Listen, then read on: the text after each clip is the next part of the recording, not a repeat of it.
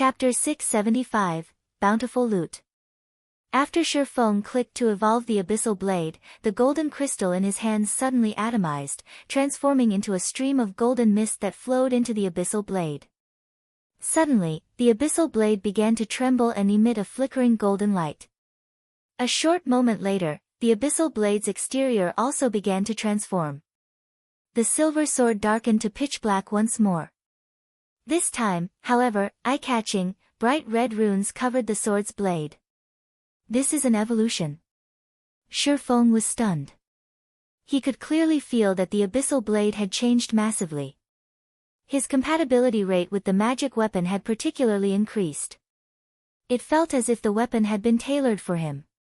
However, unlike the Abyssal Blade's usual commotion when it leveled up, the weapon had not changed beyond its appearance. It was simply inconceivable. Immediately, Shifeng investigated the Abyssal Blade's attributes. Abyssal Blade, one-handed sword, magic weapon. Attack power plus 655. All attributes plus 45. Attack speed plus 15. Ignore levels plus 15. Attacks have 50% chance to cause 200% damage. 25% chance to cause 300% damage. Every attack increases damage by 2% to a maximum of 20%. If wielder belongs to a swordsman-related class, all skill levels plus 3. Increase free ability points received for every increase in level by 2 points. Equipment level 30. Can be upgraded. Devour 20 level 35 fine gold weapons and 3 level 35 dark gold weapons to upgrade to level 35. Equipment Tier 1. Can be evolved, devour 10 mana crystals to evolve to Tier 2. Additional Skill 1, Phantom Kill, Tier 1. Instantly creates a doppelganger under the wielder's control. Doppelganger has 80% of the wielder's attributes and all skills. The wielder can swap positions with the doppelganger at any time. Duration, 1 minute, 10 seconds. Cooldown, 5 minutes. Additional Skill 2, Abyssal Bind, Tier 1. Binds enemies and prevents movement, reducing defense by 100%. Duration, 4 seconds. Cooldown, 50 seconds. Additional Skill 3, 9 Dragon Slash, Tier 1. Instantly creates 12 phantoms of the Abyssal Blade for wielder's use, each phantom sword deals up to 60% damage. Duration, 30 seconds. Cooldown, 5 minutes. Additional Skill 4, Abyssal Curse, Tier 1. Prevents all targets within a radius of 30 yards from moving or attacking for 6 seconds and reduces their attributes by 20% for 10 minutes. Effect doubles if there is only one target within range. Cooldown, 30 minutes. Additional Profound Inheritance, Black Emperor, Tier 1. When activated, every critical hit will accumulate 1 stack of Death Aura. Each stack can be used to increase all attributes by 2% and attack speed and movement speed by 1% for 10 seconds or to reduce the cooldown of a skill by 3 seconds. Maximum of 33 stacks of Death Aura. Duration, 10 minutes. Cooldown, 12 hours. The Master Smith Alices personally created the Abyssal Blade using the Black Dragon King's fangs as material. It is one of 36 famed swords, ranking 31st. However, the Black Dragon King himself has cursed this sword. Beyond the immense strength the blade offers, the wielder must face a backlash after a certain amount of time. However, after Jack had remodeled the Abyssal Blade with a star crystal, the strength of the backlash has reduced greatly. If the wielder is unable to suppress the backlash, the wielder will receive the Black Dragon King's curse, permanently reducing all attributes by 50%. Unable to be dropped.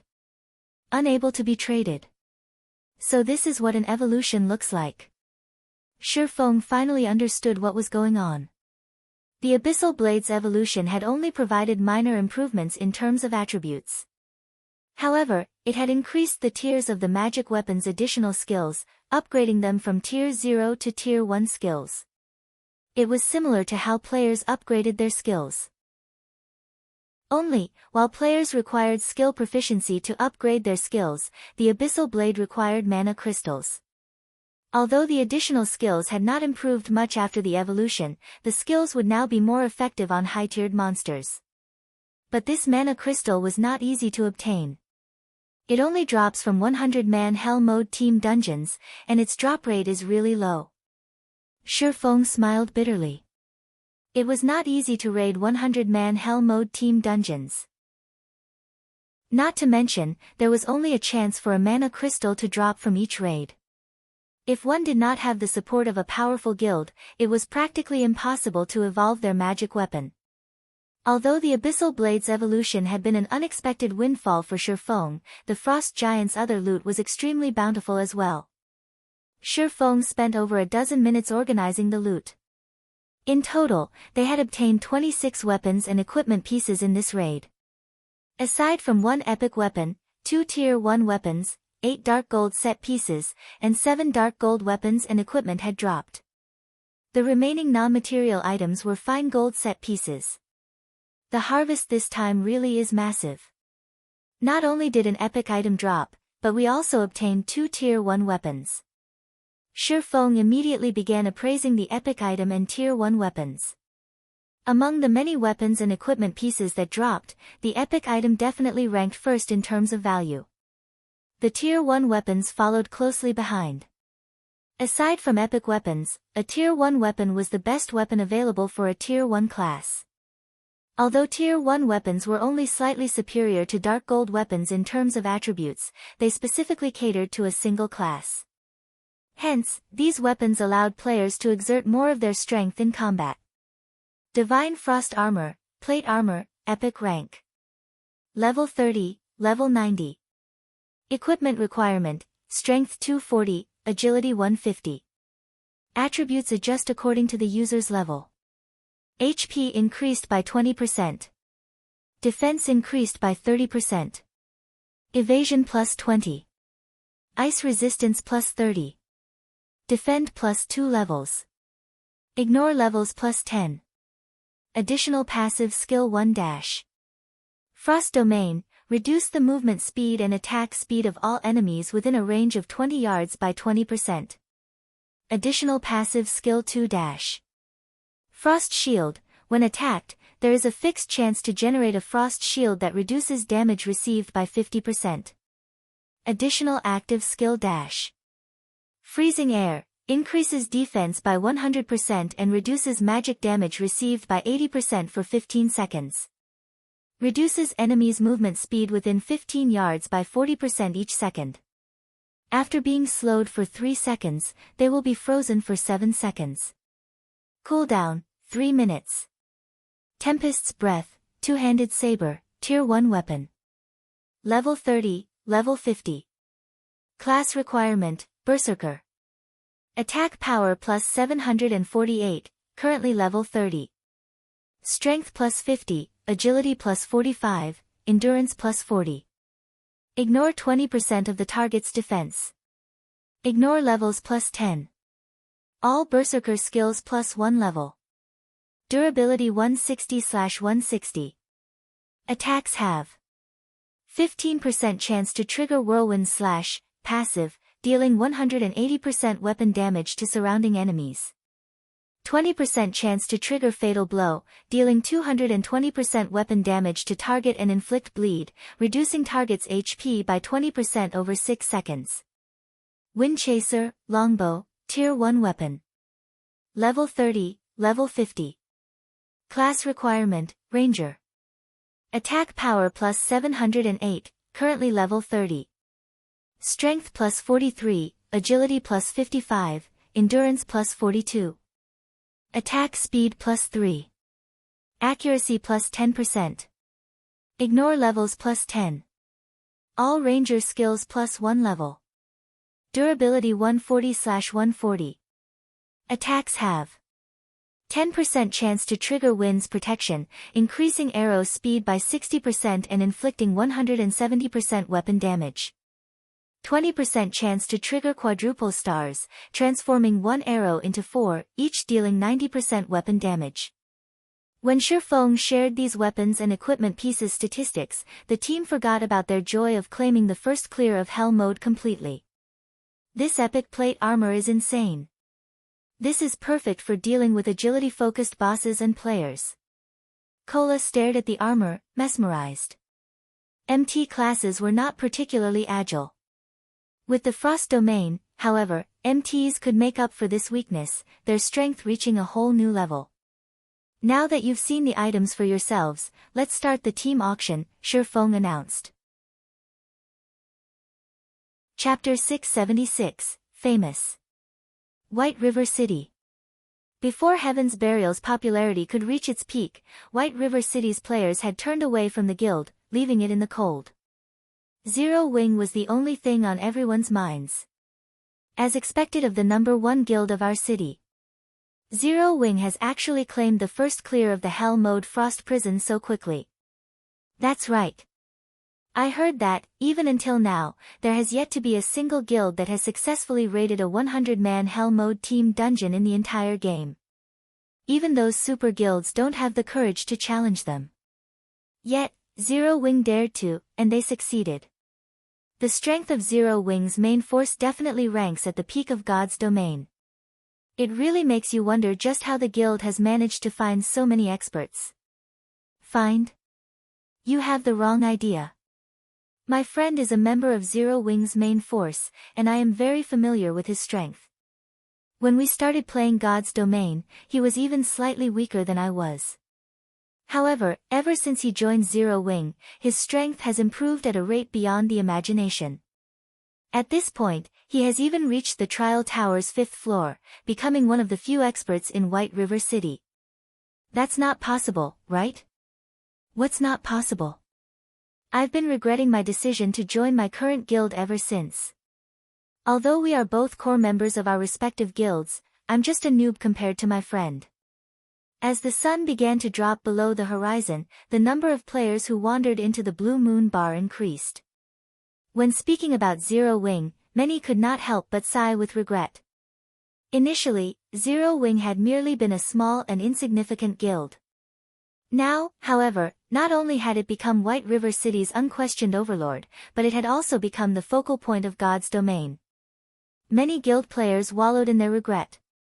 Had they only chosen to join Zero Wing, they would have enjoyed extraordinary status and fame by now. Many guilds' elites even swore a silent oath to leave their current guilds and join Zero Wing, even if they had to compensate their guilds for the loss. It was much better than remaining a nobody for the rest of their lives. Meanwhile, in Starmoon City, the news of Zero Wing's first clear of a 100-man Hell mode team dungeon caused a massive sensation to sweep through the city. This sudden development had changed many players, who had intended to join Heaven's Burial, minds, opting to join Zero Wing instead. Just how did Zero Wing manage it? We're talking about Hell mode. Flame Blood utterly refused to believe the news.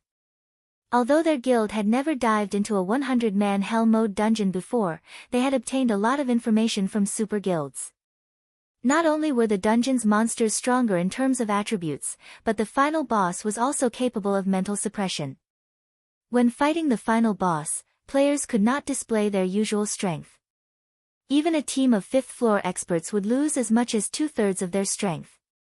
Hence, the various super guilds had given up on raiding Hell mode, focusing on raiding other 100-man dungeons to earn guild reputation instead. Yet, Zero Wing had done it. Moreover, Zero Wing's achievement instantly shattered the momentum that Heaven's Burial had gained after many difficulties. Sure enough, Black Flame is not as simple as he looks. He has hidden his strength so deeply, Daybreak Fog muttered as she absorbed the information with great interest. The files she read were all about Black Flame. Although Heaven's Burial's information network is not as extensive as those super guilds, it is still significantly more thorough than other first-rate guilds. However, we have close to no information regarding Black Flame's background. It is as if he just appeared out of thin air one day. However, we don't have to pay too much attention to this matter right now. We've already recruited quite a number of elite players. Now, we need to improve everyone's levels and equipment quickly and prepare to complete the task Guild Leader has assigned to us. When guild leader completes his quest, Heaven's Burial will become Star Moon City's overlord. At that time, Zero Wing will no longer be an obstacle.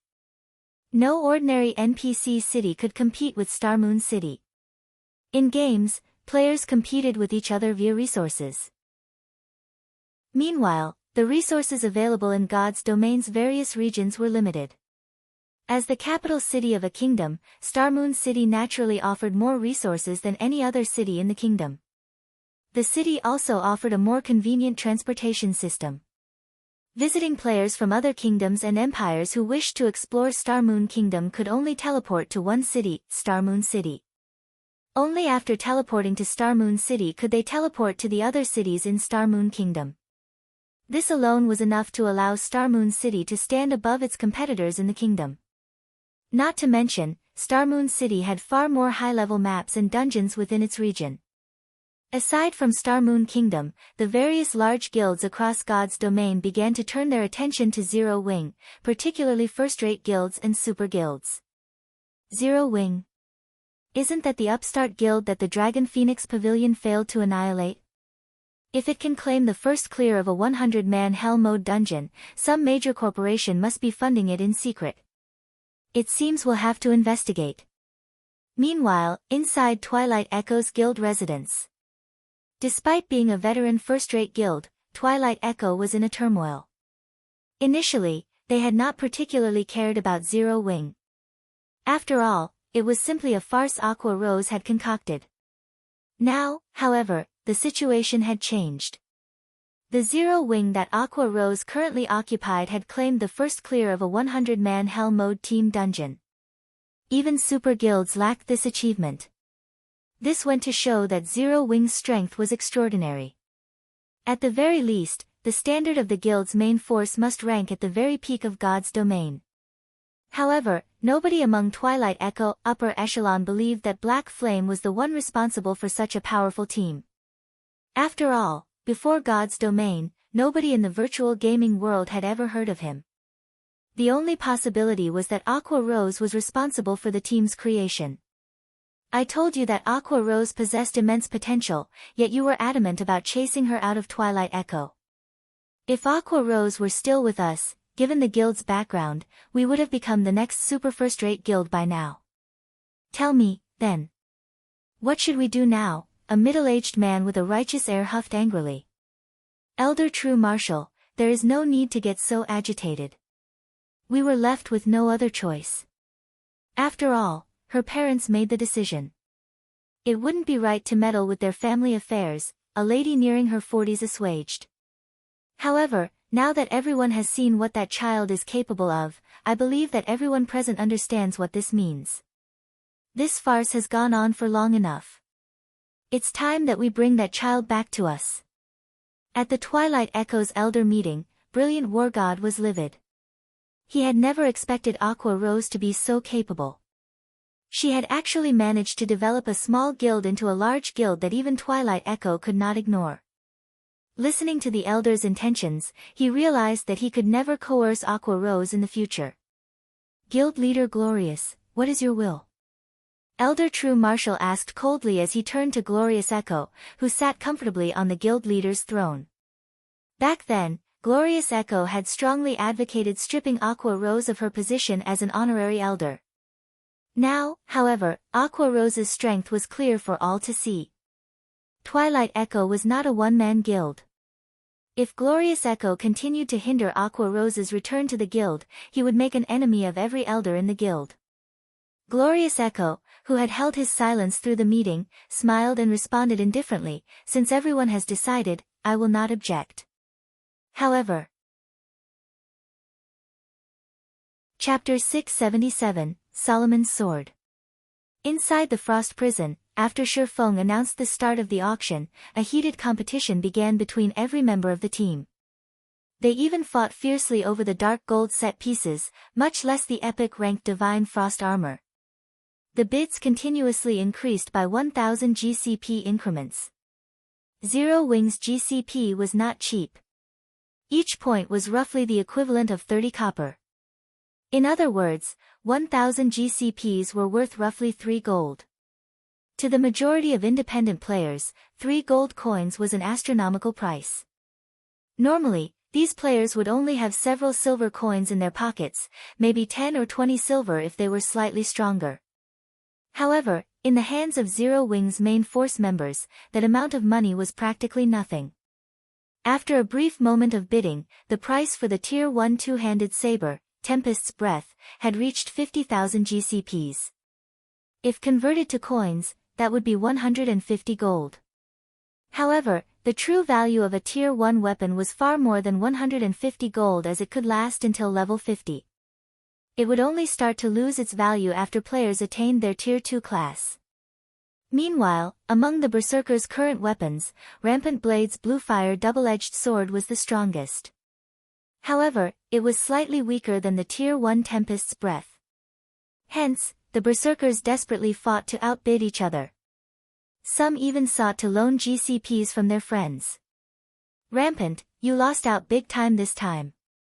After spending nearly all of your GCPs on the Bluefire double-edged sword, you couldn't compete for the Tempest's Breath even if you wanted to. Turtledove could not help but tease the Berserker as she smiled at the anxious Rampant Blade. What are you gloating for?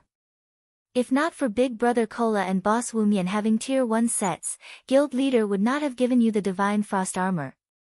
Rampant Blade rolled his eyes at the female Guardian Knight. Although the effects of a complete Tier 1 set equipment were frightening, the attributes on the Divine Frost armor were simply too good. It was only slightly inferior to a Tier 1 set equipment. In terms of combat, the Divine Frost armor might even be better. Ignoring Rampant Blade's words, Turtledove hugged the Divine Frost armor to her chest, smiling gleefully.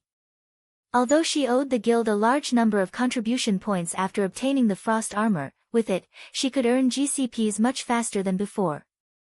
Moreover, with the Frost armor, her combat power instantly rose to the same level Cola and Yi Wumian, making her one of the top 3 MTs in the guild.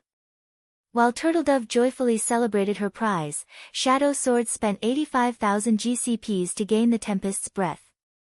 Minor Wind, one of the 5 demon generals, purchased the Tier 1 weapon, Windchaser, for 92,000 GCPs. Both Shadow Sword and Minor Wind were Zero Wing's core combatants. Although they were not as strong as Fire Dance and Violet Cloud, they had still passed the 5th floor of the Trial Tower, making them both experts who had reached the 6th floor. Now that they both had a Tier 1 weapon, their combat power had improved significantly. After the auction was over, seeing as it was relatively late in God's domain, everyone logged out to rest. Only a few people, such as Shadow Sword and Minor Wind, continued to play. They intended to test out their new weapons. Hence, they all went to the Divine Colosseum to train. Just as Shurfeng was about to leave the Frost Prison, the sound of a system notification suddenly reached his ears. System, there is a strange image engraved on the elemental core left behind after the Frost Giant's death.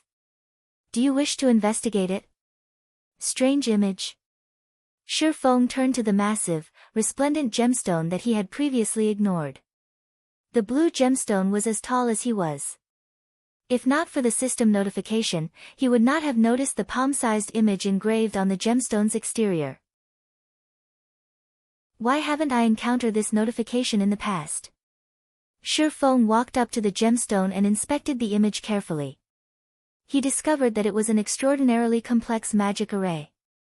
It was, by far, one of the most complex magic arrays he had ever seen. It was as intricate as an electronic instrument.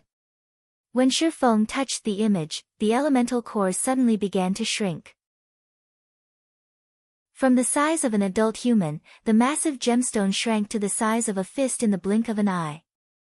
System, Quest, Solomon's Treasure, activated. Quest details, an immensely powerful magic array has been carved into the elemental core along with Solomon's symbol. You might gain an unexpected bounty if you take this elemental core to a great mage. Quest rewards, unknown. Is this a bonus quest for obtaining the first clear of Hell mode? Shurfeng involuntarily shuddered when he heard the name, Solomon. There were countless weapons in God's domain. However, while epic weapons were exceedingly rare, legendary weapons were as rare as a phoenix's feather. Among the 10 most famous legendary weapons in the past, one of them had been Solomon's sword. Although Shurfeng did not know how Solomon's treasure and Solomon's sword were related, even the faintest of connections was amazing. It was enough to make every melee class in God's domain mad with greed. Legendary items were powerful enough to allow a person to challenge opponents of a higher tier. The 10 great legendary weapons, however, stood out from the crowd. Shurfeng had heard many deeds involving the 10 great legendary weapons in the past. To put it in another way, not a single player in God's domain would ignore one of these weapons. One of the most sensational occurrences had been a Tier 3 player's provocation of a Tier 5 player. In the end, the two fought each other with everything they had. However, when everyone had believed that the Tier 3 player was finished, that Tier 3 player had actually managed to escape their opponent. In God's domain, the difference between tiers was massive. A Tier 5 player could massacre a group of Tier 3 players effortlessly. Hence, it was practically a miracle that the Tier 3 player had managed to escape. The incident had shocked God's domain as that person had broken one of the game's iron rules.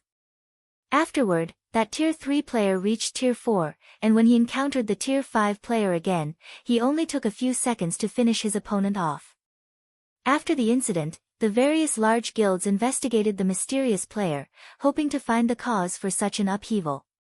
In the end, they discovered that the Tier 3 player's weapon had been one of the 10 great legendary weapons.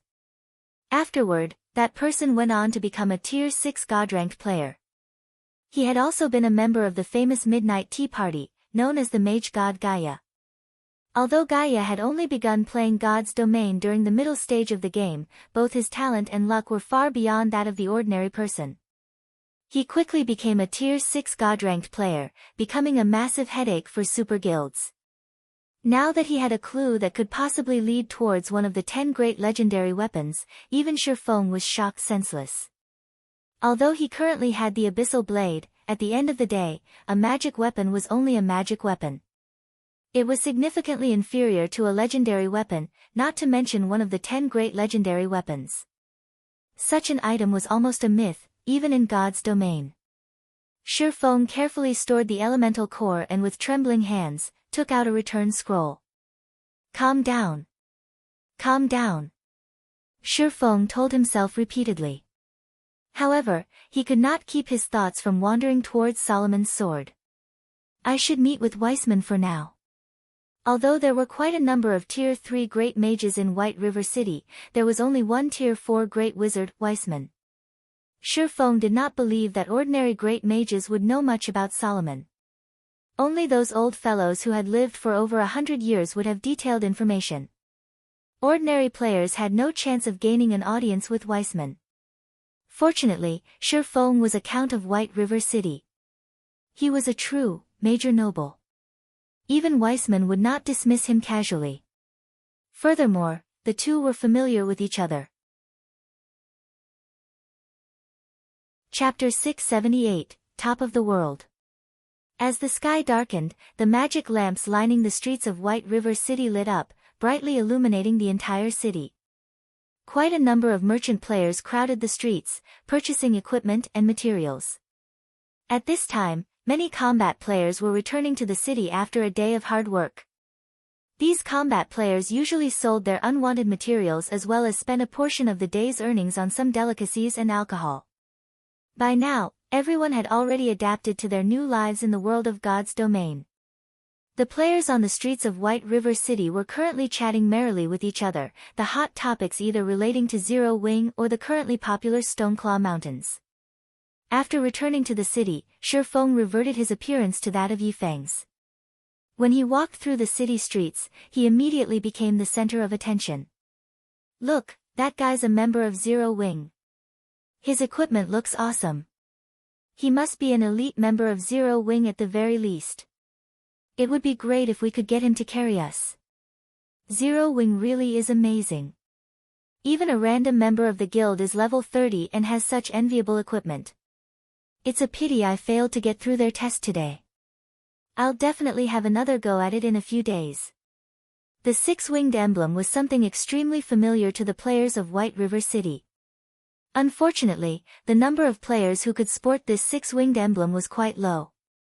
From time to time, female players would send flirtatious glances at Shifeng, causing some male players to look at him with disdain. TSK. What's so good about him? Isn't he just some lucky bastard basking in Zero Wing's limelight? If I got into Zero Wing, I'd definitely have much better achievements than him, a level 25 male summoner snorted in discontentment. If you have the ability, you can go take Zero Wing's test. If you manage to become an elite member of Zero Wing, I'll come fawn over you as well, a beautiful short-haired woman said to the male summoner, giggling. Only, I'm afraid you don't have that ability. The crowd near the male summoner broke into laughter. Nowadays, Zero Wing was very famous. Countless players were trying to join the guild. Plenty of elite members of other guilds had also withdrawn from their guilds to transfer to Zero Wing. But despite so many players applying to Zero Wing, the guild's member count did not increase by much.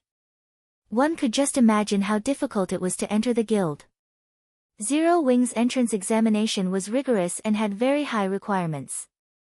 The guild had always put quality before quantity. However, anyone who passed the test would only be an ordinary guild member.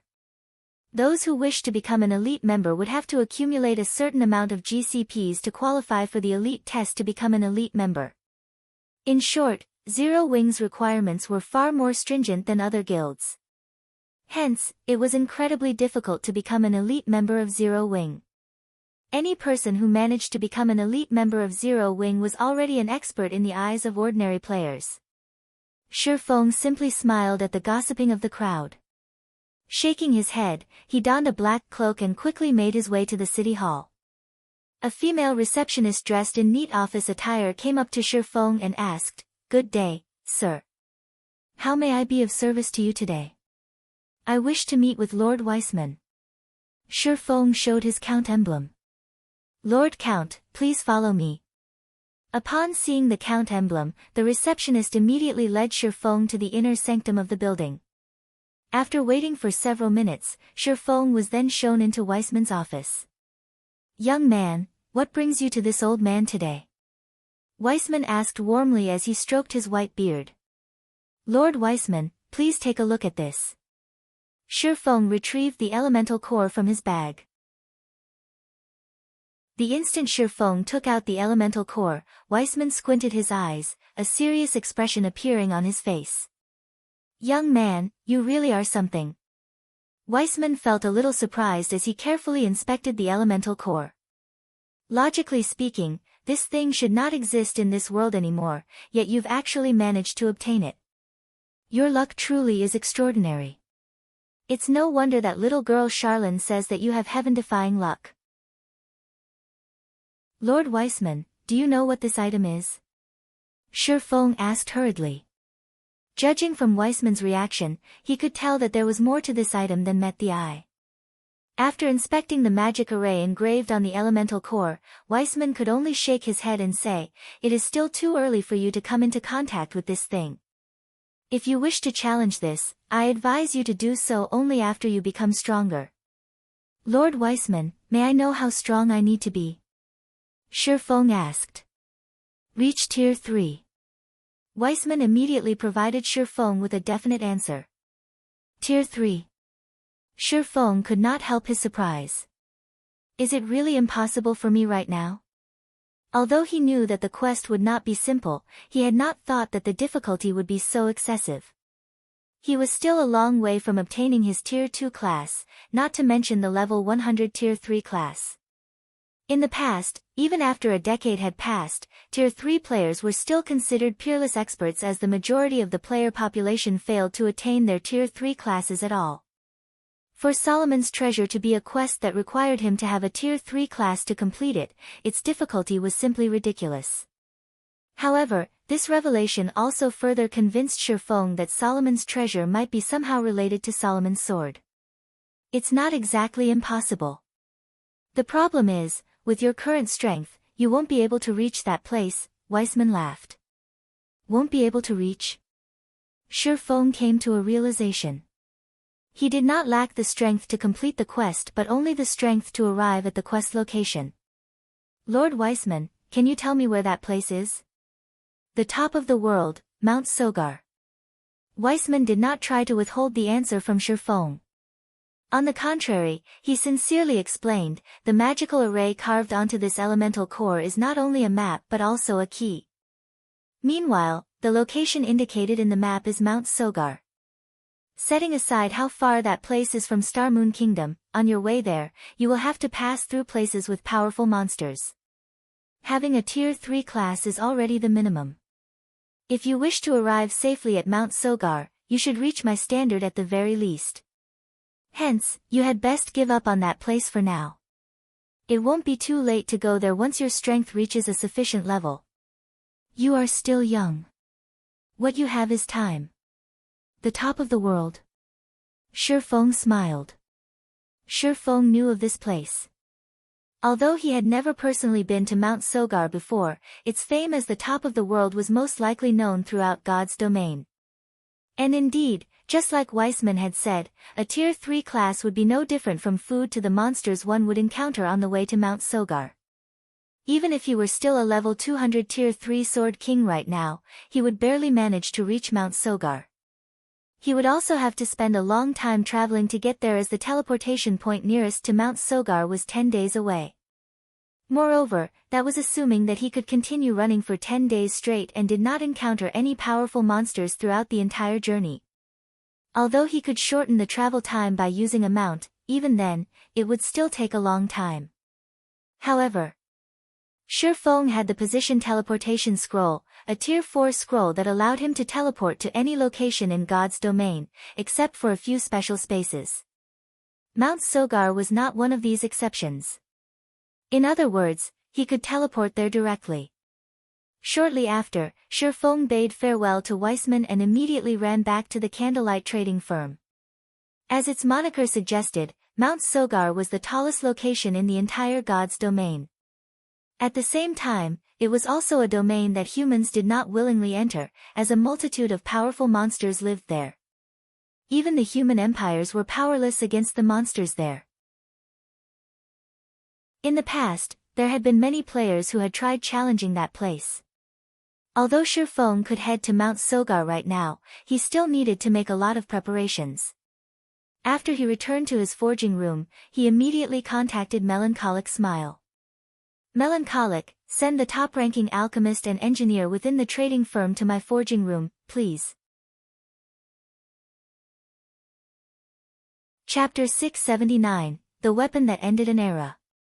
Inside an advanced forging room of the Candlelight Trading Firm.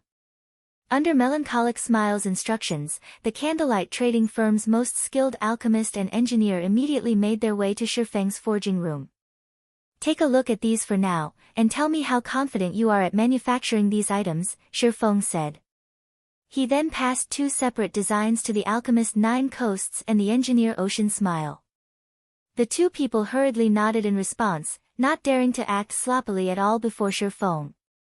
Nine Coasts was the only intermediate alchemist of the Candlelight Trading Firm, whereas Ocean Smile was the only intermediate engineer of the trading firm. In the past, both these people had boasted great achievements and had managed to set foot into the realm of masters. Back then, even Shifeng, the guild leader of a second-rate guild, had to treat them with great respect. Yet, now, these two people were very nervous while conversing with him. There was no hint of the arrogance they usually displayed when dealing with other lifestyle players within the firm. They were just like two obedient little kittens as they earnestly studied the designs Shifeng had passed to them. However, this reaction of theirs was unavoidable. Black Flame was simply too preeminent. In the entire Star Moon Kingdom, not a single person did not know about Black Flame. He was a great character standing at the peak of Star Moon Kingdom. But at this very moment, such a great character was actually standing right before them and was asking the both of them to perform a task for him. How could they not get flustered? After the two nervously studied the designs, surprise surfaced in their eyes. The designs Shifeng had passed to them were just too frightening. Guild leader, with how complicated this alchemy array is, even I have only around a 10% certainty of manufacturing it. If I can advance to an advanced alchemist, I might be able to raise the success rate to 20%. Nine Coasts said anxiously. What about you? Shifeng turned to look at the engineer, Ocean Smile. Ocean Smile stuttered, F5%. 5%, is it? Shifeng frowned slightly. When Ocean Smile saw such a reaction from Shifeng, he nearly collapsed on the spot. After some pondering, Shifeng still gritted his teeth and said, all right, then. From now on, I'll permit you two to use the special forging rooms continuously, so focus all your attention on producing these items. The designs he had taken out were actually parts of the magic device design that he had obtained from the Dark Shrine. As the weapon that ended the era of demons and gods, the difficulty of manufacturing it was extraordinary. Normally, even master-level characters had low success rates in fabricating the components of the magic device, what more of individuals who were not masters. Meanwhile, he was responsible for producing the magic device's core component. However, with his current standard as an intermediate forger, manufacturing it was still beyond him. I need to raise my proficiency. Shifeng could not help but sigh as he looked at the design, which comprised over 20 pages. Sure enough, a magic device isn't that easy to produce. However, without a magic device, he did not dare to travel to the top of the world. The outer area of the Stoneclaw Mountains. In a forested valley surrounded by mountains, lights from spells, sparks, and light stones were visible in the vicinity. Ever since Stone Forest Town opened to the public, the Stoneclaw Mountains had become the hunting grounds of expert teams. Even in the dead of night, the number of teams passionately grinding in the regional dungeon did not decrease in the slightest. The various teams were grinding for magic crystals and equipment day in and day out. Magic crystal was the standard currency used at the Divine Colosseum. Since the Stoneclaw Mountains was a level 30 to level 49 regional dungeon, the equipment that the monsters inside dropped naturally ranged between level 30 to level 45. Moreover, the quality of the equipment dropped at the Stoneclaw Mountains was just slightly inferior to those dropped in large-scale team dungeons. Only, the amount of equipment that a boss inside the Stoneclaw Mountains dropped each time was very small. Now that Zero Wing had claimed the fame of clearing a level 30, 100-man Hell Mode team dungeon, there was no longer any point in guilds competing over the first clears of other level 30, 100-man team dungeons. Shifting their attention to competing over team dungeons that were over level 30 was more beneficial. After all, reaching level 30 was only a small milestone for players, and Zero Wing had merely gained a little advantage from this achievement. There were still milestones at level 40 and level 50. Hundreds of levels awaited them. The competition over level 30 large-scale team dungeons was just the beginning. Meanwhile, the Stoneclaw Mountains was the best location for training and preparing to compete for the first clears of future large-scale team dungeons. Not only could they level up quickly at this place, but they could also gain a hefty amount of magic crystals. Most importantly, they could obtain a lot of high-level equipment here in short order. Setting aside the fact that team dungeons in the outside world had cooldown times, which greatly restricted the production volume of top-tier equipment, players also took time to adjust when switching from one team dungeon to another. Players would waste a lot of time when going through this transition. However, regional dungeons were different. These had no cooldown time for entry. As long as one had sufficient strength, they could come here to grind for level 30 or above top-tier equipment at any time. It was very efficient. Guilds could build up a massive advantage for raiding 50-man and 100-man team dungeons in the future. Precisely because of this reason, various large guilds had frantically dispatched their members to the Stoneclaw Mountains. "Boss, this lord dropped something," the Star Alliance assassin responsible for picking up the loot said excitedly. Meanwhile, the lord lying beside this assassin was a level 35 half-orc over 3 meters tall. Scattered around this half-orc were many elite half-orc and special elite half-orc corpses, their total number exceeding 100. When Red Feather, who was resting underneath a large tree, heard the assassin's words, joy surfaced on his face. "Bring it here and let me take a look at it," Red Feather said hurriedly. Although the Stoneclaw Mountains would drop plenty of level 30 and above equipment, most of these were level 30 common equipment. "Boss, this is a level 35 fine gold longbow. The assassin passed the weapon to Red Feather excitedly. It's a really good bow. It's slightly better than a level 30 dark gold longbow. Willow has lucked out this time. As long as she reaches level 35, she can immediately replace her current weapon, Red Feather said enviously after appraising the attributes of the longbow. He and his team had been grinding in the Stoneclaw Mountains for quite some time now. However, the loot of the bosses they killed was far from ideal. The majority of the bosses dropped only level 30 secret silver and fine gold weapons and equipment. Very rarely would they drop level 35 fine gold weapons and equipment. However, we wasted a lot of time on this battle. If not for the majority of our team's weapons being fine gold rank, fighting these monsters might even have been dangerous. Red Feather still felt somewhat fearful when he thought back to the battle just now. The monsters of the Stoneclaw Mountains were generally stronger than the monsters found outside. The chieftains were only somewhat weaker than the lords of the outside world. The lords here were even more powerful. In terms of combat power, they could rival even the high lords of the outside world. Only their HPs were at normal standards. As for the level 35 lord-ranked half-orc their team faced just now, most of their melee weapons failed to even scratch the lord. Only fine gold weapons or above could cut through the tough skin of the half-orc lord and chip away at its combat power. In fact, Red Feather's team wasn't the only one experiencing such headaches.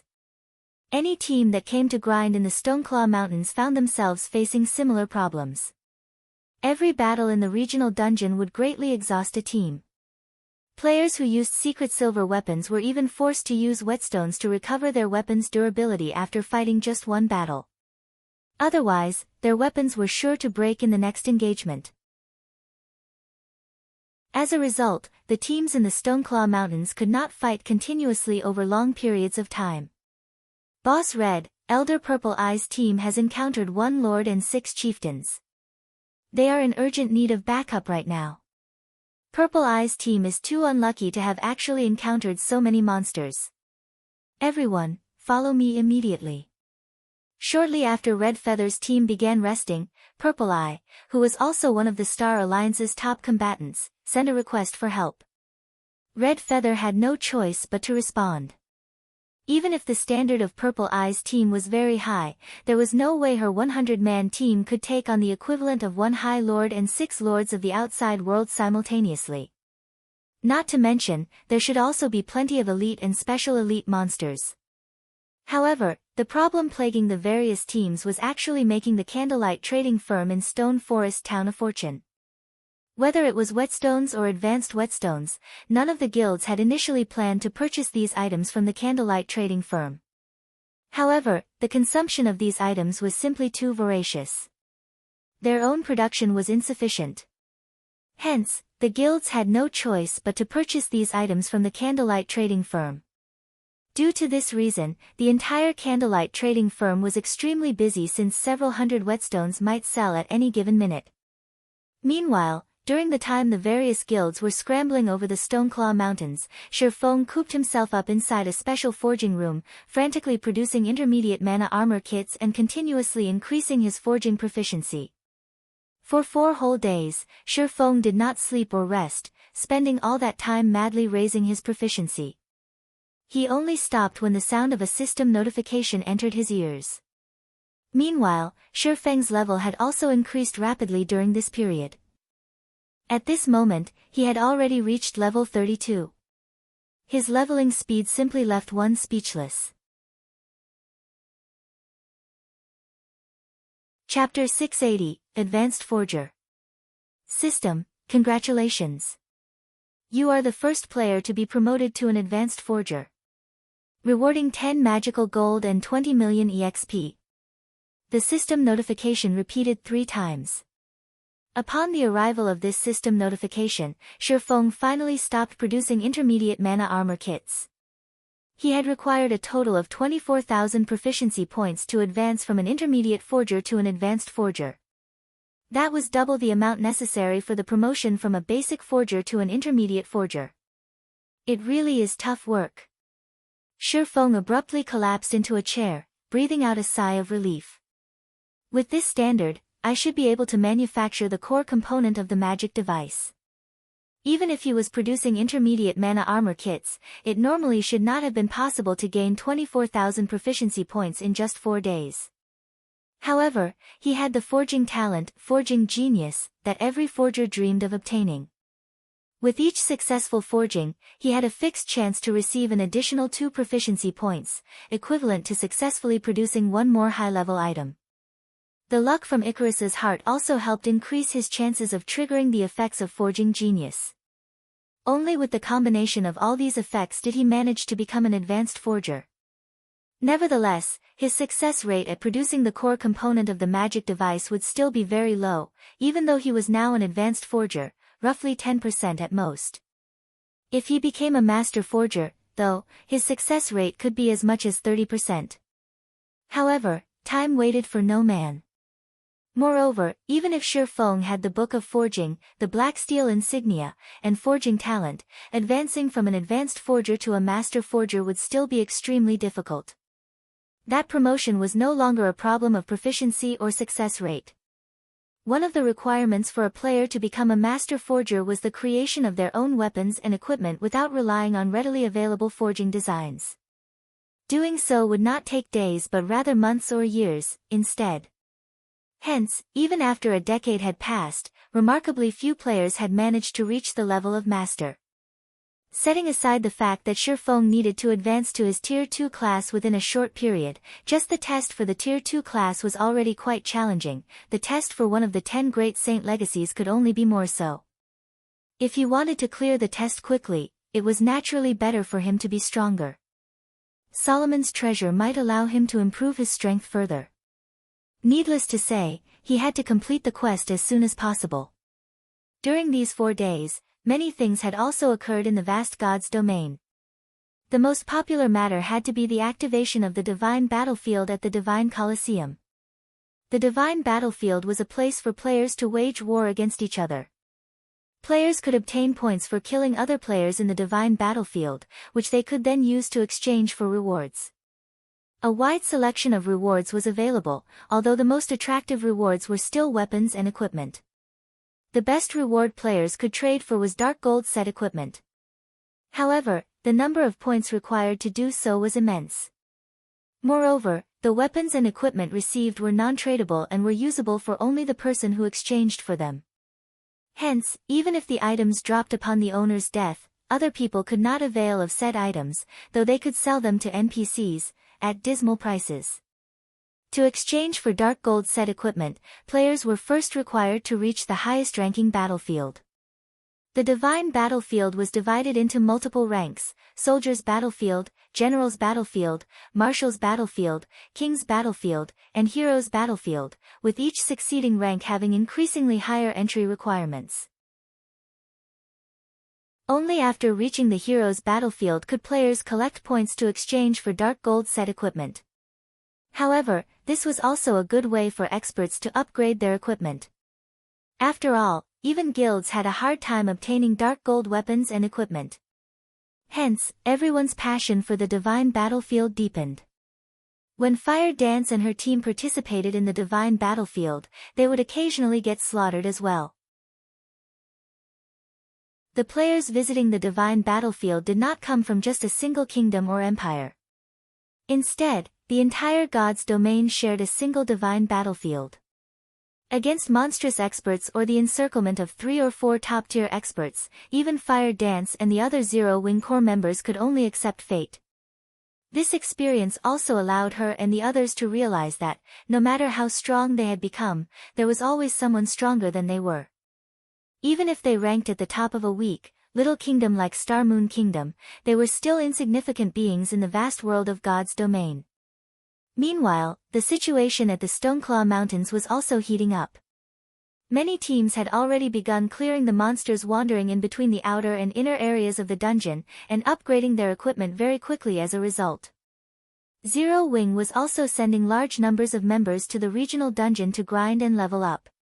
For a time, competition within the Stoneclaw Mountains rapidly intensified, and quite often, friction and fighting would break out between players in the dungeon. With the passage of time and the continuous improvement of the system, many more experts would emerge in God's domain.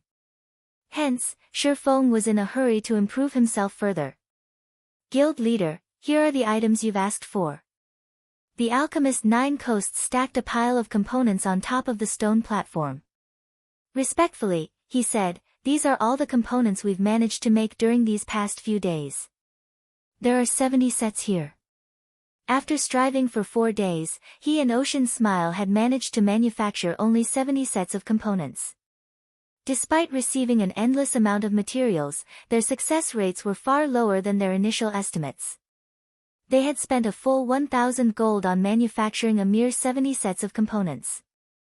If converted to credits, that amount of coins would be worth several million. At this point, they just wished they could crawl into a hole and die.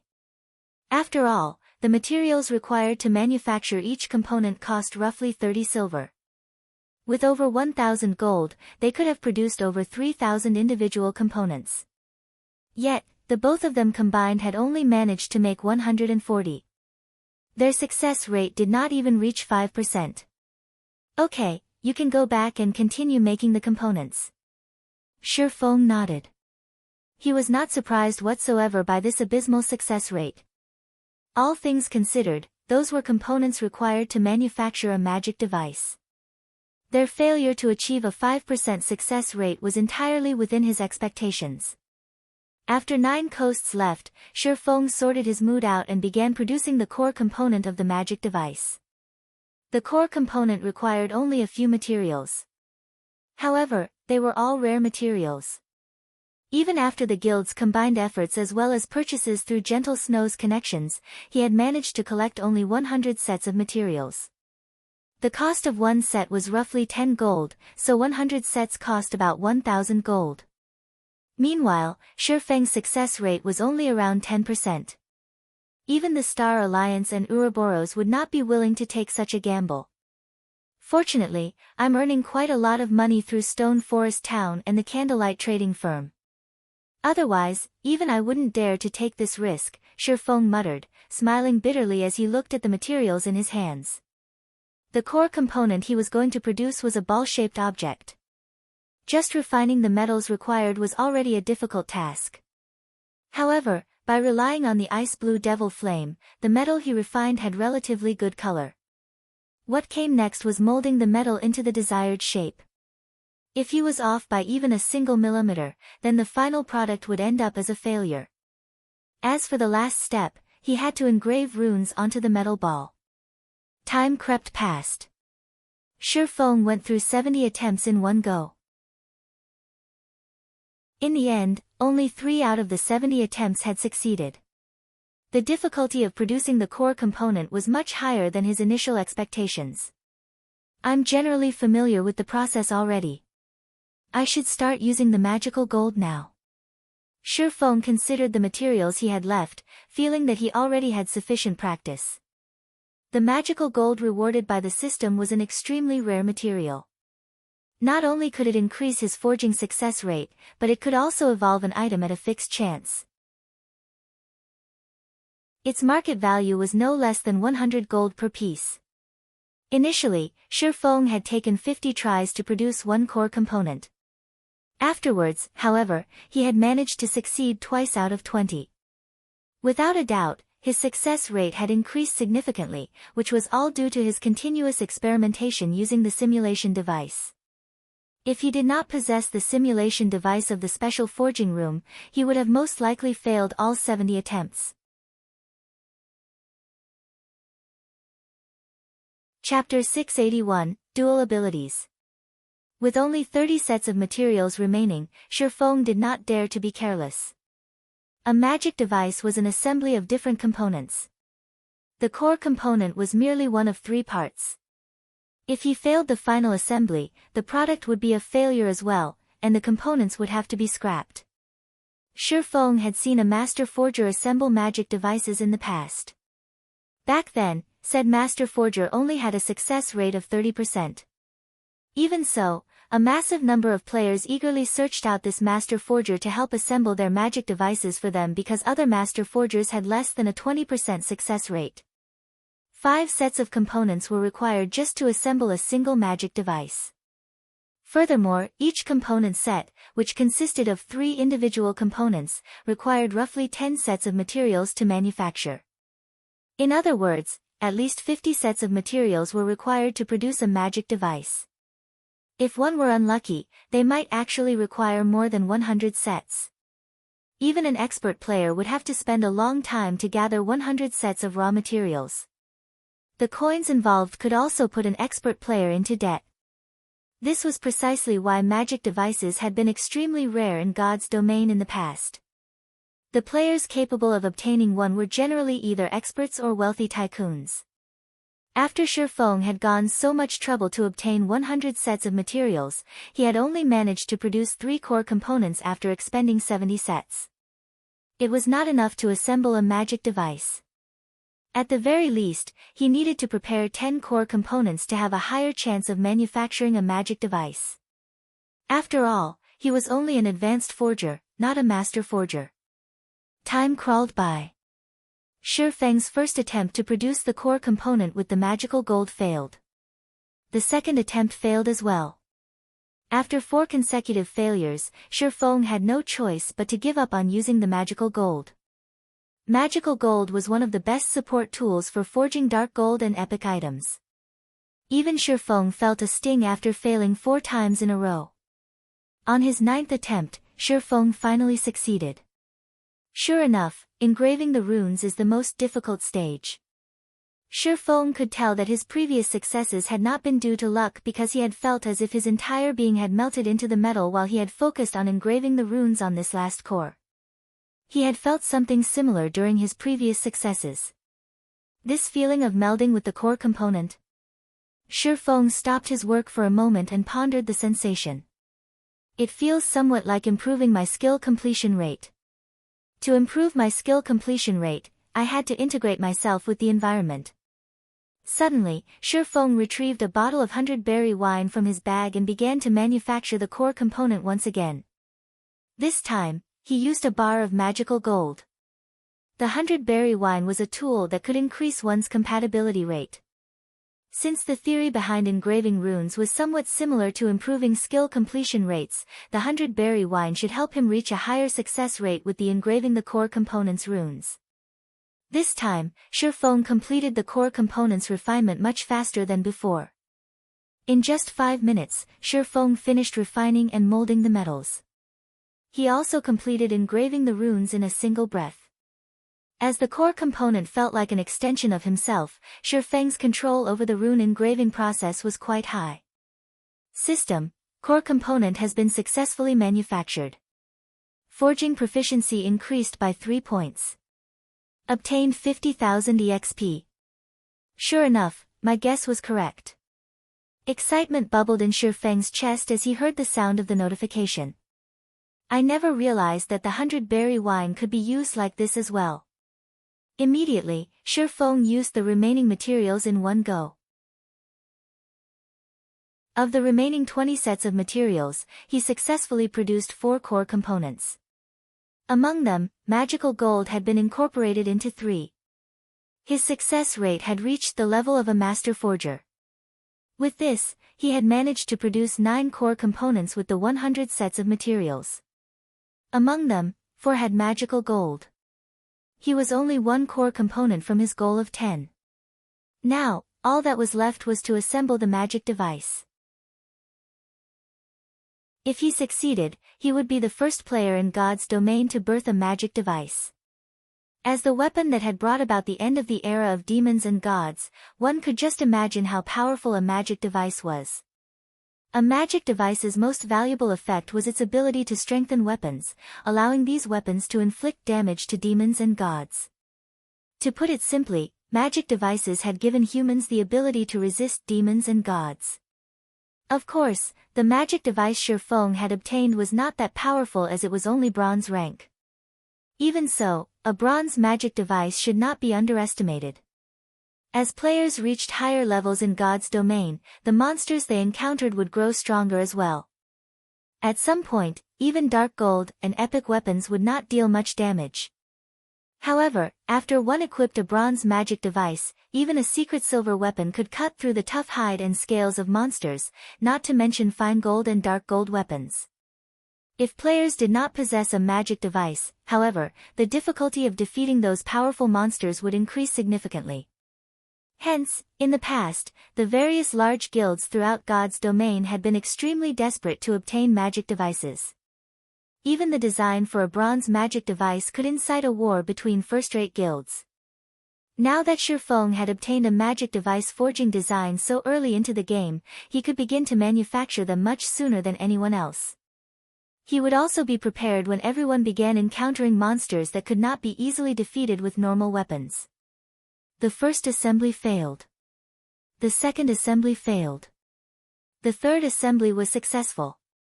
System: Bronze magic device has been successfully manufactured.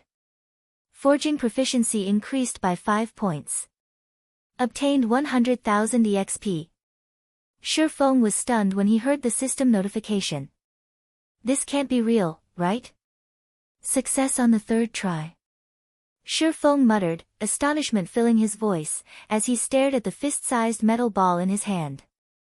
The black metal ball overflowed with light, the surging mana within was visible to the naked eye. I wonder what kind of attributes it possesses. After a magic device's successful assembly, it would gain a random ability. Although the bonus a magic device provided varied in strength, the magic device's basic function would not change. The layer of mana that covered the weapon, or mana blade, was invaluable.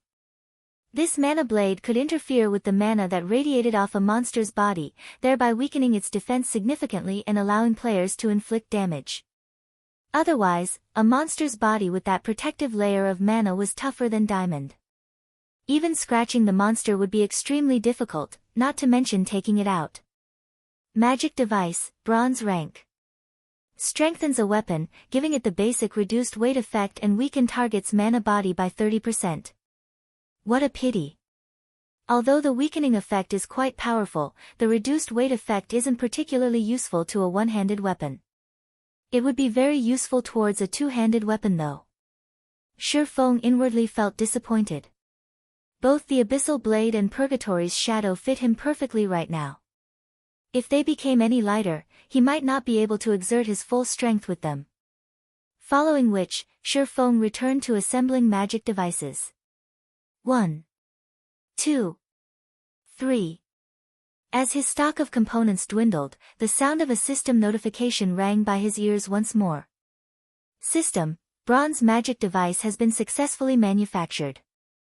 Magical Gold's effect triggered. Forging proficiency increased by 5 points. Obtained 100,000 EXP. When Shifeng heard that the Magical Gold's effect had been triggered, his excitement stole his breath. Originally, he had only used the Magical Gold to increase the success rate of manufacturing the magic device's core component. Hence, he had not expected the Magical Gold's effect to trigger. Immediately, Shifeng clicked to inspect the evolved magic device's statistics. Dual abilities? Isn't this a little too much? Shifeng could not believe what he was seeing. A magic device could only strengthen a single attribute. Even the higher-ranked Mysterious Iron magic device was no exception to this rule. Only the strengthened effects were slightly better. However, the magic device in Shifeng's hands actually offered 2 buffs. Chapter 682, Power of Magic Device. It really is a pity. It would be great if the magic device's rank were a little higher. Shifeng felt both joy and disappointment as he gazed down at the pale silver orb in his hand. The bronze magic device's debuff was average at best. Although it was more than enough against current monsters, it would grow increasingly weaker as the game progressed. Sooner or later, the bronze magic device would have to be discarded for something better. And yet, he had never heard of even a Mysterious Iron magic device possessing dual abilities. Purely in terms of combat power, the double-attributed bronze magic device was stronger than ordinary Mysterious Iron magic devices. Only, Mysterious Iron magic devices posed more of a threat to a monster's mana body. Oh well, one can't have everything. I've already lucked out by manufacturing a double-attributed magic device. I can't get too greedy. Shifeng quickly shifted his focus, and the more he looked at the magic device in his hand, the more he fell in love with it. Magic device, bronze rank. Strengthens a weapon, giving it the basic vibration effect, basic polarizing effect, and weaken target's mana body by 27%. Both the vibration effect and the polarizing effect were considerably powerful additional abilities among magic devices. The previous device Shifeng manufactured only had the reduced weight effect. However, the vibration effect could allow a weapon to emit high-frequency vibrations, allowing it to display astonishing destructive power with each hit. Meanwhile, the polarizing effect could refract light off of weapons, making it difficult for enemies to predict the weapon's trajectory and dodge it effectively. Originally, among the many abilities available, these two were only intermediate abilities. However, when these two abilities were combined, the overall strength the magical device offered increased exponentially. Not only could the magic device make a weapon difficult to dodge, but it could also give the weapon immense destructive power. The combined effects of these two abilities was not the slightest bit inferior to an advanced ability. Magic devices of different ranks generated different abilities. Normally, bronze magic devices could only generate basic or intermediate abilities, with the former having a higher chance. Mysterious iron magic devices could only generate basic or intermediate abilities. Only, it had a higher chance of generating an intermediate ability. Only after reaching secret silver rank could a magic device generate an advanced ability. However, the probability was not very high. Currently, although his magic devices was only bronze rank, it rivaled a secret silver magic device with an advanced ability. How could he not grow excited? However, this was also the reason for Shifeng's disappointment. Advanced abilities were extremely rare. Even in the past, magic devices that possessed advanced abilities had been as rare as a phoenix's feather. The appearance of one usually triggered a rain of blood. I wonder what kind of effects it will have after it is equipped. Shifeng could no longer hold back as he impatiently equipped the magic device on the abyssal blade. The moment Shifeng placed the magic device on the abyssal blade, the pale silver orb transformed into a blob of liquid that seeped into the magic weapon. A small alchemy array then appeared on the sword's hilt. In the next moment, the alchemy array began to absorb a large amount of mana from the surroundings, assimilating it into the abyssal blade and increasing the magic weapon's power. When Shifeng swung the abyssal blade lightly, he saw the sword split into 3 identical blades. With just the naked eye, it was impossible to tell which sword was the real one. When the abyssal blade passed through a corner of the stone platform, the blade easily sliced through the dense stone, leaving behind a surface that was as smooth as a mirror. Amazing. If someone else equipped this magic device and used it against me, I think I would even struggle to block the attack. Looking at the stone platform with its missing a corner, Shifeng was very surprised. The special forging room's stone platform was not an ordinary stone platform. Normally, even a magic weapon could only leave a small scratch. Now, however, Shifeng had effortlessly sliced off the platform's edge. For a moment there, Shifeng had even wondered if he had missed as he had not felt the slightest resistance when the abyssal blade passed through the stone. If his target had been a secret silver weapon or a piece of equipment, the item might have split in half effortlessly. Shifeng even doubted whether a fine gold weapon could withstand such a frightening, destructive power. Currently, expert players' mainstream weapons were only fine gold rank. If even fine gold weapons could not block his attacks, enemy experts with fine gold weapons would be tantamount to unarmed noobs. How were they supposed to face him? With this strength, I should be able to try Mount Sogar. Although Shifeng had never been to Mount Sogar before, he was not unfamiliar with the top of the world. Now that he had dealt with the most dangerous part of the journey, all that was left was locating Solomon's treasure. Weissman had already given him the map, which had been engraved on the elemental core. However, the map was too simple, and he had no idea where exactly Solomon's treasure was. Fortunately, the map did not lead to a high-leveled area on Mount Sogar. With his current strength, he should be able to cope with the dangers there. Following which, Feng tidied up the room and took out the position teleportation scroll. He intended to head to the top of the world immediately. Suddenly, the sound of a system notification reached his ears, indicating that Blackie had sent him a message. Guild leader, Aqua seems to be having trouble. Please head over to the residence in Stone Forest Town quickly. Feng froze, slightly surprised. Stone Forest Town had NPC guards to protect it. Unless they wanted to be banished, the various guilds would not stir up trouble. If a guild were banished from Stone Forest Town, they would no longer have a place to resupply or repair. As long as one had a brain, nobody would dare provoke Zero Wing right now. In fact, they should be afraid of the guild. Forget it. Let's see what's going on. Feng stored the position teleportation scroll and took out a guild transfer scroll. Currently, the teleportation magic array in Stone Forest Town was still under construction. If players of Zero Wing wished to arrive at Stone Forest Town quickly, their only option was to use the guild transfer scroll. After using one, they would have to wait for an hour before they could use one again. It was far more inconvenient than a teleportation array. Moreover, the scrolls were not cheap. Ordinary guild members would not be willing to use it. Stone Forest Town, inside the reception room of Zero Wing's guild residence. At this moment, Aqua Rose wore a very ugly expression, flames of rage burning in her eyes. Meanwhile, the two people sitting across from Aqua Rose smiled. Aqua Rose's anger did not affect them in the slightest. Of these two people, one was an indifferent-looking middle-aged man, while the other was a beautiful woman wearing a glamorous purple robe that revealed a large portion of her cleavage. If Feng were here right now, he would certainly be surprised. The indifferent man was none other than Twilight Echo's guild leader, Glorious Echo. Guild leader Glorious, don't you think you're going overboard? Aqua Rose asked coldly.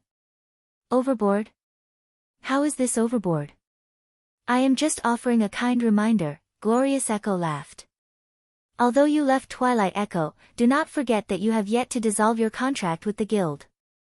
If I sue you for breach of contract, can you afford the compensation? I've already clearly stated that I am only a vice leader of Zero Wing. I do not have the authority to allow Twilight Echo to construct a guild residence in Stone Forest Town. I have even less authority to give Twilight Echo half the town, Aqua Rose growled.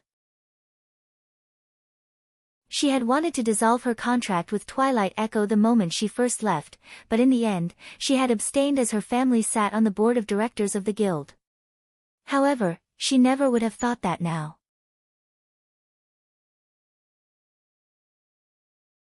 Chapter 683, Cooperation. Although Aqua Rose had been trying to explain, Glorious Echo acted as if he had not heard a word. With an unsmiling expression, Glorious Echo said coldly, "The conditions I offered are quite generous. You should know that, if not for your family, we would never offer the chance to become a guild elder. We also wouldn't offer triple the price to purchase your shares of Zero Wing in addition to some of Twilight Echo's shares. Or are you telling me that you can afford the severance fee?" As a veteran first-rate guild, Twilight Echo had very few loopholes in its management. In the past, Aqua Rose had been an honorary elder of Twilight Echo. With a considerably high position in the guild, it had only been natural to require her to sign a contract with the guild. She was no exception to this rule even though her family sat on Twilight Echo's board of directors. Now that Aqua Rose had left Twilight Echo and joined another guild, she was in severe violation of her contract. If it were Aqua Rose of the past, the severance fee would not have been an issue with her family's backing. Now, however, since Aqua Rose's family hoped that she would agree to Glorious Echo's conditions, they would not assist with the severance fee. Since the Divine Colosseum had launched, the price of magic crystals continued to climb by the day. In contrast, however, the increased availability was insignificant. As a regional dungeon that produced magic crystals, various guilds throughout God's domain targeted the Stoneclaw Mountains. However, the travel costs for guilds outside of Star Moon Kingdom were ridiculously high. Moreover, without a foothold in the area, these guilds, at most, would be left with table scraps. As the nearest town to the Stoneclaw Mountains, setting aside Stone Forest Town's geographical advantage, the coins and magic crystals it could earn each day was enough to make the various guilds drool. Only, level 150 guards patrolled the town, protecting the guild that owned it. At the same time, there were also the NPC guards that Zero Wings members had recruited. Even a super guild had to stand by and watch, helpless against Zero Wings' defense. From Twilight Echo's perspective, Aqua Rose was the only reason Zero Wing had any power today. Otherwise, it was impossible for a guild without any background, financial strength, or nurturing methods to grow to such a scale within such a short amount of time. Aqua Rose had initially been an honorary elder of Twilight Echo. She was well known in the virtual gaming world, yet she had suddenly joined a nameless and powerless guild. This guild must have offered a relatively high price to recruit her. In addition, with Aqua Rose's current importance to Zero Wing, she would undoubtedly wield a massive amount of authority. Even giving away 90% of the town's lands would be well within her authority, much less allowing Twilight Echo to establish a guild residence in Stone Forest Town. As long as Twilight Echo obtains Stone Forest Town, the guild would have the capital to rise in God's domain. A veteran first-rate guild had an abundance of manpower. Twilight Echo was no exception, with an army of elite players held in reserve. However, it was not easy to nurture a God's domain expert. This process required a large amount of magic crystals. If Twilight Echo could claim Stone Forest Town, then it could farm magic crystals, which would then allow them to nurture a large number of experts. At that time, Twilight Echo would have much higher chances of emerging victorious in the competition over the Storm Empire. Hence, it was a must for Twilight Echo to secure Stone Forest Town. Listening up to this point, Aqua Rose fell silent. She had already had enough when her family had forced a marriage upon her. She had joined Zero Wing and wholeheartedly focused on managing the guild, watching it grow slowly, because she wanted to prove her talents to her family and gain their approval. However, rather than gaining recognition, she was still treated like a tool. Glorious Echo, if you have nothing else to say, you can leave now. You are not welcome here. Aqua Rose no longer bothered addressing Glorious Echo as guild leader, but referred to him by his character name instead. She made sure they knew how furious she was. Since she had joined Zero Wing, she had been very happy. Her time here was completely different from her time in Twilight Echo. She had learned many things during her time in the guild. Counter to others' beliefs, it was Zero Wing that had made her stronger, not the other way around. And they want her to sell out Zero Wing? Not in this lifetime. Seeing Aqua Rose's determination, Glorious Echo's somber expression darkened. Right, I've forgotten to introduce this young lady beside me. Glorious Echo's expression suddenly changed. With a smile, he proceeded with the introduction. This is Miss Exemplary Willow. She represents Open Source Corporation and is responsible for the corporation's affairs relating to God's domain. Exemplary Willow, who wore a purple robe, only smiled in response. She did not bother to offer a single word. It was as if she looked down on Aqua Rose. Why is someone from Open Source Corporation here? Aqua Rose's shock was obvious. Open Source Corporation was a Global 500 company. Moreover, it ranked very close to the top. To the corporation, Twilight Echo was like an ant that it could squeeze to death at any given moment. They were from completely different worlds. You might not realize this, but Open Source Corporation has already invested in Twilight Echo, becoming the guild's largest shareholder. Although your parents were strongly opposed to the plan, their efforts were useless, Glorious Echo sneered. If our talks for cooperation fail today, I believe that Miss Willow will be quite disappointed. If Miss Willow is unhappy, Open Source Corporation might accidentally take everything from you and your family. So, I think you should consider your options carefully before you speak. So, that's their game. Aqua Rose immediately came to a realization, a self-deprecating smile appearing on her face. It was no wonder why her family had not opposed the guild's decision. It would be child's play for Open Source Corporation to suppress her family's business. Facing such a monstrosity, her family would have no choice but to lower their heads. This is your best and only option. Why must you make life difficult for yourself? Glorious Echo advised softly. Besides, we're not just taking Stone Forest Town's land for granted. We are offering your guild leader a satisfactory price. If you can persuade him to hand over Stone Forest Town, then I assure you that, not only will you become a director of Twilight Echo, but Black Flame will also receive shares of the guild and become a director with you. With OSC's investment, Zero Wing will quickly become the #1 guild in Starmoon Kingdom. Wouldn't this be a better result? Taking a deep breath, Aqua Rose said resolutely, Glorious Echo, stop dreaming. I will never agree to your offer. She would never betray the guild. Although she felt sorry for her family, she believed that, by relying on her own abilities, even if her family's business went under, she could help her family flourish even more than before. Good, very good. Glorious Echo applauded. However, his expression while doing so was exceptionally grim.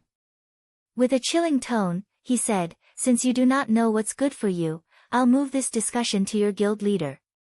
I believe he will be far more understanding.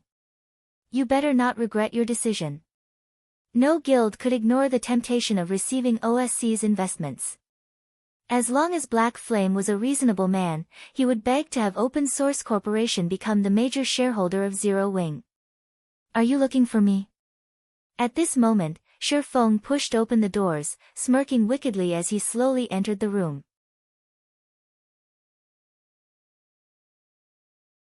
Chapter 684, You Are Not Qualified. Guild Leader. Startled, Aqua Rose turned to Shi Feng. Guilt and embarrassment were written across her face. Glorious Echo was also momentarily stunned. He had never expected Zero Wing's guild leader to actually appear. He quickly recovered, smiled, and introduced himself, Good day, Guild Leader Black Flame. I am Twilight Echo's guild leader, Glorious Echo. This is Miss Exemplary Willow, Open Source Corporation's God's Domain representative. Having been unprepared for Shi Feng's sudden appearances, Glorious Echo intended to use Exemplary Willow's identity to frighten Shi Feng a little. Meanwhile, Exemplary Willow only glanced at Shi Feng indifferently. It was obvious that she was not interested in a conversation between ants. Rather, her interest in Aqua Rose grew. Without much effort, one could predict this conversation's outcome. OSC was a major, international corporation. It was also a giant in new energy trading. Its industries covered the entire world. Now that the corporation was moving on God's domain, there were countless people desperately trying to show off, vying for the corporation's attention. An upstart guild like Zero Wing would definitely react in the same way. Only, Aqua Rose's decision had surprised her slightly. Facing such pressure and temptation, Aqua Rose remained unmoved. Having an assistant like Aqua Rose by her side could be quite valuable. Meanwhile, Shi Feng was unaffected by Glorious Echo's introduction. Calmly, he asked, May I know what business guild leader Glorious has with me? Regarding OSC's financing of Twilight Echo, Shi Feng had expected this due to his memories of his previous life. He was not at all surprised by this revelation. He even knew plenty of major secrets that OSC had yet to discover. Shi Feng's cool reaction unsettled Glorious Echo a little.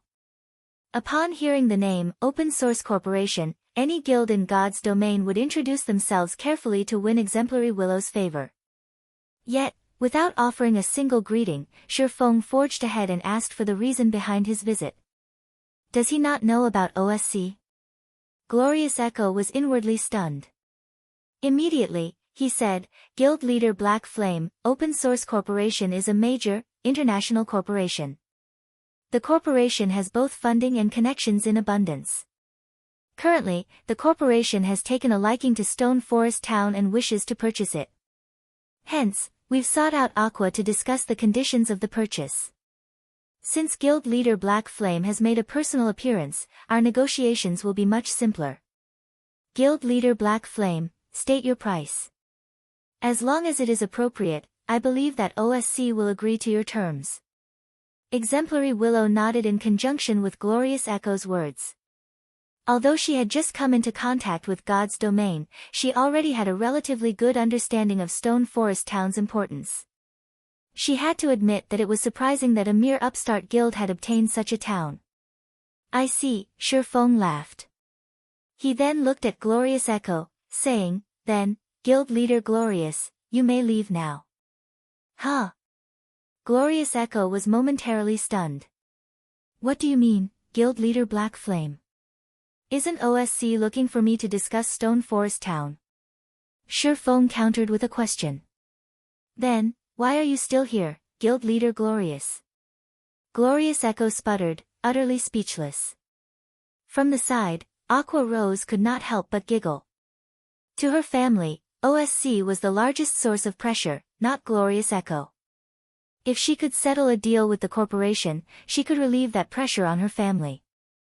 Miss Willow has only recently been introduced to virtual reality games, and there are still many things she does not understand. As the leader of the guild under the corporation's management and someone who possesses a wealth of experience regarding the virtual gaming world, it is my responsibility to help Miss Willow with the negotiations, Glorious Echo explained coldly. Since that is the case, I'll just tell you my price for Stone Forest Town, Shifeng laughed. Raising his index finger, he said, I'll take a little loss on this trade and settle for 10% of Open Source Corporation's shares. As Shifeng's words fell, the room became utterly silent. Aqua Rose's little mouth hung open as she stared at Shifeng. His demand had gone beyond greedy. This was outright insane. Meanwhile, Glorious Echo as well had thought he had misheard for a moment. As for Exemplary Willow, she snapped her frosty gaze towards Shifeng. Guild Leader Black Flame, your joke is not funny at all, Glorious Echo said in a somber tone. Even 1% of Open Source Corporation's shares could purchase multiple Zero Wings, much less 10%. Why do you say that, Guild Leader Glorious? Pointing at Stone Forest Town through the window, Shifeng said earnestly, Stone Forest Town is the nearest town to the Stoneclaw Mountains. Meanwhile, the Stoneclaw Mountains is a dungeon rich with magic crystals. I don't believe I need to inform you of this item's importance. Since you wish to purchase Stone Forest Town, this would be equivalent to cutting off Zero Wings' path of development. I only want a few Open Source Corporation's shares, so how is that excessive? Since Guild Leader Glorious doesn't qualify to make this decision, please look for someone who does to speak with me.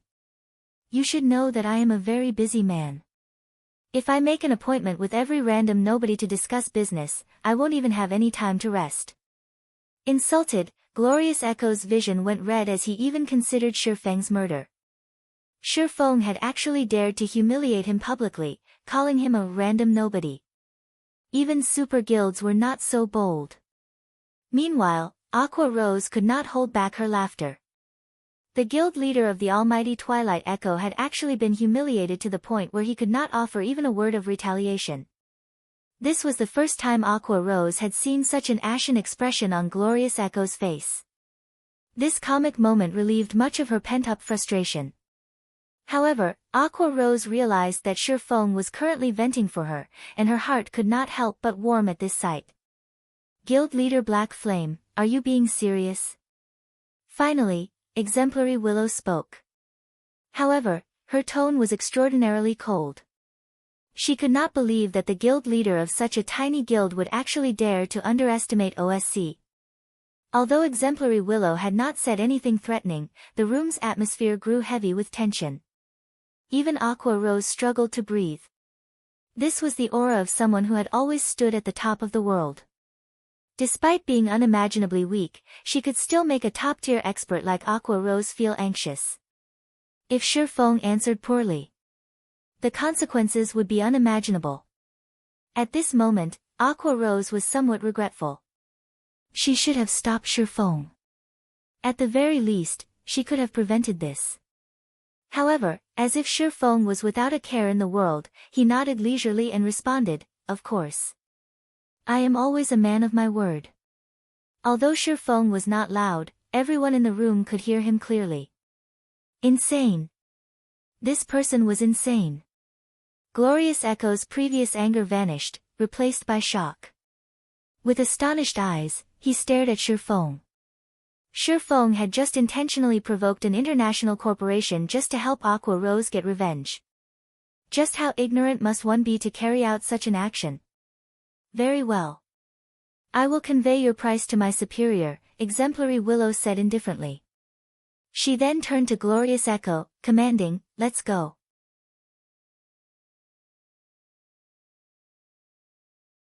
Chapter 685, New Continent. After Exemplary Willow and Glorious Echo left, the tension in the room evaporated. However, Aqua Rose still wallowed in her guilt. Exemplary Willow's eyes as she departed had reflected her inner anger clearly. This matter definitely would not be resolved so easily. Thank you, Aqua Rose muttered as she watched Shifeng, who maintained his usual calm, with grateful eyes. She was no fool. Although Shifeng's actions had seemed foolish, she knew that he had been helping her. Initially, OSCs had focused on Aqua Rose, and it would not let her, or her family, off the hook for her refusal to cooperate. However, Shifeng had come forth and provoked OSC intentionally, shifting the corporation's hatred towards himself. This way, the corporation would not bother targeting her and her family. If this were any other guild, none of them would willingly make an enemy of OSC for a single guild member. In response, Shifeng simply laughed and said, forget about managing the affairs of Stone Forest Town for now and focus on leveling up and improving yourself. I'll have Melancholic manage the town for the time being. He was not the slightest bit worried about what had just happened. But OSC. Aqua Rose understood that Shifeng was letting her distance herself from the dispute this time. This way, she would not attract Open Source's attention. However, she was the main instigator of this issue. She couldn't just watch the situation play out from a safe distance. Don't worry about it. Stone Forest Town is simply too valuable. Even without Twilight Echo and Open Source, there will be other guilds and corporations wanting a piece of the pie. Shifeng could see Aqua Rose's guild. However, things were not as simple as she thought.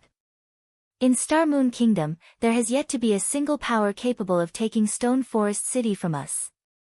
What do we have to fear? The intense competition in God's domain far surpassed every virtual reality game before it. Although Shifeng did not know the reason for God's domain's popularity, as someone who had experienced it before, he was fully aware of the dangers that came with taking over Stone Forest Town. And sooner or later, these dangers would erupt. Hence, rather than sitting still and waiting for their deaths, they might as well take the initiative to land the first blow. Even so, he had not expected to start a war with the Open Source Corporation. Fortunately, Open Source's economic influence would have little effect on him. If the corporation wished to deal with him, they had to do so through God's domain. However, God's domain was his home ground. It would not be so easy for Open Source obtain victory. Both the guild and I need to grow stronger as quickly as possible. Shifeng's hunger for obtaining Solomon's treasure increased. If Solomon's treasure was related to Solomon's sword, he might actually be able to get his hands on the legendary weapon.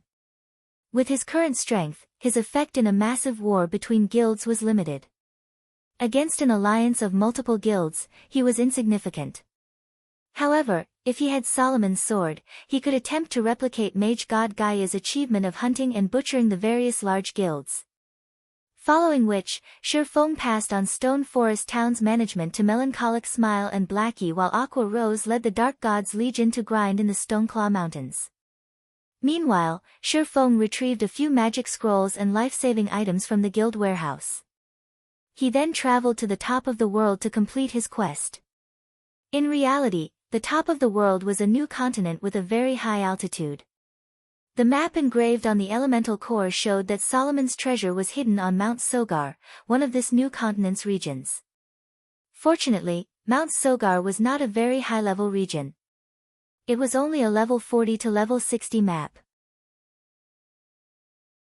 Although Shifeng was only level 32, with the top-tier equipment he had, it was not impossible to explore the place. In the snow-covered forest around Mount Sogar, space suddenly ruptured. In the next moment, a pitch-black figure jumped out of the spatial crack.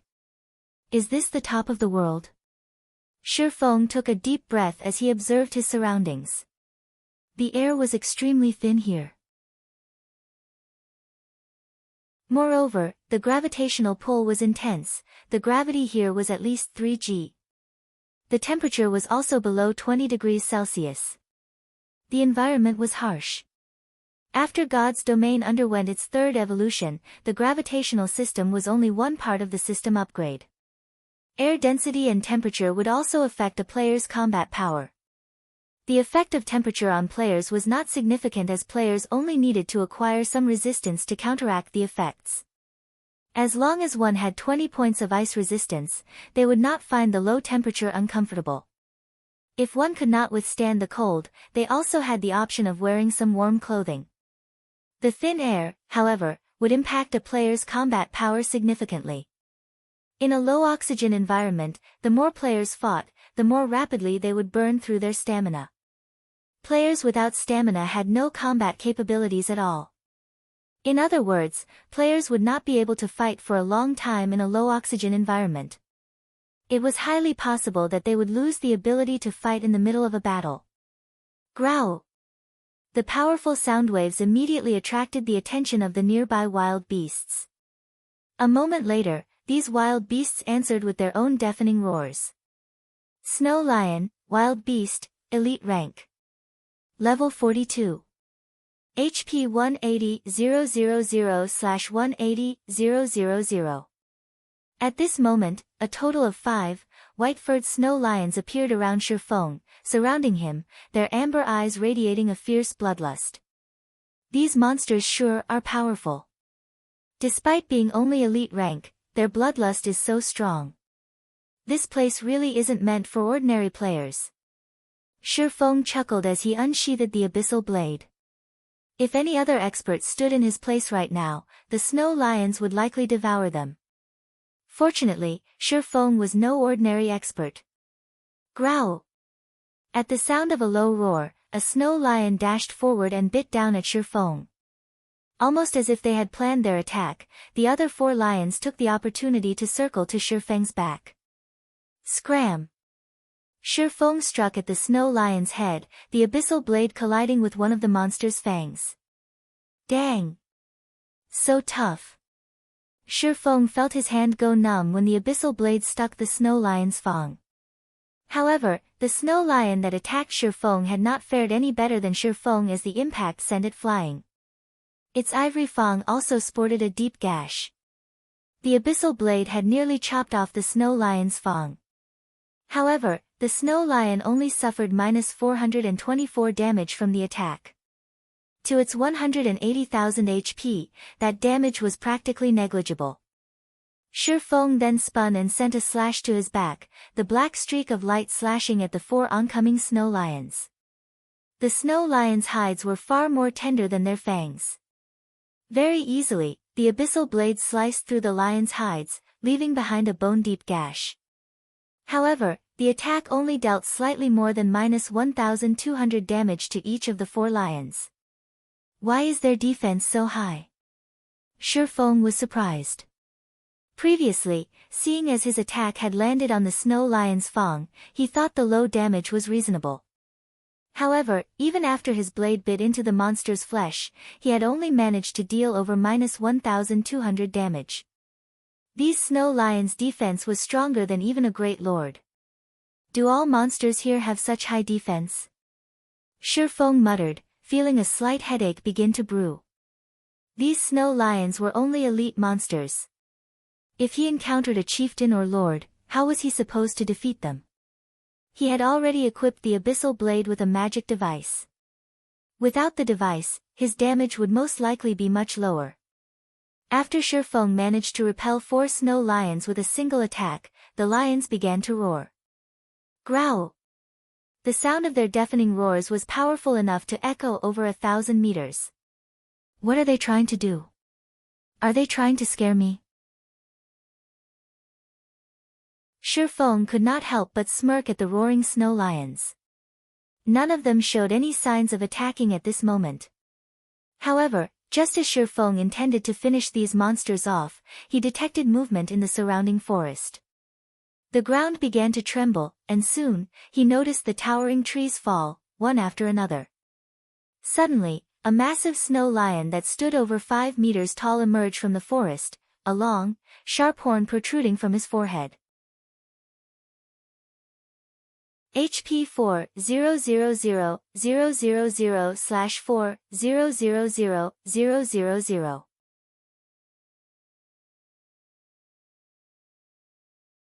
Chapter 686, Tattered Old Treasure Chest. They summoned a companion. Shi Feng frowned as he saw the Lord-ranked One-Horn Lion King. Monsters at the top of the world were already much stronger than monsters one normally found in Star Moon Kingdom. In addition to the environmental effects, dealing with these monsters would be quite challenging. In the current God's domain, there had yet to be a single player capable of soloing the level 45 Lord-ranked One-Horn Lion King. Even if Shi Feng activated twofold Berserk, he would not have a shred of hope of defeating the level 45 Lord. Aside from its 4 million HP, Shi Feng also had no information on the boss's skills. If it summoned another Lord, it would even be difficult to escape with his life. The One-Horn Lion King gave Shi Feng no opportunity to consider his situation. Lifting one of its massive paws, the Lion King suddenly transformed into an afterimage as it dashed towards Shi Feng like a gust of wind. Its speed could match Shi Feng's when he had Windwalk activated. It took only an instant for the massive Lion King to cross more than 20 yards, its paws sending dirt and snow into the air.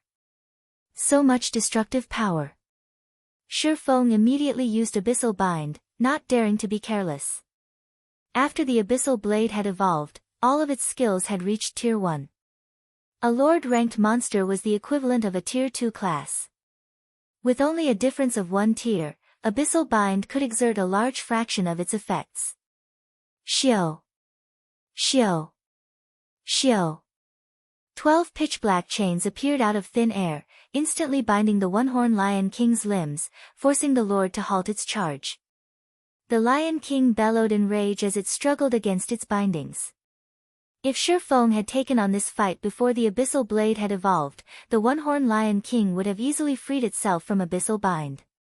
However, no matter how much strength it exerted, it could not move an inch. The most it managed was cause the chains to tremble slightly. Although the chains showed signs of breaking, it would still be some time before they would shatter. I can finally use Abyssal Bind again. Shi Feng was quite satisfied with this outcome. The stronger the monster was, the weaker the effects of Abyssal Bind would become. Hence, he rarely used Abyssal Bind in his fights anymore. Now that the skill had regained its usefulness, he would have another card against powerful monsters. However, Shi Feng did not dare to tarry any longer as he activated Windwalk and fled. Initially, Abyssal Bind could prevent a target from moving for 4 seconds. Against the One-Horn Lion King, however, he'd be lucky if the skill lasted 2 seconds. If utilized properly, he could put quite some distance between himself and the Lord. Sure enough, 2 seconds after Shi Feng activated Abyssal Bind, the One-Horn Lion King broke free from its restraints. Without hesitation, the Lion King chased after its prey. Like so, one man and one beast ran through the snowy forest. Although Shi Feng had attracted the attention of several monsters during his escape, he easily threw them off with his speed. The only monster he could not shake off was the One-Horn Lion King. Fortunately, the Lion King was not a speed-type lord. After activating Windwalk, Shi Feng's speed was roughly equal to the Lion King's. Hence, the Lion King could not close the distance he had created during his 2-second head start. It won't do to continue running like this.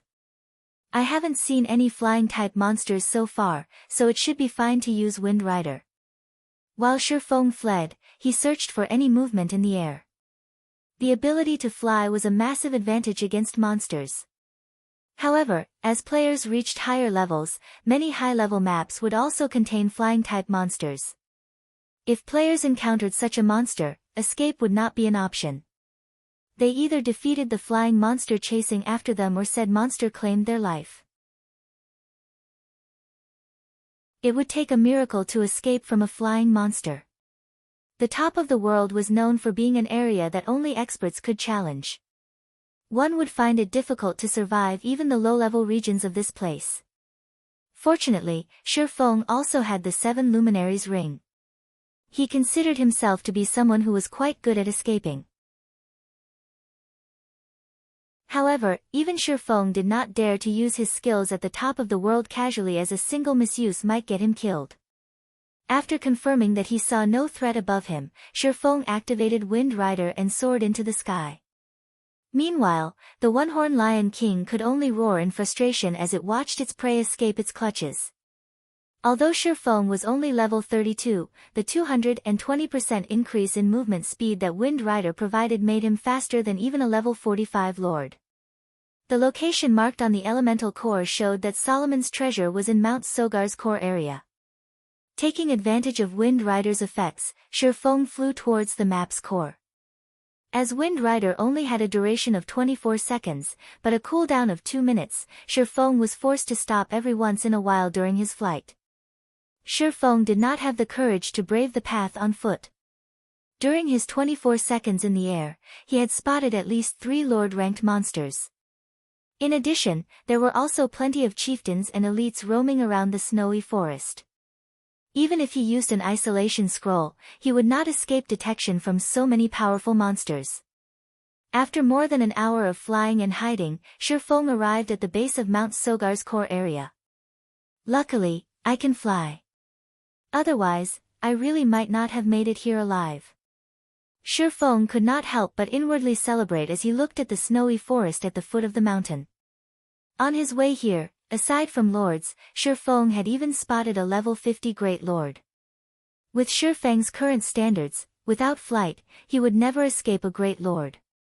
After arriving at the foot of the mountain, Shi Feng refused to use Wind Rider to fly up the mountain itself. The top of the mountain was flying-type monsters' territory. If he accidentally caught the attention of one of these monsters, he would be in trouble big time. Following which, Shi Feng used an isolation scroll and carefully proceeded along the stone steps up the mountain. After arriving at Mount Sogar's heart, the monsters he encountered were level 50 at the very minimum. Shi Feng was merely level 32. With such a huge difference in levels, monsters could easily perceive his presence from a long distance away.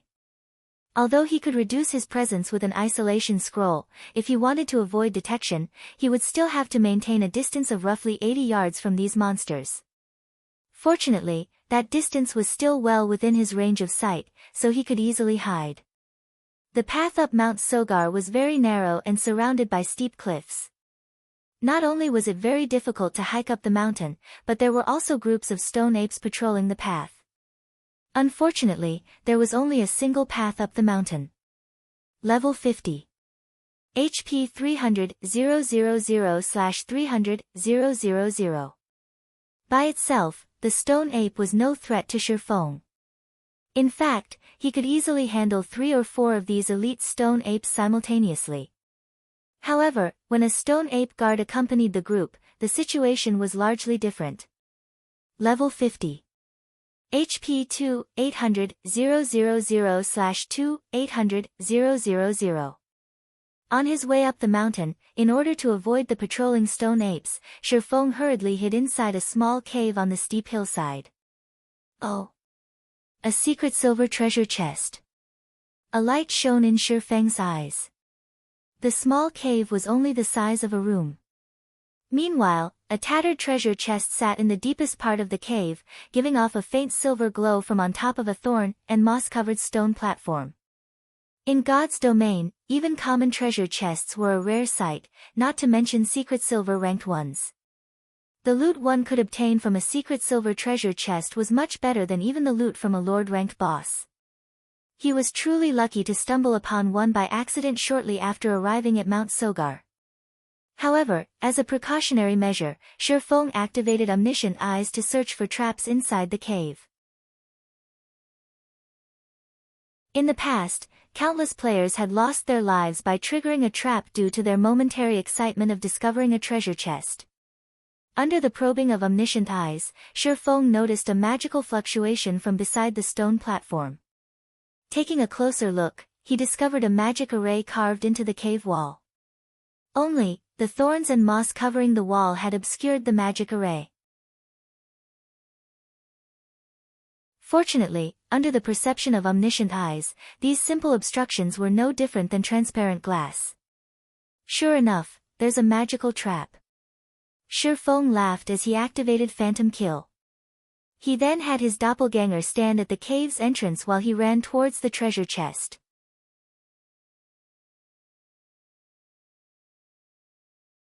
Chapter 687, Tier 3 Magic Scroll. There were many types of traps in God's domain, and any one of these traps could finish a player off easily. The simplest traps were the ordinary, physical traps. Most players could resolve these traps.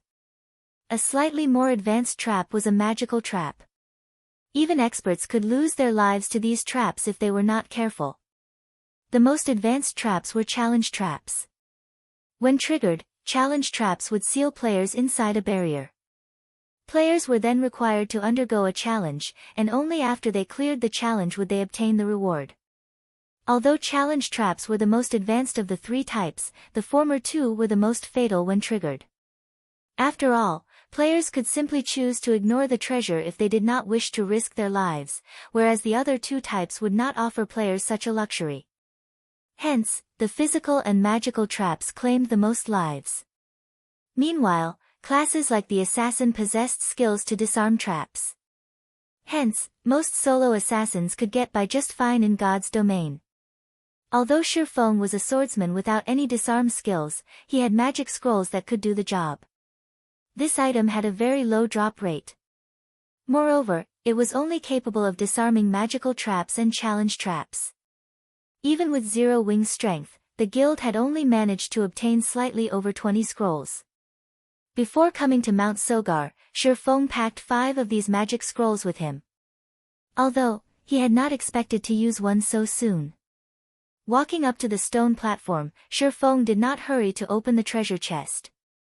Rather, he cleared away the thorns and moss covering the stone platform. He then took out a silvery gray scroll, unfurling it and chanting the incantation recorded within. This silver gray scroll was none other than a Tier 1 disarm scroll. It was capable of disarming all magical and challenge traps of fine gold rank and below treasure chests. However, the precondition was to locate the trap's activation array. Otherwise, the scroll would be useless. As the disarm scroll activated, gray smoke seeped into the trap's activation array. The mana within the activation array then began to corrode. Without any mana to power the activation array, the magical trap could no longer be triggered. I wonder what items I will find this time. Shifeng shifted his gaze towards the secret silver treasure chest once more. Exchanging a Tier 1 magic scroll for a secret silver treasure chest was a very profitable trade. Moreover, he was in one of the maps at the top of the world. This area was untouched by players thus far. In other words, the treasure chests throughout the top of the world had yet to be opened even once. Their loot would naturally be somewhat more abundant. This was a similar phenomenon to obtaining the first clear of the dungeon, whereby the end rewards would be slightly buffed. However, Shifeng still did not hurry to open the treasure chest. He first activated Divine Providence. Immediately, his luck increased by an additional 32 points for 30 seconds. Only now did Shifeng open the treasure chest. Following which, a loading bar appeared above the treasure chest, filling gradually. 20 seconds were required to open the secret silver treasure chest. The activation time for this one sure is abnormally long. Shifeng was a little concerned when he saw the required activation time. A treasure chest's activation time usually ranged from 3 to 10 seconds. Even secret silver treasure chests didn't usually require as long as 20 seconds. The seconds ticked by slowly. After the long and arduous 20 seconds, the tattered old treasure chest audibly clicked before its lid gradually opened. In the next moment, an array of colors escaped the treasure chest, illuminating the entire cave. There are so many items inside. After the rainbow brilliance dissipated, the secret silver treasure chest's contents were on full display before Shifeng. Items filled the entire chest. This was definitely the fullest treasure chest Shi Feng had ever seen in his life. He spotted more than 10 Tier 3 gemstones alone. There was also a large number of magic crystals and silver coins. There were even 3 weapons and equipment inside the chest. These items were all level 50. Level 50 was considered a major milestone in God's domain. Although part of the reason was that players could apply for their Tier 2 classes at this level, it was mainly due to the difference in equipment. Level 50 equipment was a lot stronger than level 45 equipment. Originally, the attributes on a piece of level 40 secret silver equipment was roughly the equivalent of a piece of level 45 mysterious iron equipment. Only, the latter had slightly higher defense. However, the attributes on level 45 secret silver equipment were only the equivalent of level 50 bronze equipment. That was a difference of 2 ranks. Because of this, the attribute gap between players widened significantly. However, after reaching level 50, players would quickly discover that high-quality level 50 weapons and equipment would become far more difficult to obtain.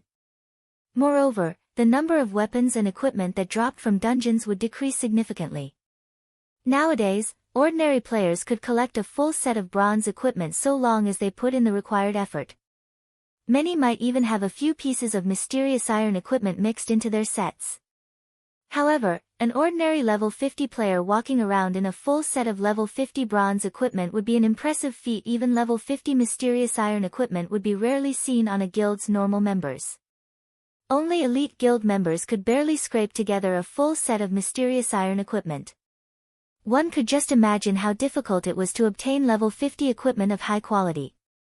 Currently, of the 3 pieces of level 50 equipment inside the treasure chest, 2 were secret silver rank, and 1 was fine gold rank. He had truly hit the jackpot this time. However, the item that demanded Shi Feng's attention was a pale gold scroll. Even though the scroll sat quietly inside the chest, the frightening amount of mana radiated distorted the surrounding mana. If the scroll were activated, who knew what kind of power it could display? This was an effect that only Tier 3 magic scrolls or above could display. Tier 4 magic scrolls were as rare as a phoenix's feather throughout God's domain.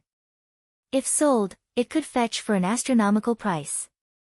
However, nobody would be so foolish as to actually sell a Tier 4 magic scroll. Meanwhile, although Tier 3 magic scrolls could not compete with Tier 4 magic scrolls in terms of rarity, each scroll was still considered a strategic item to a guild. Outside of an emergency, guilds would never consider using their Tier 3 magic scrolls. I wonder what kind of Tier 3 spell it contains. Shi Feng eagerly picked up the pale gold scroll and examined it. Forcibly upgrades the tier of a skill by 1 tier up to a maximum of Tier 3. Cooldown, 1 hour. Uses remaining, 30. After reading the introduction, Shi Feng was momentarily stunned. A magic amplification scroll was no less valuable than an epic item. To ordinary players, this scroll could forcibly improve their skills by a single tier. This scroll could provide a miraculous impact if used at a critical moment. For example, in a battle between 2 players who could both use only Tier 1 skills, if the losing player could suddenly amplify one of their skills to Tier 2, it could turn the tide of battle. When fighting bosses, the control effects of a Tier 1 skill was incredibly limited. However, the skill would display a marked difference at Tier 2. And yet, this was still not the magic amplification scroll's greatest function. Its true purpose lay in summoning. It was particularly useful to the summoner class. A Tier 1 summoner could, at most, summon a Tier 1 monster to fight for them. After using magic amplification on their skills, however, they could summon Tier 2 monsters. As for Tier 2 summoners, they could summon Tier 3 monsters. A Tier 3 monster was the equivalent of the Great Lord rank. Whether it was out in the fields, a dungeon, or a PvP battle, having a Great Lord ranked monster by one's side would provide massive advantages. One such monster could easily decimate an army of 10,000 players. Although I'm not a summoner, I have the Bible of Darkness. I wonder if the magic amplification scroll will have any effect on it. When Shifeng thought about the possibility of summoning a Tier 3 demon, he could not help but grow excited. If he could summon a Tier 3 demon, he would have a much easier time searching for Solomon's treasure. With the assistance of a Tier 3 demon, he could easily defeat even a group of chieftain-ranked stone ape guards.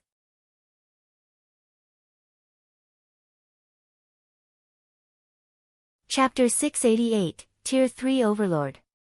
Setting aside the Tier 3 magic scroll, Shifeng stored the remaining items from the treasure chest in his bag. He then carefully took out the Bible of Darkness. You must succeed. Shifeng was not absolutely confident in being able to summon a Tier 3 demon.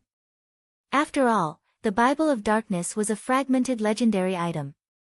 It was not an easy task to upgrade the skill of a fragmented legendary item. Even with a Tier 3 magic scroll, the likelihood of success was low. Unfurling the magic amplification scroll, Shifeng began to chant its incantation. Suddenly, the mana in the cave went berserk. An endless stream of mana surged into the cave from outside, increasing the density within the cave to the point where it was visible to the naked eye. The dense mana took the form of a multicolored haze that filled the cave, creating a beautiful sight. Such dense mana! Shifeng had become the heart of the cave as mana surged into his body, forming a massive vortex. Emerge, Demon Gate. Shifeng activated Demon Summoning. Rumble. Suddenly, the cave began to tremble. In the blink of an eye, a massive pair of gates suddenly appeared out of thin air. This gate was twice as large as those that appeared when he summoned Tier 2 demons. Shifeng even struggled to move under the intense pressure this gate emitted. Did I succeed? Shifeng could not help his growing excitement as he watched the demon gate. The combination of the magic amplification scroll and the Bible of Darkness. If he could put this combination to use in a guild war, it would definitely turn the tides of battle. Regardless of the time or location, a Great Lord-ranked monster was a massive threat to a player, not to mention a Great Lord that was under an enemy player's control. The threat level of such a Great Lord would be increased by at least tenfold. As the demon gates slowly opened, a humanoid demon wearing crimson scale armor and wielding a pitch-black war axe hovered out of the darkness. However, although the demon had the shape of a human, it was much larger. The demon stood over 3 meters tall and had a pair of blood-red wings that allowed it to hover above the ground. Such a weak little ant actually dares to summon me, the Purgatory Demon? The Purgatory Demon snarled, ridicule flashing its blood-red eyes as it looked down on Shifeng. With a single flap of its wings, the Purgatory Demon crossed the distance of 10 yards in an instant, its speed surpassing even that of a Great Lord. The demon then swung its war axe down towards Shifeng. Die! The pitch-black war axe suddenly emitted intense shockwaves, destabilizing the surrounding space. As the war axe descended, Shifeng suddenly discovered that he could not move. This is the Tier 3 taboo skill, Spatial Suppression. Shifeng was aghast. He had never imagined that the demon he summoned would be so powerful. There were many kinds of Tier 3 demons. Moreover, Tier 3 demons possessed very high intellect, so there was a small number who could learn Tier 3 taboo skills. Among Tier 3 demons, these individuals were warlord-level existences. Shifeng was only a Tier 1 class. He had no hope of breaking free from the suppression of the Tier 3 taboo skill. He could not even use a skill. He could only watch as the massive war axe descended on him. Boom! When the pitch-black war axe landed, the impact destroyed the entire cave. Ha ha ha! Such a weakling also dares to use the Bible of Darkness. With this, the Bible of Darkness now belongs to me, the hovering Purgatory Demon could not help but laugh. However, its laughter was short-lived as a serious expression suddenly appeared on the demon's face, its gaze focused on the ruins before it. Why are you still alive? The Purgatory Demon stared in shock as it watched Shifeng slowly climb out of the rubble. Shifeng looked somewhat miserable as his entire body was covered in dust. However, his HP was still full, he had not received any damage from the Purgatory Demon's attack. As expected of a Tier 3 demon. If I hadn't used Phantom Kill as a precaution for the magical trap, that hit really would have killed me, Shifeng said, smiling as he turned to the hovering Purgatory Demon while dusting himself. The instant the Purgatory Demon had appeared, Shifeng had noticed that he could not control it completely. Hence, he had immediately activated the Replace skill, trading places with his doppelganger while he hid at the cave's entrance. However, the shockwaves from the demon's Tier 3 Taboo skill had still affected him. Fortunately, he was able to activate Defensive Blade in time, blocking the incoming damage. Lucky ant. But you won't be so lucky the next time. The Purgatory Demon revealed a sinister expression as it swung its massive war axe at Shifeng once more. In response to the fast and destructive attack, Shifeng simply smiled as he said coldly, "There won't be a next time because your time is up." Time? Confusion flashed in the Purgatory Demon's eyes. Immediately, however, panic appeared on its face as it shifted its gaze towards the Bible of Darkness in Shifeng's hands. Countless blue chains suddenly emerged from the Bible of Darkness. Like a pack of hungry wolves, the chains shot towards the Purgatory Demon. Defiantly, the demon shouted, "No!" The Purgatory Demon no longer bothered with its attack on Shifeng. Instead, it was now fled from Shifeng with all its might. However, even if the Purgatory Demon was fast, it could not outrun the blue chains. The blue chains instantly pierced through the demon and wrapped around its body, sealing its movements completely. It could only whimper and mourn painfully as it lay on the ground. After a few seconds of whining, the Purgatory Demon's spirited eyes dimmed. As if it had become a walking corpse, the demon slowly stood up from the ground and looked at Shifeng as if waiting for a command. The blue chains binding the demon began to fade. That was close. Luckily I used my doppelganger to buy some time. Shifeng finally released out a sigh of relief as he saw the Purgatory Demon's lifeless eyes. The Tier 3 demon was finally under his control. It was possible for a summoned creature to rebel. However, the chances of a rebellion were determined by the summoner's strength. Currently, Shifeng was merely a Tier 1 player. If he used a Tier 3 magic scroll to forcefully summon a Tier 3 demon, the chances of a rebellion were quite high. Meanwhile, when a summoned creature rebelled, its first target would be its summoner. Of course, there was also a method to end a rebellion. For example, the Bible of Darkness was capable of eliminating a summoned demon's consciousness. However, time was required to do so. After killing the summoned creature's will, it would become a puppet without any trace of autonomy. This would make it very difficult to control the summoned creature, sharply reducing its combat power. Normally, after a creature was summoned, the summoner only needed to transmit simple commands. The summoned creature would then carry out the commands automatically. However, after becoming a puppet, the summoner would have to split a portion of their consciousness to direct the summoned creature's every movement. This would, in turn, impact the summoner's own combat power. Most importantly, after a summoned creature lost its consciousness, players would face great difficulties when using the monster's skills. When a monster was self-aware, it could achieve 100% of its skills' effects. For players who had never used any of the summoned creature's skills before, in addition to splitting their focus on controlling the monster, it would be a miracle if they exerted 50% of the summoned creature's skills' effects.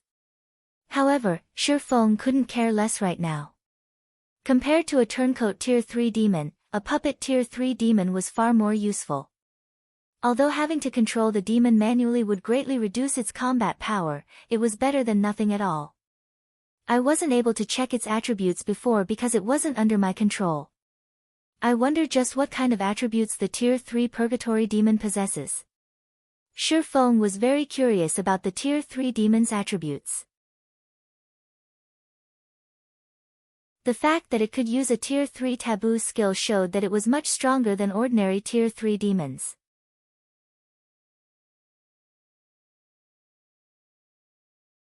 Chapter 689, Astonishing Leveling Speed. So many skills. Upon opening the Purgatory Demon's attribute panel, Shifeng discovered a list of tens of skills. Among them, there were 3 Tier 3 skills, one being the Tier 3 taboo skill.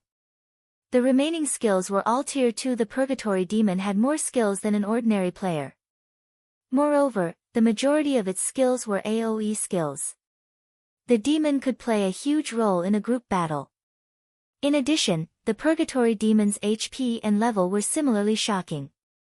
Purgatory Demon, Demon. Level 51. HP 13,000/13,000,000. Among level 50 Great Lords, its HP might not be considerable, but compared to other tier 3 demons with high intellect and a large number of skills, the Purgatory Demon's HP was very high.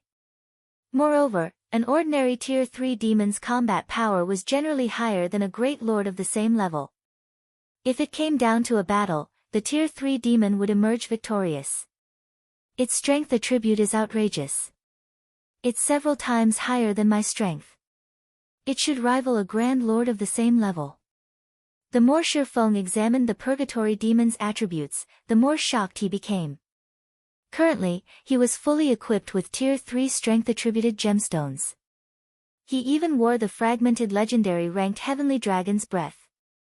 His strength was no weaker than a chieftain of the same level, yet even if he activated twofold Berserk, his strength would not reach even half of the Purgatory Demon's. With such a powerful summon, his exploration of Mount Sogar's core area would be much easier. At the very least, he would not have to run and hide from monsters constantly. Following which, Shi Feng began controlling the Purgatory Demon to venture deeper into the heart of Mount Sogar. There were many groups of stone apes patrolling the trail up Mount Sogar. Not only did each patrol team have over 100 elite stone apes, but the teams were also led by one Lord-ranked stone ape guard. Shortly after exiting the cave, a stone ape guard discovered both Shi Feng and the Purgatory Demon. The Lord released a roar and immediately, over 100 level 50 elite stone apes charged at the two intruders. "You guys can serve as a test, then." Shi Feng smiled calmly as he focused the majority of his consciousness into the Purgatory Demon while he hid as far away as possible. However, the Purgatory Demon, which was over 3 meters tall, was like an immovable wall as it stood in the middle of the mountain trail. With its war axe held ready, the demon managed to block the entire trail by itself. When the stone apes arrived before the Purgatory Demon, the latter swept its massive two-handed war axe horizontally across the enemy group. Suddenly, the 6 leading stone apes flew through the air, slamming into the mountainsides bordering the trail. Some of the stone apes' rock bodies shattered when they met the massive war axe, damages of over -30,000 points appearing above their heads. If a player had received the Purgatory Demon's attack just now, they would have died instantly. Such fierce damage. Shi Feng was momentarily stunned. He had never imagined that the Purgatory Demon could deal such high damage. Compared to the Snow Lions, the Stone Ape's defense was much higher. Previously, he could deal around -1,200 damage to the Snow Lions with his normal attacks. Yet, the Purgatory Demon dealt over -30,000 damage, destroying over 1/10 of the Stone Ape's HPs with one swing of its axe. Moreover, it even shattered the stone apes' rock bodies, wounding the elites heavily and significantly reducing their combat power. In the face of the Purgatory Demon's strength, the stone apes were no more than toys. They could not approach Shi Feng, who hid behind the Purgatory Demon, at all. However, Shi Feng was also struggling to control the Tier 3 demon. Shi Feng was already not used moving in the demon's massive body. Attacking only increased the complexity of his task. He could not exert his desired effects at all. At the moment, he was exerting less than 1/3 of the Purgatory Demon's actual strength. Suddenly, the stone ape guard standing behind the group of stone apes jumped into the air and thrust its spear towards the Purgatory Demon. As if it were a venomous snake, the spear left behind 3 afterimages that struck the Tier 3 demon. With the Purgatory Demon's usual standards, it could have dodged the Lord's spear attack effortlessly. However, Shi Feng was unable to exert the demon's full strength, so the demon received all 3 attacks. -2,742. -2,802. minus 2,784. 3 consecutive damages appeared above the Purgatory Demon's head. However, compared to the Purgatory Demon's 13 million HP, these damages were practically negligible. The demon's battle recovery alone regenerated 130,000 HP every 5 seconds. Even if Shi Feng allowed the Stone Ape Guard to attack as much as it wished, it would not kill the Purgatory Demon. I wonder how this move will fare. Shi Feng did not want to waste any more time with these stone apes. He controlled the Purgatory Demon and activated the Tier 3 skill, Garuda's Flames. Garuda's Flames dealt flame damage within a cone to all enemies within 50 yards. At the same time, targets struck would be forced into a fainted state for 5 seconds. The Purgatory Demon swung its massive war axe and the stone apes before it drowned in a sea of fire. Even while standing behind the Purgatory Demon, Shi Feng could feel the scorching heat of Garuda's Flames. Against such a wide-range attack, neither the Stone Ape Guard nor the elite Stone Apes could avoid it. The Purgatory Demon's attack swallowed every one of the Stone Apes. Suddenly, the 100+ Stone Apes lost their lives. Only the Lord-ranked Stone Ape Guard still lived. However, the Lord's body glowed bright red with heat, and of its original 2,800,000 HP, only around 2,100,000 remained. Garuda's Flames dealt nearly 700,000 damage to a level 50 Lord. Meanwhile, Shi Feng had exerted less than 50% of the skill's effect. If the Purgatory Demon were still self-aware, Garuda's Flames would probably have devoured over half of the Stone Ape Guard's HP. It's a pity that this skill's cooldown is somewhat long. Otherwise, grinding with this skill would be exhilarating. Shi Feng sighed as he glanced at his experience bar. Shi Feng had been at 9% of level 32. Now, his experience stopped at 20%. His experience bar had jumped by a full 11%.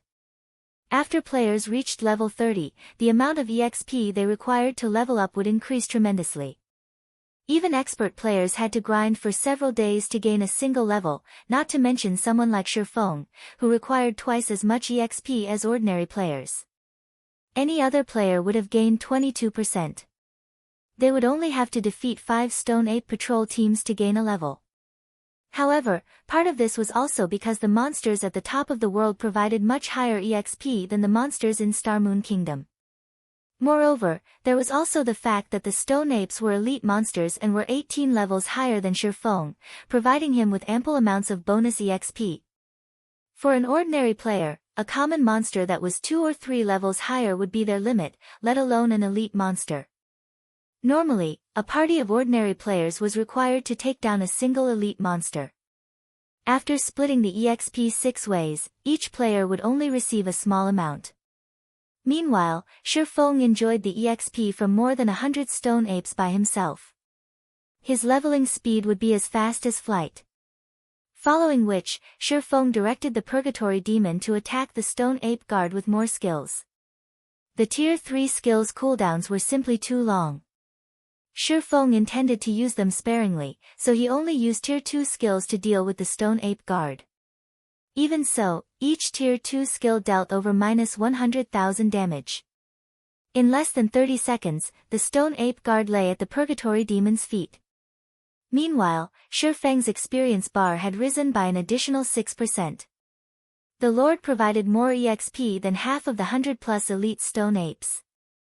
Other than providing Shi Feng with an abundance of EXP, these Stone Apes had also dropped a large number of items. Equipment and materials littered the mountain trail before the Purgatory Demon. The drop rate here was even better than in the Stoneclaw Mountains. However, this place was home to monsters that were level 50 and above. If Shi Feng grinded in an ordinary high-level map in Star Moon Kingdom rather than at the top of the world, he would not enjoy such a lucrative drop rate. However, Mount Sogar possessed a large number of powerful monsters. This was one major difference between it and ordinary maps. Surviving here was already extremely difficult for level 50 players, not to mention grinding for levels and items. Moreover, Shi Feng was only able to eliminate the powerful monsters here due to the Purgatory Demon.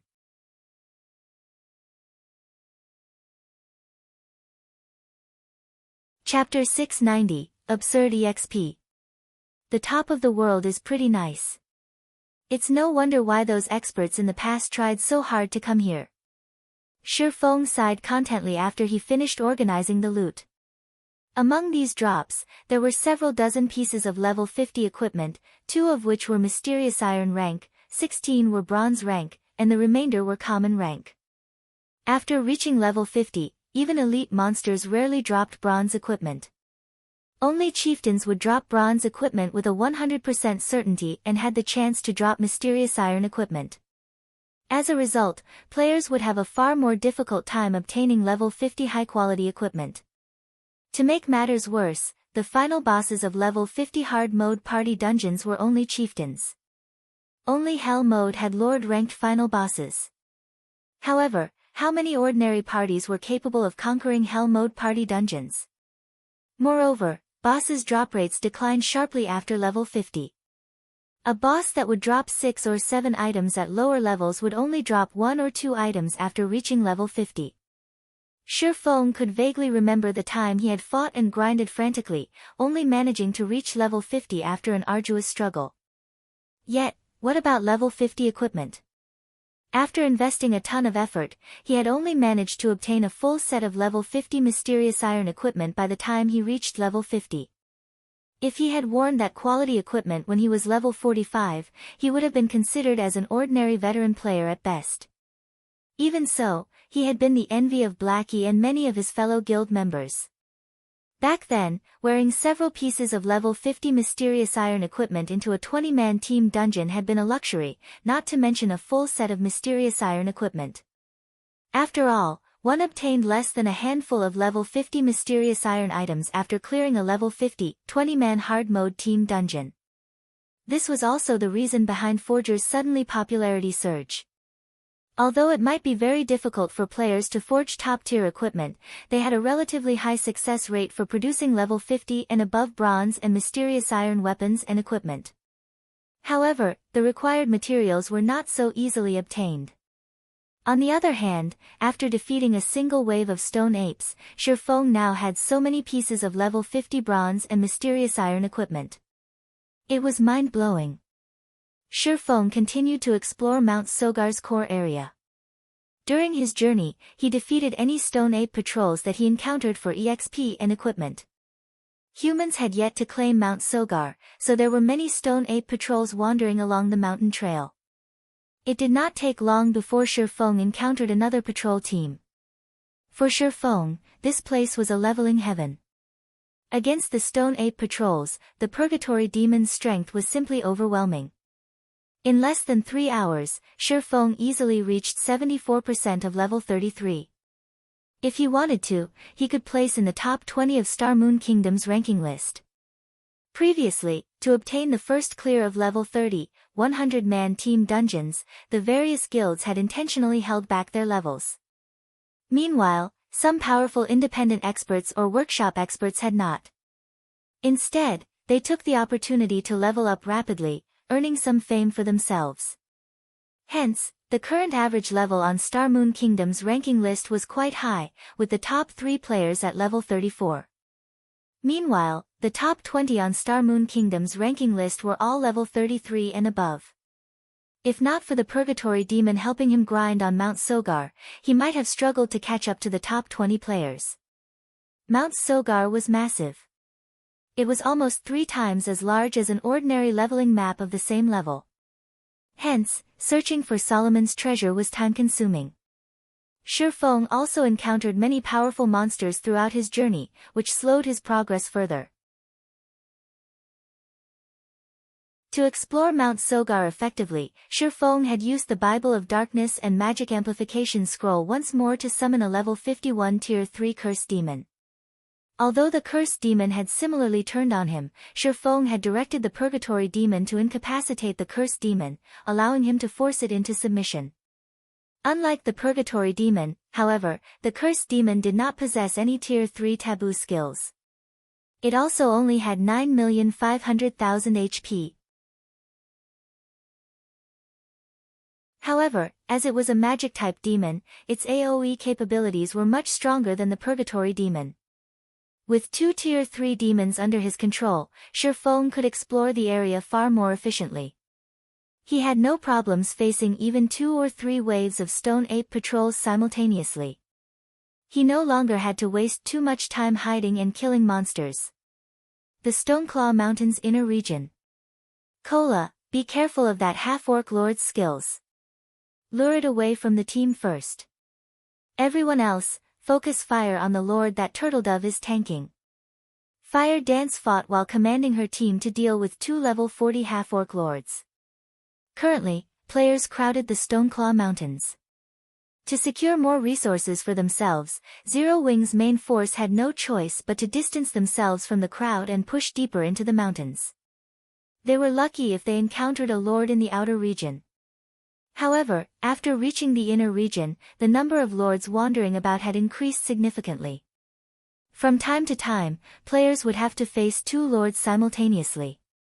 This was a huge challenge for teams. Hence, the various guild teams avoided this area. To Zero Wing's main force, however, this area was just difficult enough. Zero Wing's lead MT Kola wore a complete Tier 1 set equipment. He also had the Blue Fire Shield. He had no problems handling a single level 40 lord by himself. As for Turtledove, she had recently obtained the epic rank Divine Frost armor, so she, too, could tank a lord without assistance. In addition, Yi Wumian similarly wore a complete Tier 1 set equipment for shield warriors. He was constantly ready to jump in when necessary. If the MTs had no issues, there was no need to mention the team's DPS. Whether it was Fire Dance, Rampant Blade, Shadow Sword, Minor Wind, or Violet Cloud, every one of them possessed superb attack power. They also wore equipment that allowed them to ignore more than 10 of monsters' levels. Without any level suppression, their damage against level 40 lords would not be affected in the slightest.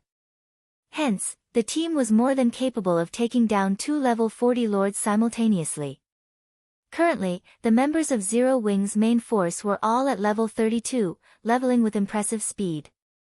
There were a few reasons for their leveling rate. First, everyone's experience bars had been frozen around 90% of level 30 throughout their raid of the Frost Prison. After obtaining the first clear of the Hell Mode Frost Prison, everyone promptly turned their attention to grinding in the Stoneclaw Mountains. They also managed to accumulate the double EXP buff by resting in the guild residence's private rooms while they had been offline. While they had focused on raiding the Frost Prison, they had accumulated more than 1 level's worth of the double EXP buff. Thus, the moment they returned to leveling, they rapidly climbed to level 32. In less than 20 minutes, the team had dealt with their latest half-orc enemies, resulting in everyone's experience bars rising significantly. Fire Dance, our guild members have been ambushed in the Stoneclaw Mountains. Be careful. Aqua Rose suddenly contacted Fire Dance to warn her. Someone's ambushed our guild members. Fire Dance was slightly surprised. Which guild is it? Stone Forest Town was Zero Wing's territory now. For someone to dare target Zero Wing's members in the Stoneclaw Mountains, they were simply asking to be banned from the town. I don't think that it's a guild. The ambushed members reported that their attackers had not worn any guild emblems. After watching the videos they recorded, the ambushers didn't seem like any guild experts I've encountered. However, the enemy is moving in relatively large groups. The smaller groups have around a dozen or so players, while the largest one is a 50-man team. I've researched that team already. They do not belong to any guild.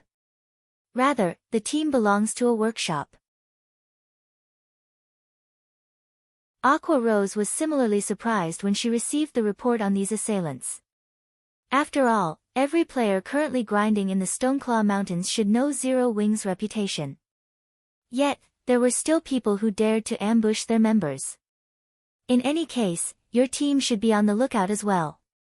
I'll try to learn more as soon as possible. If this really were the doing of a guild, then she would destroy that guild's foothold in the Stoneclaw Mountains. Alright, I'll make a note of it. Fire Dance nodded. There would not be any other players in the Stoneclaw Mountains inner region. After all, the danger here was much higher than in the outer areas. Ordinary players could not set foot here and survive. However, as soon as Fire Dance disconnected the call, she heard Minor Wind's anxious voice through the team chat. A large group of players is approaching.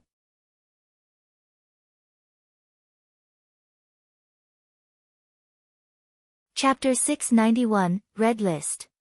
In God's domain, not only did Rangers possess both melee and ranged combat capabilities, but their perception and scouting abilities were also superior to other classes. Particularly, out in the dangerous fields, if a party had a ranger among its members, the party could avoid many potential dangers. As the number 1 ranger of Zero Wing, not only did Minor Wind wear excellent equipment, but he had also learned some rare skills thanks to Shifeng's guidance, particularly scouting and perception skills. Some of these skills could strengthen a player's 5 senses, even allowing them to see a blade of grass that was over 100 yards away. If they could detect a powerful monster approaching, they could avoid unnecessary battles. As a ranger expert, Minor Wind could reach even greater heights with these skills. If an enemy did not possess skills like the assassin's stealth, Minor Wind would easily discover them as they shifted through the grass, even from 150 yards away. Are they guild players? Fire Dance asked. This was the Stoneclaw Mountains' inner region. Not only were the monsters very high-leveled, but they were also much stronger than ordinary monsters of the same level. Generally, only large guilds' main forces were capable of grinding here.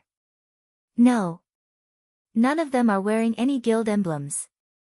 Moreover, they all are red names, Minor Wind reported and shook his head after observing them carefully with eagle eyes. Based on how they're moving, it is clear that they are coming straight for us. They're charging at us. Kola could not help but laugh. Do these red names think that we are easy targets? The others also began laughing. With their team's skills and equipment, even an army of 1,000 elite players would not be a problem, much less a small team. Other players should celebrate their peaceful coexistence. Yet, now, an unknown group of players intentionally sought them out to cause trouble. These people did not understand the difference between life and death. Alright, enough. Everyone get ready, Fire Dance commanded. She felt that this matter was not as simple as it seemed. She then directed a question to Minor Wind, asking, roughly how many of them are there? There should be around 300 people. Among them, there's one person I've seen before. He's an expert ranked on Starmoon Kingdom's red list. Minor Wind could not help his surprise after he could observe more details about the approaching enemies. The main god system had not comprised nor did it handle the red list. Rather, players had established it to keep a record of powerful red names. Starmoon Kingdom's red list only kept a record of the top 100 red names in the kingdom. Every one of these red names was an expert. Among these red list experts, there were even a few that guilds would not casually provoke. Fortunately, however, these experts also avoided provoking the various large guilds. Hence, the relationship between them had always been relatively peaceful, each minding their own businesses. Yet, now, an expert on the red list had actually come to challenge them. This was certainly unexpected. Since they want to target Zero Wing, make sure their visit is a one-way trip. Fire Dance glowered. She felt there was more to this than what appeared on the surface. Although she did not know what it was, dealing with the approaching red names took priority over all else. Immediately, Fire Dance led the team to welcome their aggressors. Big Brother Traceless Blood, it seems that we've been discovered, a sharp-faced male ranger in tight, gray leather clothes hurriedly reported to the male assassin beside him. This assassin had eyes like a venomous snake, and he hid his face behind a black scarf. Although this male assassin had a thin body, among the nearly 300 red names present, not a single person dared to underestimate him.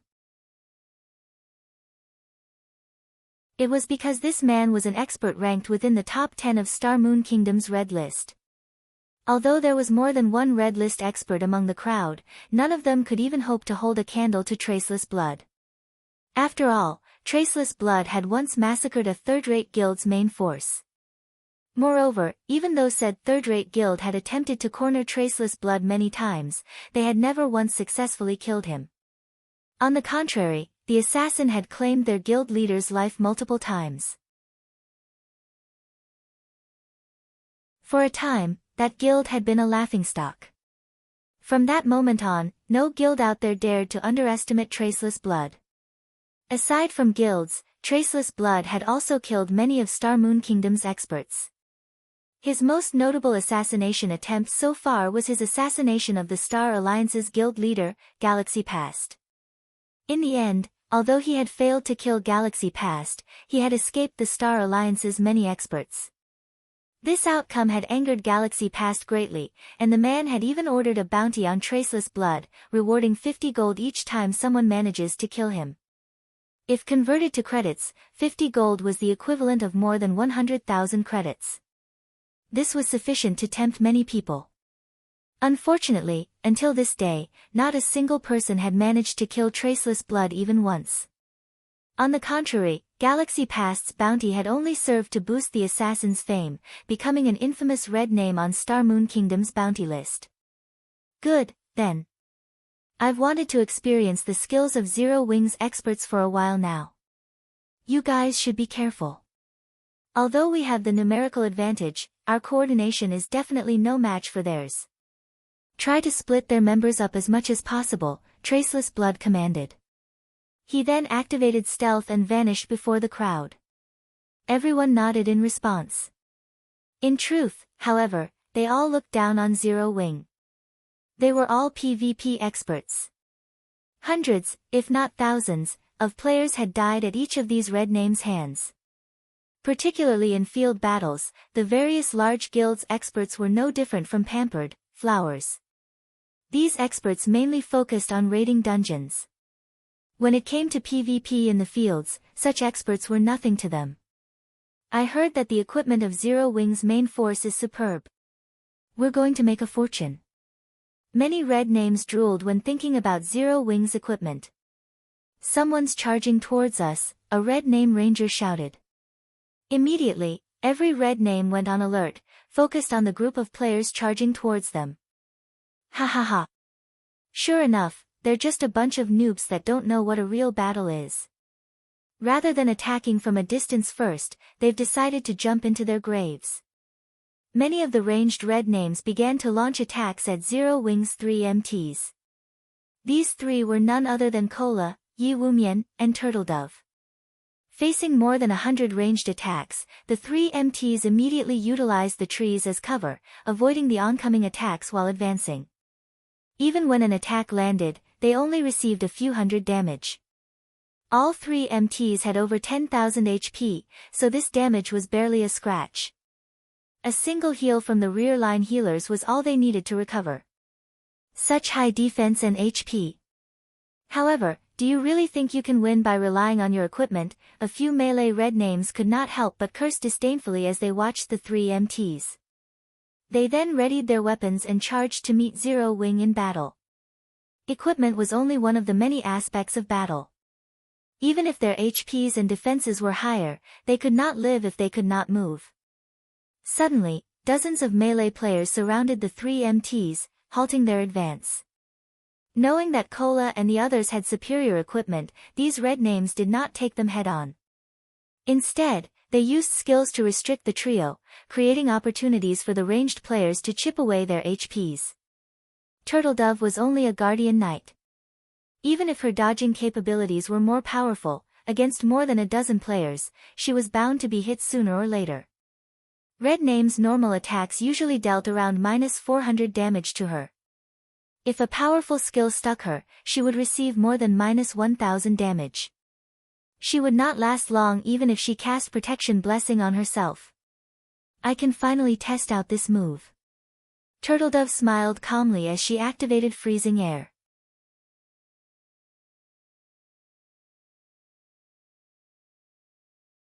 Chapter 692, A Corporation's Strength. Star Moon City, Star Moon Restaurant. Star Moon Restaurant was the only 5-star restaurant in Star Moon City. The building was 36 stories tall and stood at the heart of the city's central trade district. If one dined in the top-floor rooms of the restaurant, they could couple their food with the beauty of Starmoon City. However, even expert players could not afford even a single meal in the top-floor rooms. The minimum expenditure here was 30 gold. Normally, only NPC nobles came here for a meal. This was not a place for players. Today, however, a charming and sexy female player in luxurious purple robes enjoyed a meal in one of the VIP rooms on the top floor. Delicacies covered the table, each costing at least 2 gold. Each dish offered players a relatively top-tier piece of equipment. Suddenly, the room's doors opened. A burly, middle-aged man entered the room. "Miss Willow, I've arranged for the matter you requested. Both the red names and various workshops are quite satisfied with the remuneration that we have provided. Now, all we need to do is watch as Zero Wing is slowly ground to dust," the burly man reported coldly as he approached the purple-robed female respectfully. This man was none other than Twilight Echo's guild leader, Glorious Echo. After Shifeng had angered Exemplary Willow, the latter had ordered Glorious Echo to deal with Zero Wing. However, that was a challenge even for him. Starmoon Kingdom was not Twilight Echo's home ground. Moreover, even if it were, Twilight Echo couldn't do anything about Stone Forest Town. Hence, he had decided to hire the various workshops and red names in Starmoon Kingdom to deal with Zero Wing. A beggar doesn't fear going bankrupt. Unlike guilds, these players could afford to target Zero Wing as they had never particularly relied on Stone Forest Town or the Stoneclaw Mountains to strengthen themselves and level up. Even if Zero Wing tried to avenge their losses, locating these red names and workshops would not be easy. The resources and manpower required to do so would gradually wear Zero Wing down. It was especially true for those red names. Every one of them was an expert in field combat.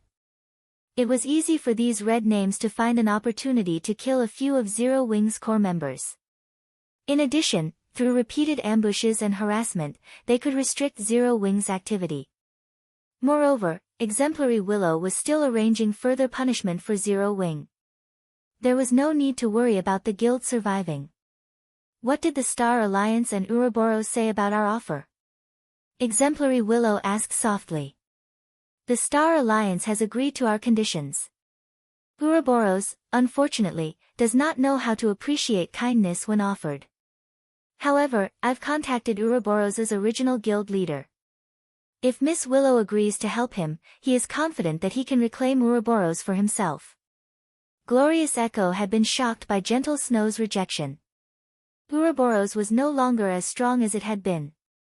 After the mutiny, Ouroboros began to struggle. Several corporations that had originally supported Ouroboros had abandoned the guild. The fact that the guild remained standing was a miracle in and of itself. Theoretically, the guild should be in need of a large sum of money to turn things around. Yet, Gentle Snow had rejected the offer of open source corporation support. Exemplary Willow had offered no less than what she had given Twilight Echo. Moreover, as the guild leader of Ouroboros, Gentle Snow should hold a significant fraction of the guild's shares. If she had accepted the offer, those shares would have easily become over 10 times more valuable. Exemplary Willow wanted to obtain the Stoneclaw Mountains at all cost. If they could not obtain Starmoon City's 2 first-rate guilds, it would be nearly impossible to claim the regional dungeon for themselves. Hence, Glorious Echo had sought out Ouroboros' original guild leader, Chao Qinghua. Chao Qinghua's influence was still entwined with Ouroboros. He was only helpless about his situation because Gentle Snow had gained the support of several important guild elders. If Chao Qinghua had the support of OSC, however, there was a large possibility that he could regain control over Ouroboros. Since that is the case, agree to his conditions. I don't want to waste too much of my time on Starmoon Kingdom. Exemplary Willow nodded indifferently.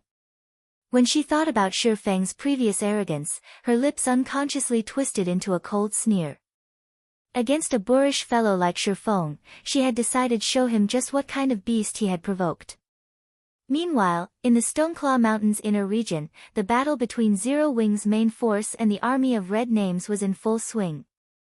After Turtledove activated freezing air, the temperature within 15 yards of her fell sharply, cold air filling the area.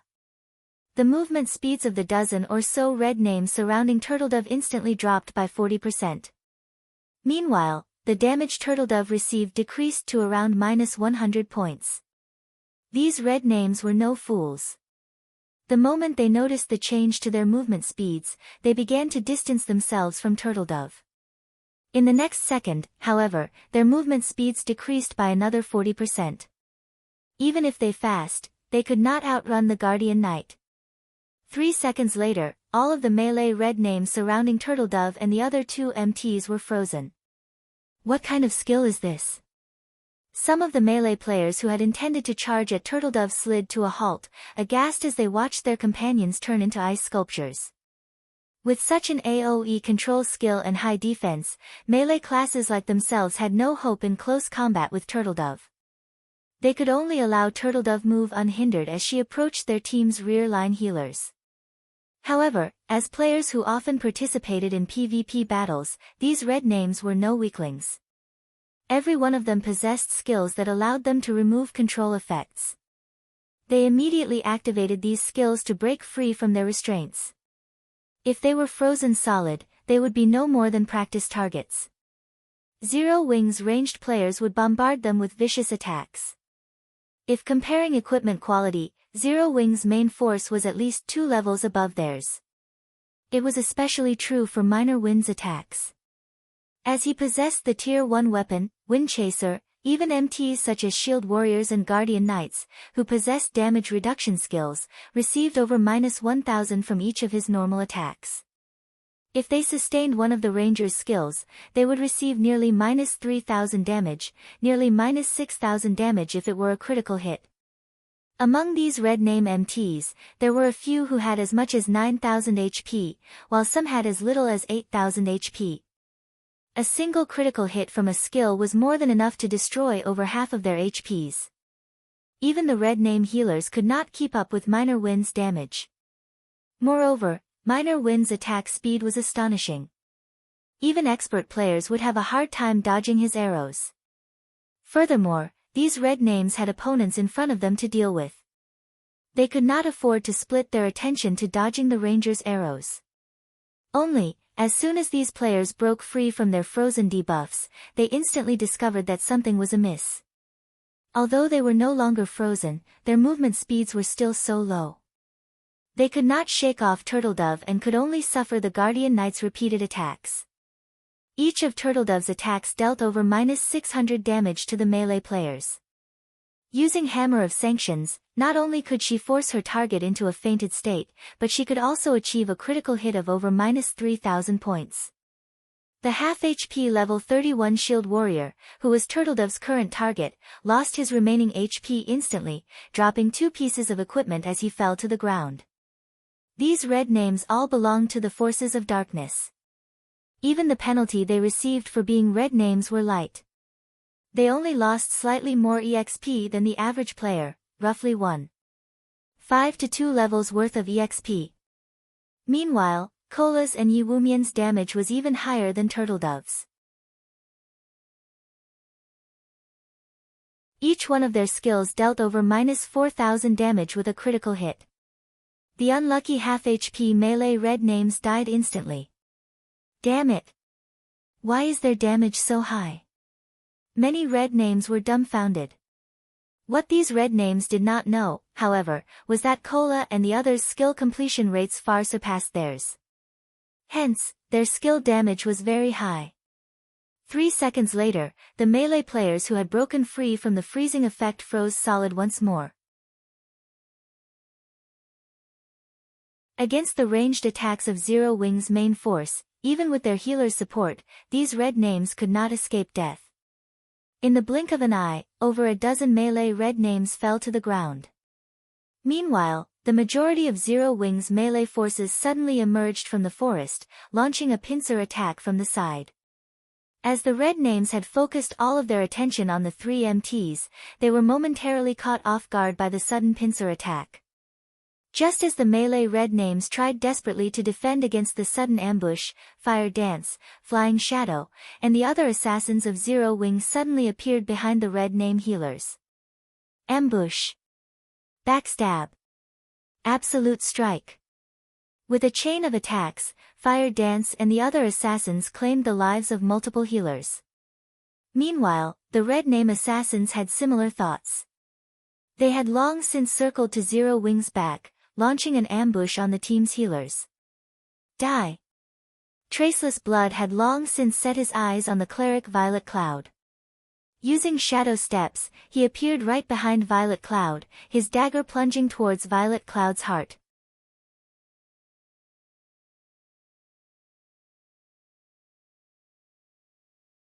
Chapter 693, Magic Weapon Against Magic Weapon. Traceless Blood was extremely fast. Everything happened in the blink of an eye. The assassin had not given Violet Cloud any opportunities to activate her skills.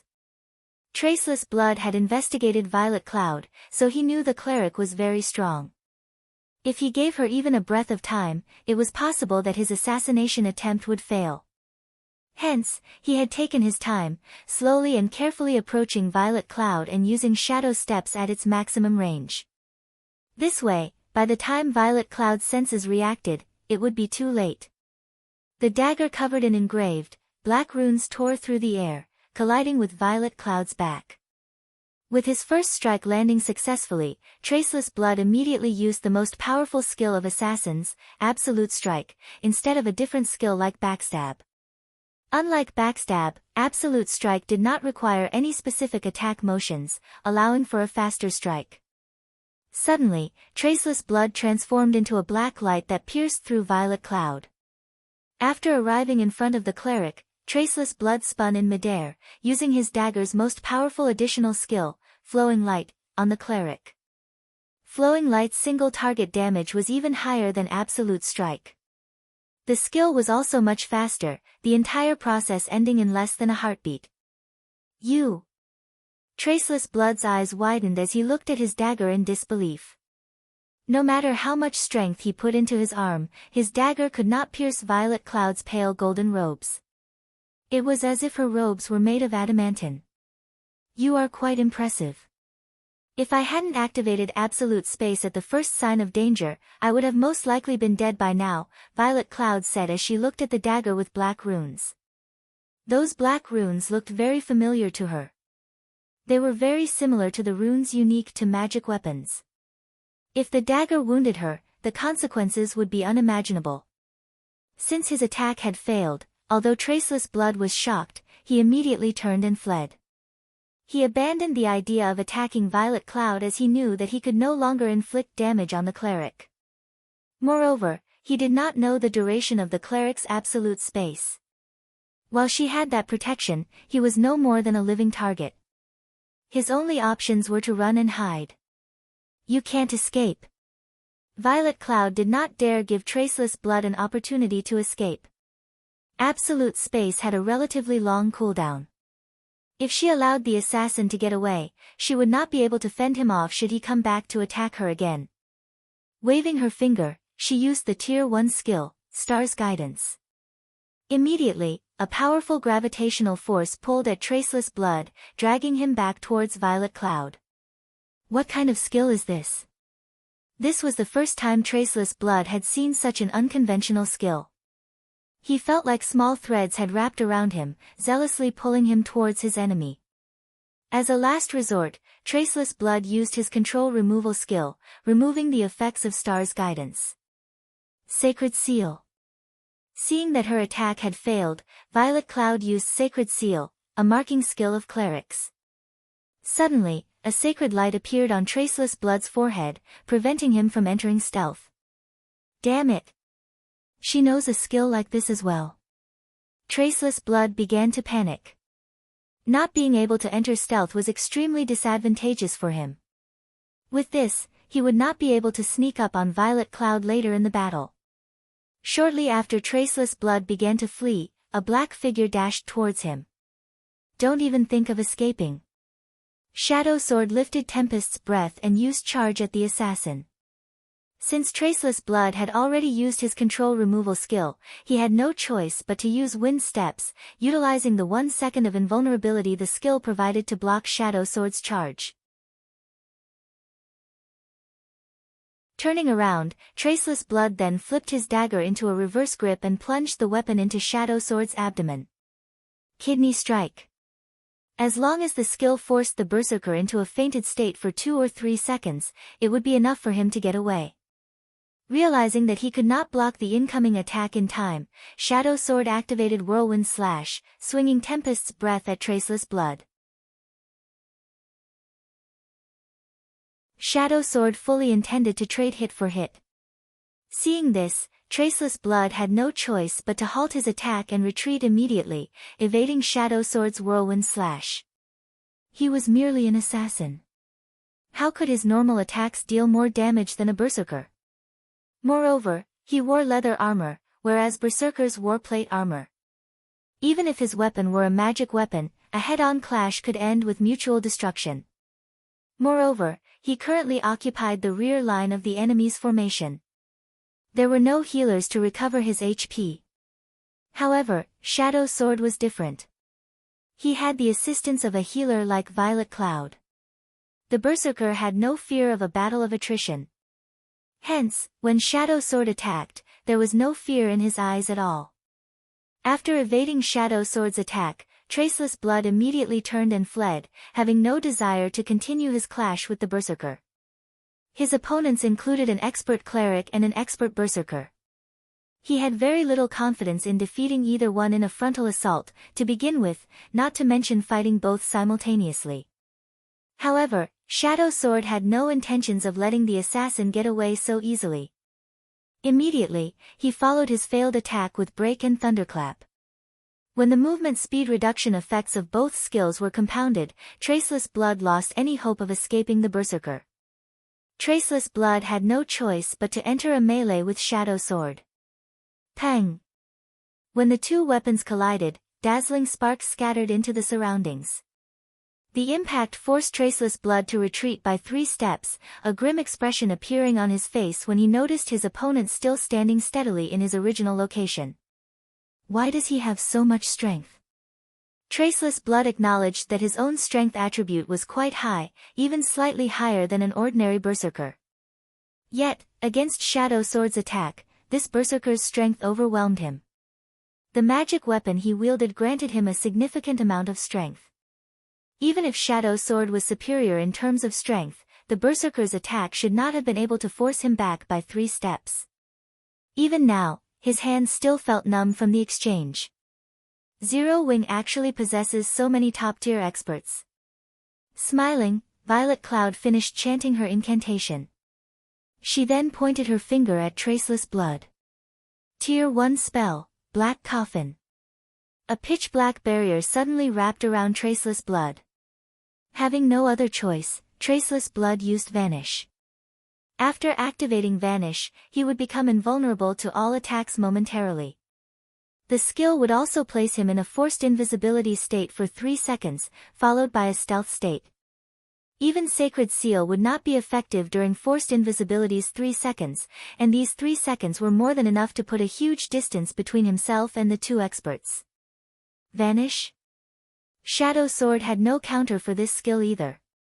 This was the most powerful life-saving skill an assassin, one of the 12 major classes, possessed. Unless one had a silencing skill, it was extremely difficult to kill an expert assassin. 3 seconds later, Traceless Blood reappeared far from Shadow Sword. At this range, even the berserker's charge would not reach him. Moreover, assassin was an agility-focused class. In terms of movement speed, an assassin was much faster than a berserker.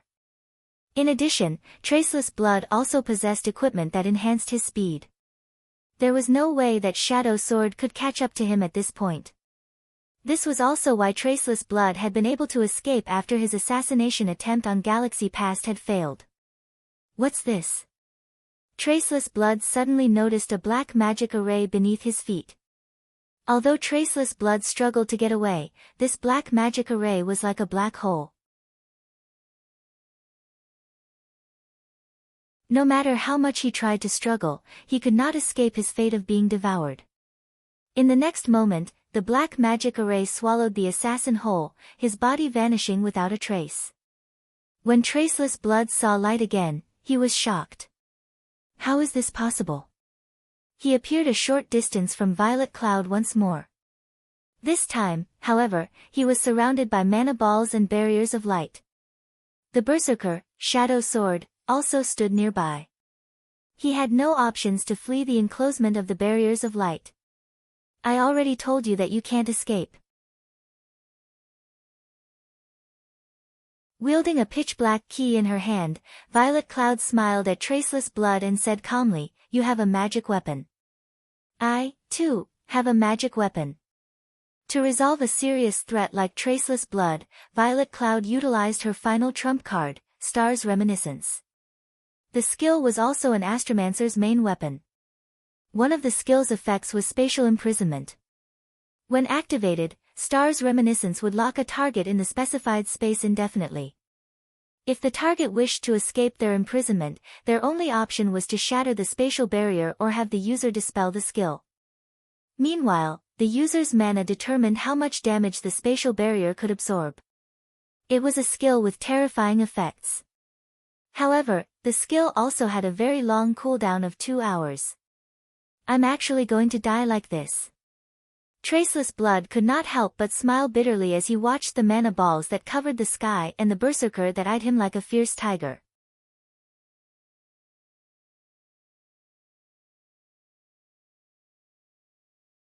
Chapter 694, Zero Wings Strength.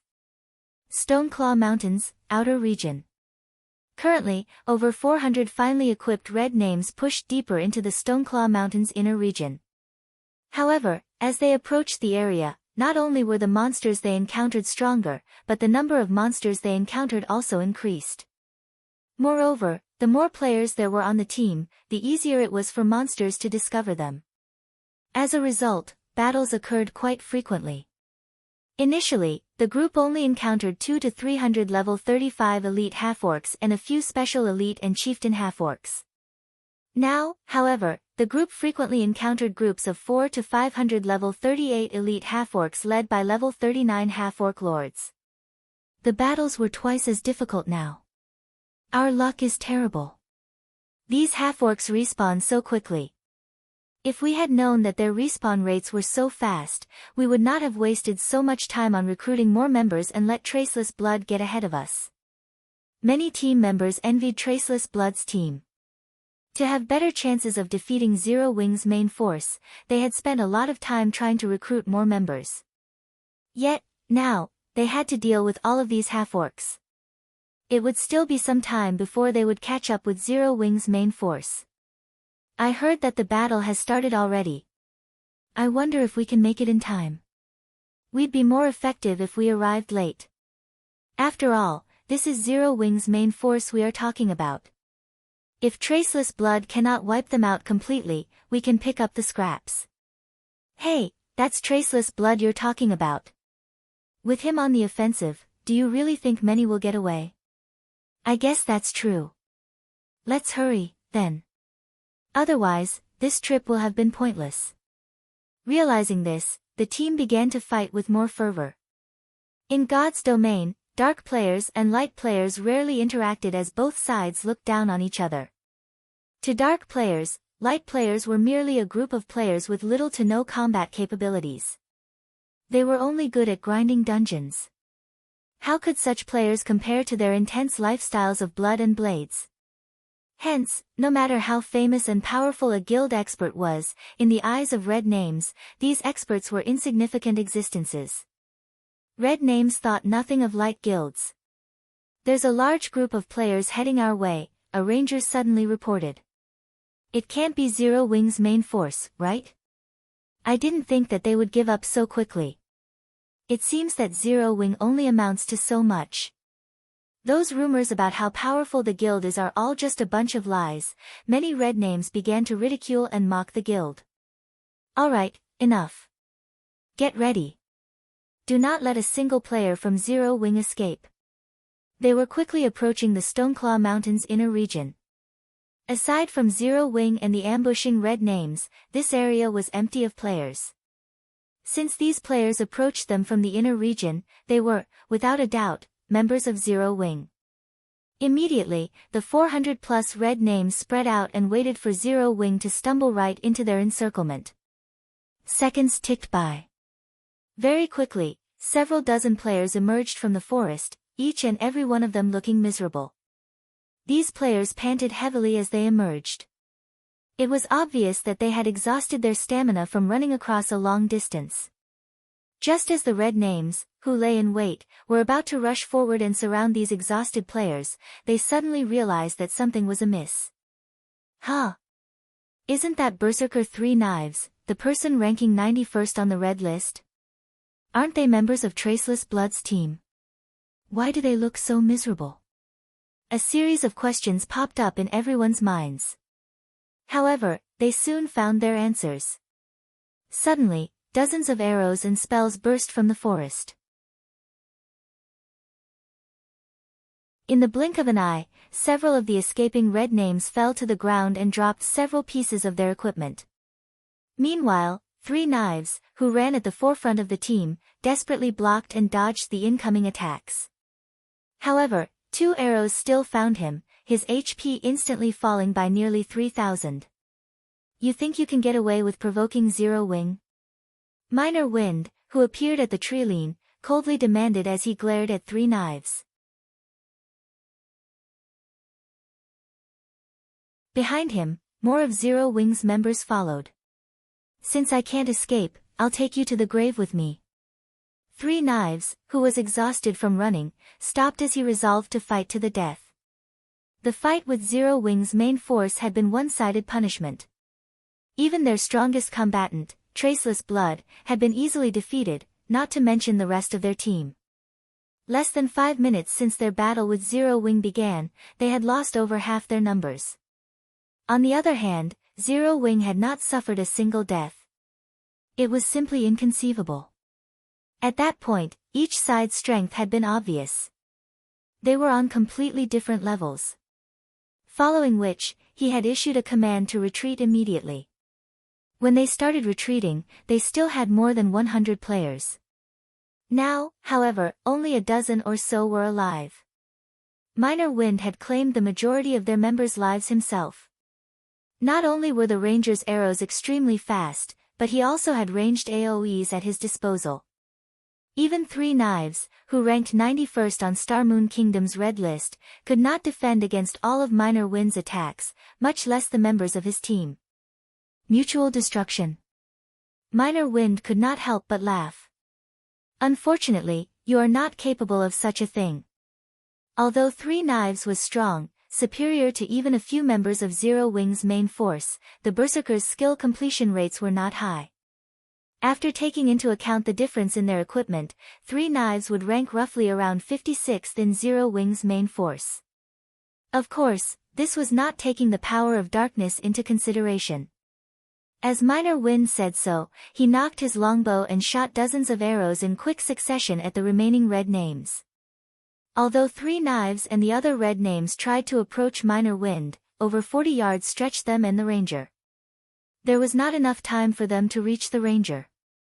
Moreover, of the dozen or so remaining red names, not a single one was a ranged class.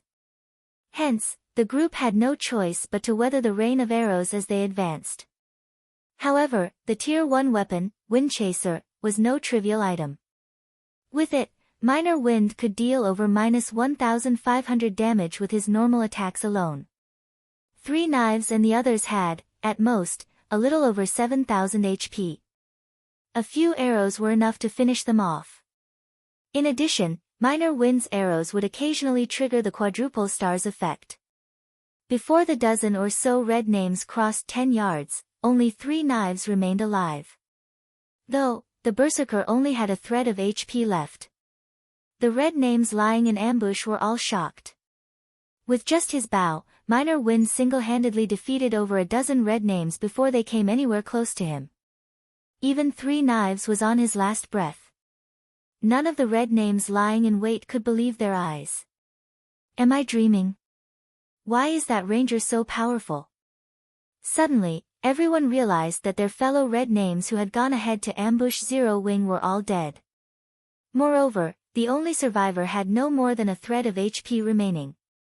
The gap between the light players in their imaginations and the members of Zero Wing's main force was massive. Oh. You called for reinforcements?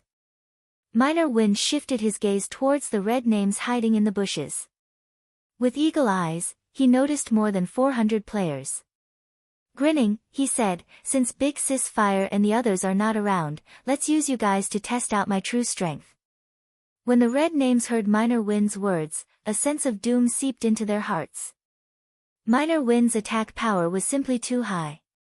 Moreover, none of them were confident in escaping his rain of arrows unscathed. 3 Knives was the best evidence for the assumption. Suddenly, the leading black-robed elementalist jumped up from his hiding spot and shouted, "Wait."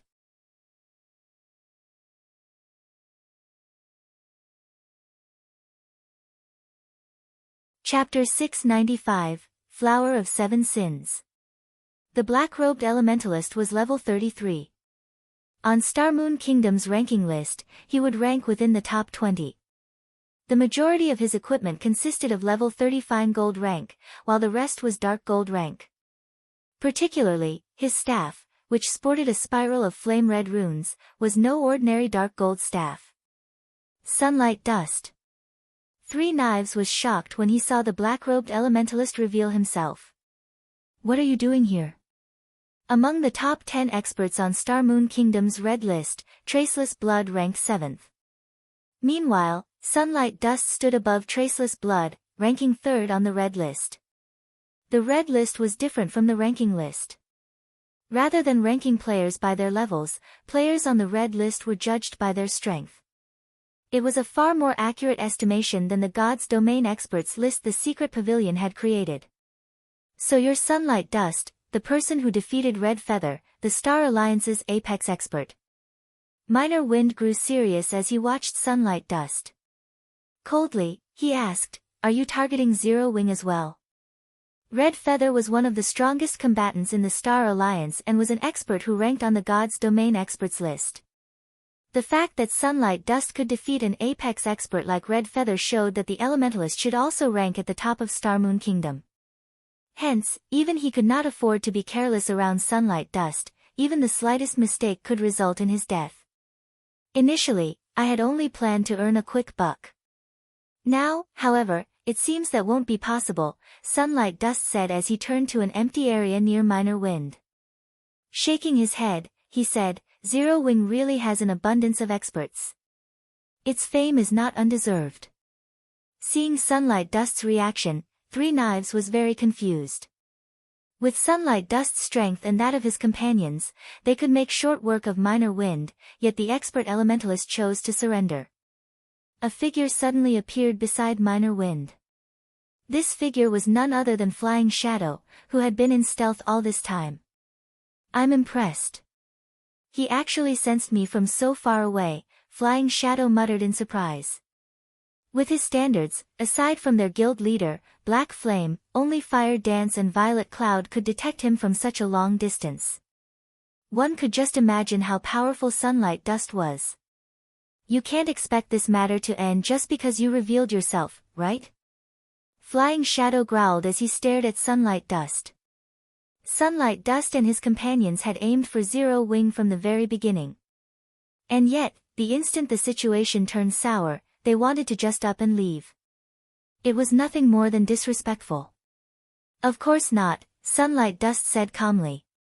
I have very useful information for Zero Wing. Let us offer this as compensation. What do you think? What kind of information? Flying Shadow asked. Currently, only red names and small workshops are targeting Zero Wing. However, this is only the beginning. I've heard that our employer is in the process of hiring the Flower of Seven Sins as well, Sunlight Dust said slowly. At the mention of the name, Flower of Seven Sins, everyone sucked in a breath of cold air. There were many powers in the virtual gaming world. There were guilds, workshops, and special organizations such as the Flower of Seven Sins. The Flower of Seven Sins was neither a workshop nor a guild. However, the organization's name shook the virtual gaming world. Their fame was so widespread was because the Flower of Seven Sins was an organization specializing in assassination work. They targeted gamers' characters, specifically. As long as a virtual reality game possessed a PvP mechanism, the Flower of Seven Sins would be present. And as long as a player could afford their price, whether it was a monster-like gamer or the guild leader of a super guild, the Flower of Seven Sins could assassinate their target. Moreover, these statements were not without proof. In the past, someone had paid to have the guild leader of a super guild eliminated. In the end, the Flower of Seven Sins completed the task. Back then, the organization had greatly angered said super guild, causing said super guild to declare war against the organization. In the end, however, this super guild ceased to exist. The Flower of Seven Sins tore the guild apart thoroughly and removed its name from the virtual gaming world forever. However, the Flower of Seven Sins' asking price was extremely high. No ordinary person could afford it. Fire Dance suddenly appeared in between the two groups. In a grave tone, she asked, "Are you telling us the truth?" Fire Dance's sudden appearance surprised even Sunlight Dust, causing the elementalist to feel an immense pressure. I actually failed to detect her at such a close distance. Sunlight Dust wore a grave expression as he looked at Fire Dance. This was the first time anyone had come so close to him undetected. He possessed a special skill that granted him greater perception than ordinary players. Otherwise, he would not have so easily discovered Flying Shadow. If Fire Dance attacked him at such a close distance, he would likely die. Zero Wing really is scary. It's no wonder that person is hiring the Flower of Seven Sins. Sunlight Dust finally realized. He then turned to Fire Dance, smiling bitterly as he responded, "I guarantee that this information is true. However, as to what that person has requested the Flower of Seven Sins to do, even I have no clue. You may leave." Fire Dance dismissed them with a wave of her hand. Whether Sunlight Dust was lying to her or not, she doubted his words. Experts had their own pride to protect. It was especially true for an apex expert like Sunlight Dust. Following which, Sunlight Dust led his team away. As for Three Knives, he was not allowed to leave with his life. Flying Shadow immediately ended the Berserker's life as negotiations ended. As for Sunlight Dust, he did not particularly mind. Although he and Three Knives were both red names, they were not companions, and he had no obligation to rescue Three Knives. "Big Sis Fire, what are we going to do now?" Flying Shadow asked worriedly as he sheathed his daggers. Every player's heart was familiar with the terror of the Flower of Seven Sins. Until today, they had never once failed a job. Even super guilds did not dare to provoke the Flower of Seven Sins. Such an organization targeted Zero Wing. Even with Zero Wing's current strength, Flying Shadow doubted that they could fend off the Flower of Seven Sins. This matter is of utmost importance. Let's discuss it with Aqua and guild leader first. Fire Dance had no idea of what to do now. The Flower of Seven Sins' reputation was simply too immense. Anyone who had touched a virtual reality game knew about the organization. The Flower of Seven Sins was a transcendental existence among gamers. If the Flower of Seven Sins truly intended to annihilate Zero Wing, then this would be the greatest danger their guild had ever faced. The top of the world, Mount Sogar. With the aid of two Tier 3 demons, Shifeng finally managed to locate a pair of massive locked doors near the top of Mount Sogar. Engraved runes decorated the stone doors and black chains bound them, each chain giving off a faint pressure. This pressure was familiar to Shifeng. Divine Might. Although the divine might the chains exuded was faint, no one who had encountered divine might would forget the sensation. Shifeng had already reached level 34. His level was high enough for him to rank within the top 3 of Star Moon Kingdom's ranking list. On Mount Sogar, however, he was an insignificant existence. If he had not possessed 2 Tier 3 demons, he would not have made it up to this point. Shi Feng had encountered multiple level 50 lords on his way up the mountain. With his strength alone, unless he activated the aura of space's space movement, he would not have survived. Meanwhile, a gigantic beast stood guard beside the massive pair of stone doors. This quest is absurdly difficult on so many levels. Shi Feng inwardly laughed bitterly as he watched the gigantic beast. Nine-headed magic snake, ferocious beast, great lord. Level 55.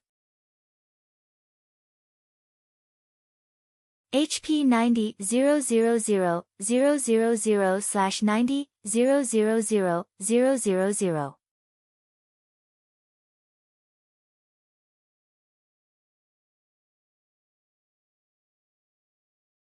Chapter 696, Ferocious Beast.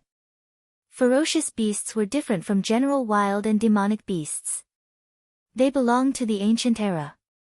During ancient times, ferocious beasts were monsters that fought even gods.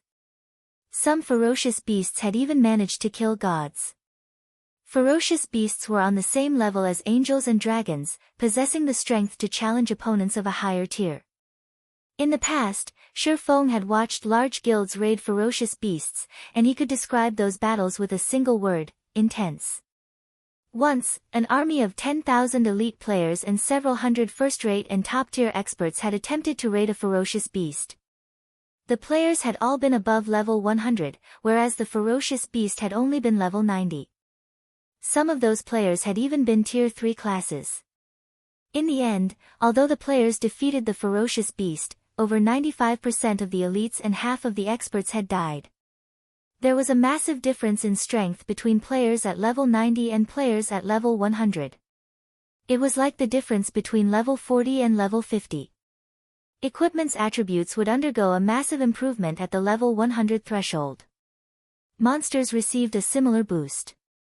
Yet, even with such a huge difference, the players who faced off against the ferocious beast still suffered devastating losses. Although the nine-headed magic snake was only a great lord, unlike the level 90 ferocious beast that had been a level 90 grand lord, it was still a much higher level than Shi Feng. At the very minimum, it would take a party of level 60 players to take down a level 55 great lord ranked ferocious beast. In Shi Feng's opinion, if he wanted to kill this ferocious beast, he needed at least 500 level 60 and above tier 2 players. Moreover, they would need excellent equipment. Particularly, their weapons should be at least dark gold rank. Facing the nine-headed magic snake with any less would be suicide. Unlike other monsters, ferocious beasts did not just possess immense combat power. They also possessed the life force passed down from ancient times. In combat, ordinary monsters' battle recovery would only regenerate 1% of their HPs every 5 seconds. Ferocious beasts' battle recovery, on the other hand, regenerated 3% of their HPs every 5 seconds. A ferocious beast's HP already ranked at the very top among monsters. They were practically bug-like existences. The nine-headed magic snake had 90 million HP. In battle, it could recover 2,700,000 HP every 5 seconds. Even if Shi Feng multiplied his damage output by 10, and the Great Lord stood motionless, he could not kill it. With such a powerful monster guarding the doors, it had been made clear that underestimating this quest's difficulty would be a mistake. Even an epic quest wasn't this absurdly difficult. Fortunately, it doesn't seem like I'm required to kill the nine-headed magic snake to pass through those doors. Shi Feng breathed a sigh of relief as he shifted his gaze towards a small circular indentation in the stone doors. The indentation was the perfect size for the elemental core. Weissman had said that the elemental core was both a map and a key. Since there was a keyhole in the stone doors, he just needed to insert the elemental core to open them. Moreover, with the nine-headed magic snake's massive body, it would not be able to cross the threshold. As long as Shi Feng reached the other side of the doors, he should be safe from the ferocious beast. However, trying to open the doors under the snake's nose was not going to be easy. It seems like I'll have to sacrifice the purgatory demon. Shi Feng noticed that the purgatory demon's time in this world was already nearing its end. Since it was going to disappear soon anyway, he might as well put it to good use. The Purgatory Demon had 13 million HP. It should buy him some time. Immediately, Shi Feng used Phantom Kill and sent his doppelganger away. With this, should his life be in danger, he could escape. As the doppelganger distanced itself from Shi Feng's group, the swordsman directed the Purgatory Demon to charge towards the nine-headed magic snake. Next to the nine-headed magic snake, which was over 30 meters tall, the Purgatory Demon looked like an insect. One bite from one of the Great Lord would be enough to devour several Purgatory Demons.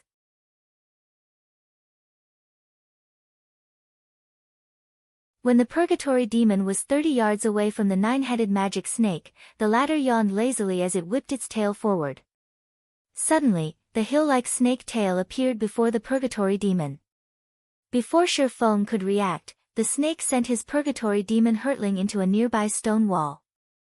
When the Purgatory Demon slammed into the wall, a damage that the demon had never experienced before appeared above its head. -267,849. Shi Feng's mouth twitched when he saw those numbers. This damage far surpassed his expectations. With a casual strike, the nine-headed magic snake dealt nearly -270,000 damage. Despite both creatures being tier 3, the difference in strength was like heaven and earth. Since I can't approach it, what about this? Shi Feng did not dare direct the Purgatory Demon to approach the ferocious beast again. Instead, he used the tier 3 skill, Garuda's Flames. Suddenly, a sea of fire rushed towards the nine-headed magic snake. This time, the ferocious beast finally woke. Suddenly, one of its snakeheads opened its mouth and inhaled. The beast sucked the flaming tide into its mouth, devouring the fire in the blink of an eye. Even Shi Feng was stunned. This was his first battle against a ferocious beast.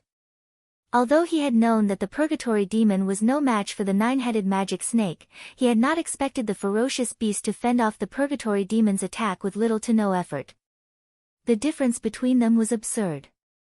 After devouring the sea of fire, that snakehead turned to stare at the Purgatory Demon. In the next moment, it widened its mouth and spat out a more powerful version of Garuda's Flames. The flames were extremely fast, and it took everything Shi Feng had just to get the Purgatory Demon to dodge those flames. As for the sturdy stone walls that bore the brunt of the molten attack, not only did the flames effortlessly tear through the walls, but the stone also melted into glowing lava. In an instant, over 50 meters of the stone wall disappeared. Is this the strength of the nine-headed magic snake? Shi Feng was utterly baffled. At this point, he even began to doubt whether the nine-headed magic snake was just a great lord. Even several thousand tier 2 players would not be a match for the ferocious beast. Moreover, based on the magic snake's lazy attitude, it was obvious that the ferocious beast was simply toying with him. It had yet to utilize its true potential. Helpless, Shi Feng could only use his final trump card. The Purgatory Demon's tier 3 taboo skill, Spatial Suppression. If he could not shift the nine-headed magic snake's attention towards the Purgatory Demon, he would not have a chance to open the stone doors. The power of a tier 3 taboo skill could rival even an ordinary tier 4 skill. As the nine-headed magic snake was both a great lord and a ferocious beast, its combat power should be equivalent to tier 4. In theory, a tier 3 taboo skill should deal damage to the nine-headed magic snake. Moreover, the damage should be relatively high. When the Purgatory Demon swung its war axe at the nine-headed magic snake, Shi Feng silently prayed that the attack would wound the great lord. Even a small amount of damage would be fine. This time, the nine-headed magic snake finally raised all 9 of its heads, its eyes locked onto the Purgatory Demon's incoming war axe. Suddenly, a hint of gravity appeared in its amber eyes. Let this succeed. Shi Feng tightened his grip around the elemental core, focused on the nine-headed magic snake's reaction. When spatial suppression activated, everything the space surrounding the nine-headed magic snake suddenly grew incomparably heavy. One could not move if they tried. Yet, the nine-headed magic snake still moved. Although it was extremely slow, it was still capable of moving under the spatial suppression. However, as its tail moved very slowly, Sure Feng could easily control the purgatory demon to avoid the attack. The demon's war axe then struck one of the fierce beast's heads. Boom! The 9-headed magic snake instantly lost that head as it fell to the ground, forming a massive crater. Meanwhile, the other 8 heads simultaneously screamed in pain as a massive amount of damage appeared above them. Minus 605,791.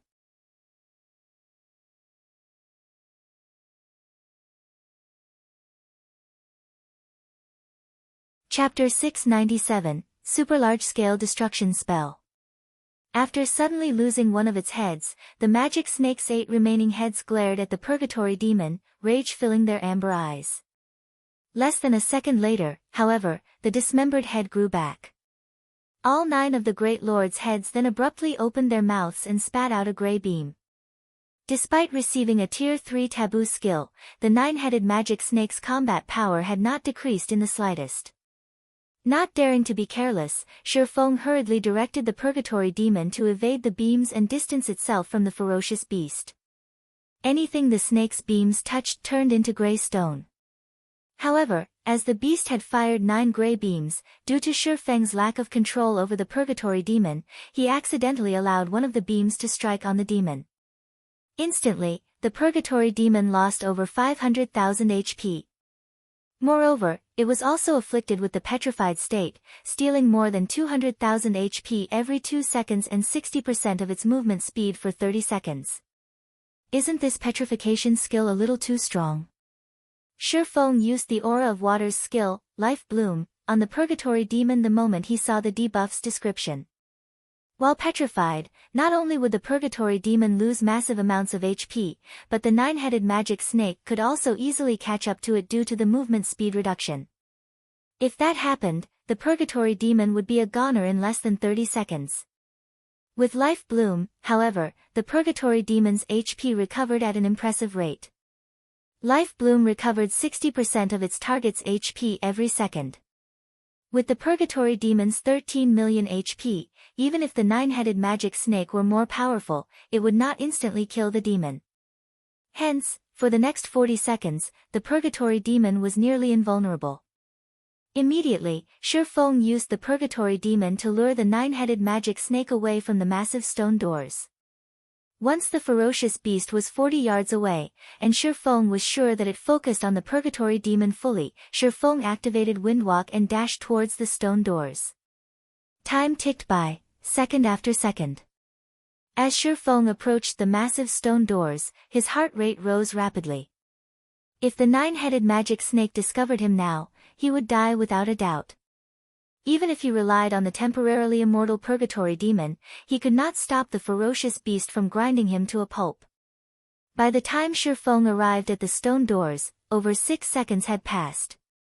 Meanwhile, the purgatory demon had lured the 9-headed magic snake 100 yards away from the stone doors and desperately tried to pin it down, earning as much time for Sure Feng as possible.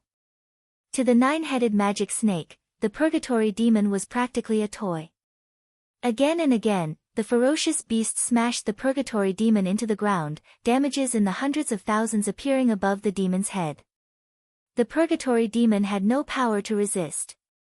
Without wasting any time, Sure Feng immediately inserted the elemental core into the small hole in the doors. Suddenly, the magic arrays on the elemental core and inside the circular hole shifted and aligned. They then released a faint, golden light. The runes covering the pair of stone doors lit up, releasing a dazzling golden glow. A moment later, the chains around the stone doors began to shatter. Faster! Hurry up! Sure Feng's anxiety mounted as he watched the chains break, one after another. There were over 20 chains around the doors, yet each one took a full second to break. It would take more than 20 seconds for the stone doors to open. As the chains shattered, the initially weak divine might grew stronger. This is bad. Sure Feng frowned as he turned to the 9-headed magic snake, which currently toyed with the purgatory demon. With the divine might growing stronger, even he could sense it clearly now, not to mention the ferocious beast that had guarded the doors all this time. Sure enough, The nine-headed magic snake sensed the increasing divine might, and it could not help but turn to look at the stone doors. Suddenly, it whipped its tail and sent the purgatory demon flying before turning and slithered towards Shifeng. Meanwhile, 10 chains remained on the doors. With the nine-headed magic snake's speed, it did not need that much time to reach him. With no other choice, Shifeng directed the cursed demon to use the Tier 3 skill, Spiritual Blade, to attack the ferocious beast. Spiritual Blade was not just a magical attack skill, it was also capable of forcing its target into a confused state for 15 seconds. The skill could earn him enough time for the doors to open. This time, due to the stone doors being unlocked, the nine-headed magic snake did not bother blocking the Spiritual Blade. Immediately, the ferocious beast received over -300,000 damage, releasing a pained cry as its massive body slid to a halt. Its eyes glazed over slightly. Good. Shifeng unconsciously sighed with relief. Although the nine-headed magic snake possessed relatively high magic resistance, in the end, it was still only a great lord. A Tier 3 skill should still be effective against it. As the chains continued to shatter, the ferocious beast's glazed eyes gradually regained clarity. By the time the last 3 chains remained, the nine-headed magic snake woke from its stupor. It then released an earth-shaking roar, its cold, amber eyes suddenly turning blood-red. Widening its mouths, it fired multiple gray beams once more. The nine-headed magic snake had spat a total of 9 gray beams. Each one was more than enough to kill Shifeng instantly. Moreover, the 9 beams sealed off any path of retreat. Shifeng had nowhere to go. Immediately, Shifeng activated his replace skill. In the next moment, Shifeng's doppelganger lost all of its HP as it transformed into a gray statue. Following which, the doppelganger shattered, becoming dust that scattered in the wind. It could not resist the beams in the slightest. Seeing Shifeng vanish completely, the nine-headed magic snake shifted its attention towards the cursed demon. Shifeng immediately directed the cursed demon to escape. To the nine-headed magic snake, however, the cursed demon was simply too slow. After the demon had taken a few steps, the ferocious beast caught up to it. With a whip of its tail, the nine-headed magic snake sent the cursed demon into a stone wall, destroying over 400,000 HP instantly. In less than 3 seconds, the cursed demon lost over 2 million HP. This is my chance. Shifeng realized that all of the chains had finally broken. He activated space movement and arrived before the doors once more. Stretching out his hand, he twisted the elemental core. As the elemental core produced a click sound, the massive stone doors gradually opened. Turning to take a look, the nine-headed magic snake froze. It had never imagined that Shifeng would appear again. Thinking that its previous skill had been too weak, all 9 of the great lords' heads stretched open their jaws once more. This time, however, the heads did not spit gray beams. Suddenly, a massive threefold magic array appeared above the stone doors. The sky suddenly darkened as black winds moaned. The massive magic array covered a radius of 300 yards, and even the distant purgatory demon and cursed demon were within the ferocious beast's attack range. Shifeng's excited expression dropped. Shifeng had seen this spell before. The Tier 3 curse, Dark Gale. The curse was a super large-scale destruction spell that lasted 10 full seconds. At this moment, Shifeng had no defense against this spell. The 7 luminaries ring was still on cooldown, so he could not switch to the aura of earth or the aura of illusion. As for defensive blade, the skill's block counts were not enough to block the dark gale completely. As the black gale tore at him, Shifeng said his prayers as he activated defensive blade. The wind devoured all life it touched. In the blink of an eye, the defensive blade's 9 block counts had been exhausted. Dark Gale had caused 9 instances of damage in just 1 second. Even with his Tier 1 defensive blade, Shifeng would not last 2 seconds.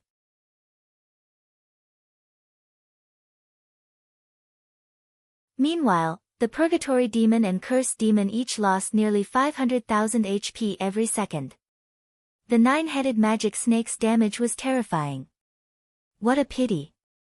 As the black wind surrounded him, Shifeng felt somewhat disappointed. He was a thread away from opening and entering the stone doors. He had never imagined that the 9-headed magic snake would be so vicious to use a Tier 3 curse. Moreover, it was a super large-scale destruction spell. The ferocious beast gave him no chance. As the black wind swept in for a second attack. Suddenly, the threefold magic array in the sky began to disappear. The dark gale also dissipated into nothingness. Before Shifeng could figure out what was happening, the 9-headed magic snake cried painfully as its body rapidly turned into stone. It then shattered into dust and rubble. 3 shimmering items fell on top of the pile of rubble. The sound of a system notification suddenly reached Shifeng's ears. This is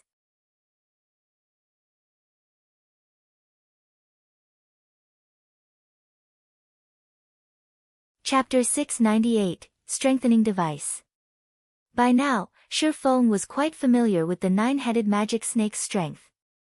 To current players, it was practically invincible.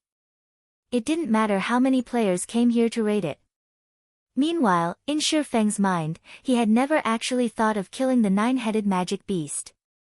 Since the beginning, he had only thought of luring it away from the stone doors. He had never expected the Great Lord to die.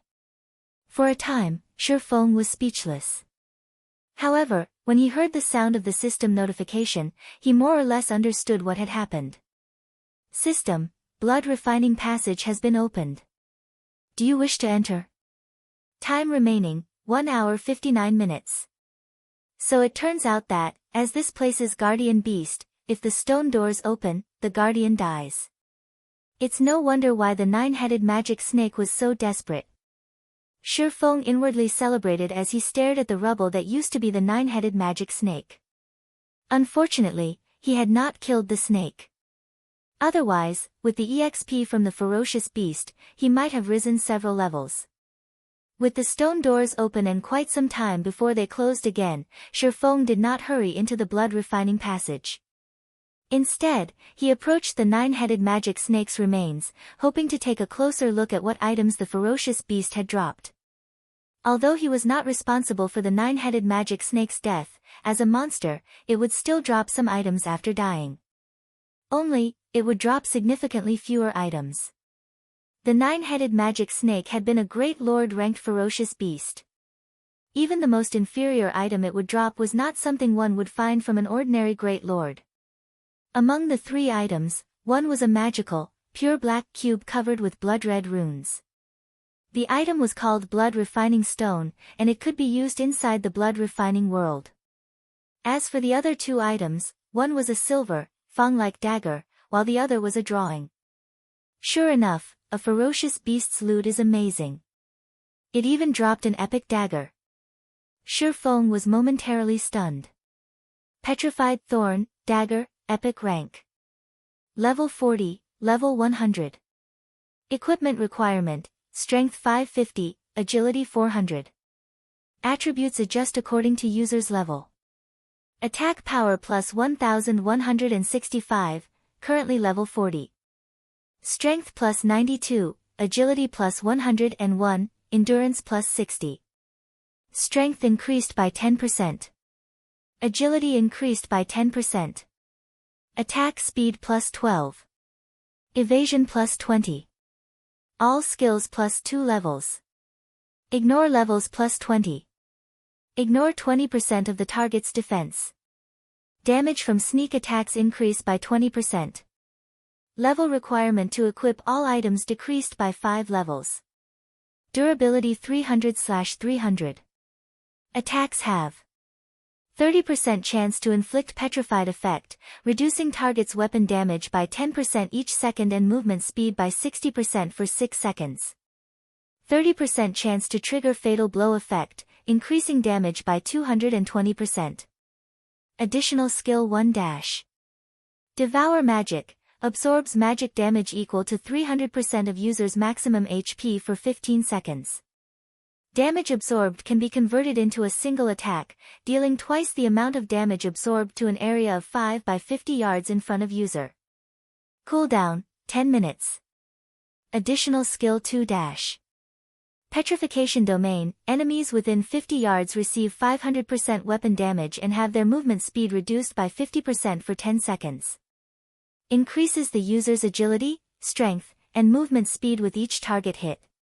Agility and strength can increase to a maximum of 30%, while movement speed can increase to a maximum of 100% for 30 seconds.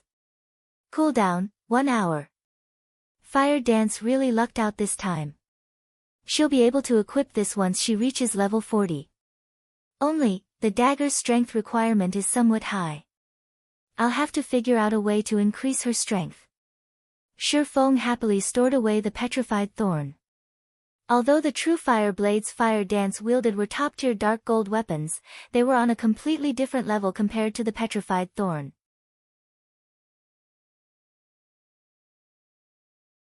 At the end of the day, even the most powerful dark gold weapon was only a mortal's weapon.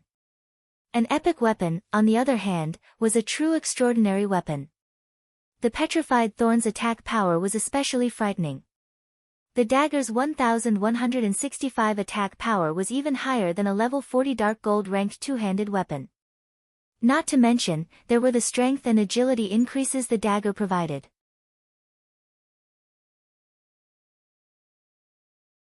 If Fire Dance equipped this dagger, she could slice through players as if she were dicing vegetables.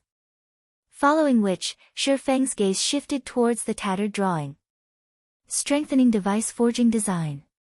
Can strengthen player equipment, significantly reducing the consumption of durability. Required materials, 1 magic crystal, 10 mithril ore, 2 intermediate mana recovery potions, and 1 basic alchemy array. Is this real? Even something like this dropped. Shifeng muttered in surprise.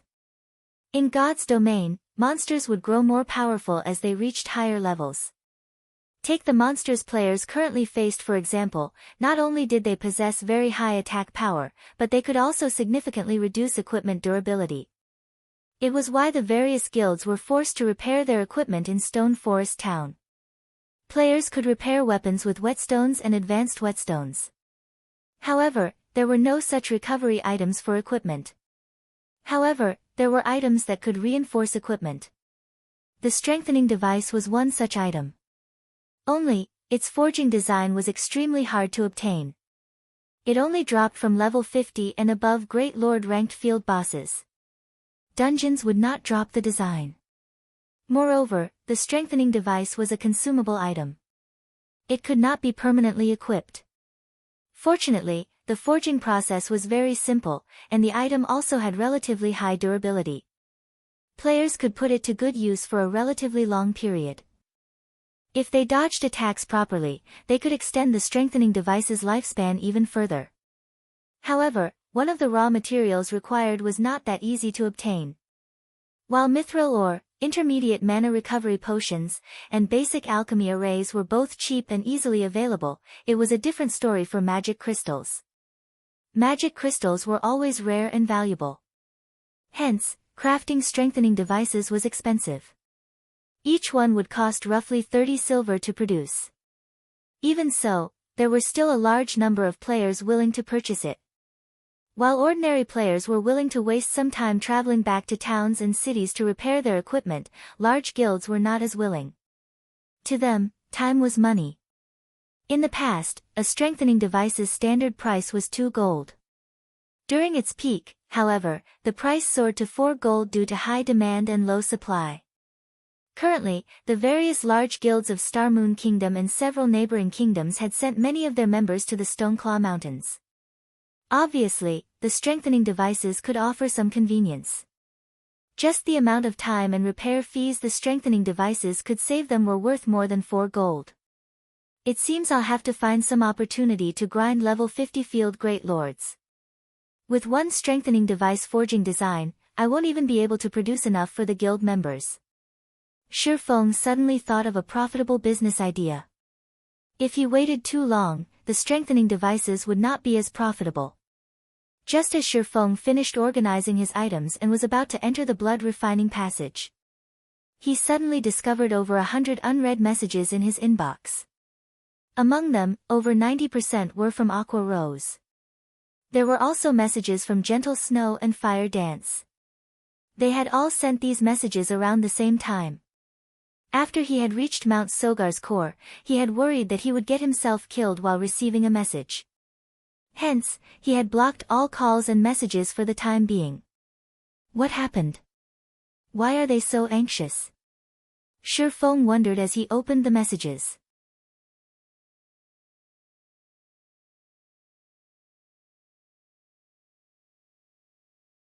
Chapter 699, Banished. The Flower of Seven Sins. A serious expression overcame Shifeng when he saw this name. He had not expected that exemplary Willow to be so vicious. It would have been fine had she just hired a bunch of red names and small workshops to harass Zero Wing. At most, it would make things a little difficult for the guild. However, it was a completely different story if she hired the Flower of Seven Sins. As a mysterious assassin organization of the virtual gaming world, nearly every virtual reality game contained traces of the Flower of Seven Sins. In the past, the Flower of Seven Sins had even developed itself into one of God's domain's peak powers. No guild could afford to offend the Flower of Seven Sins.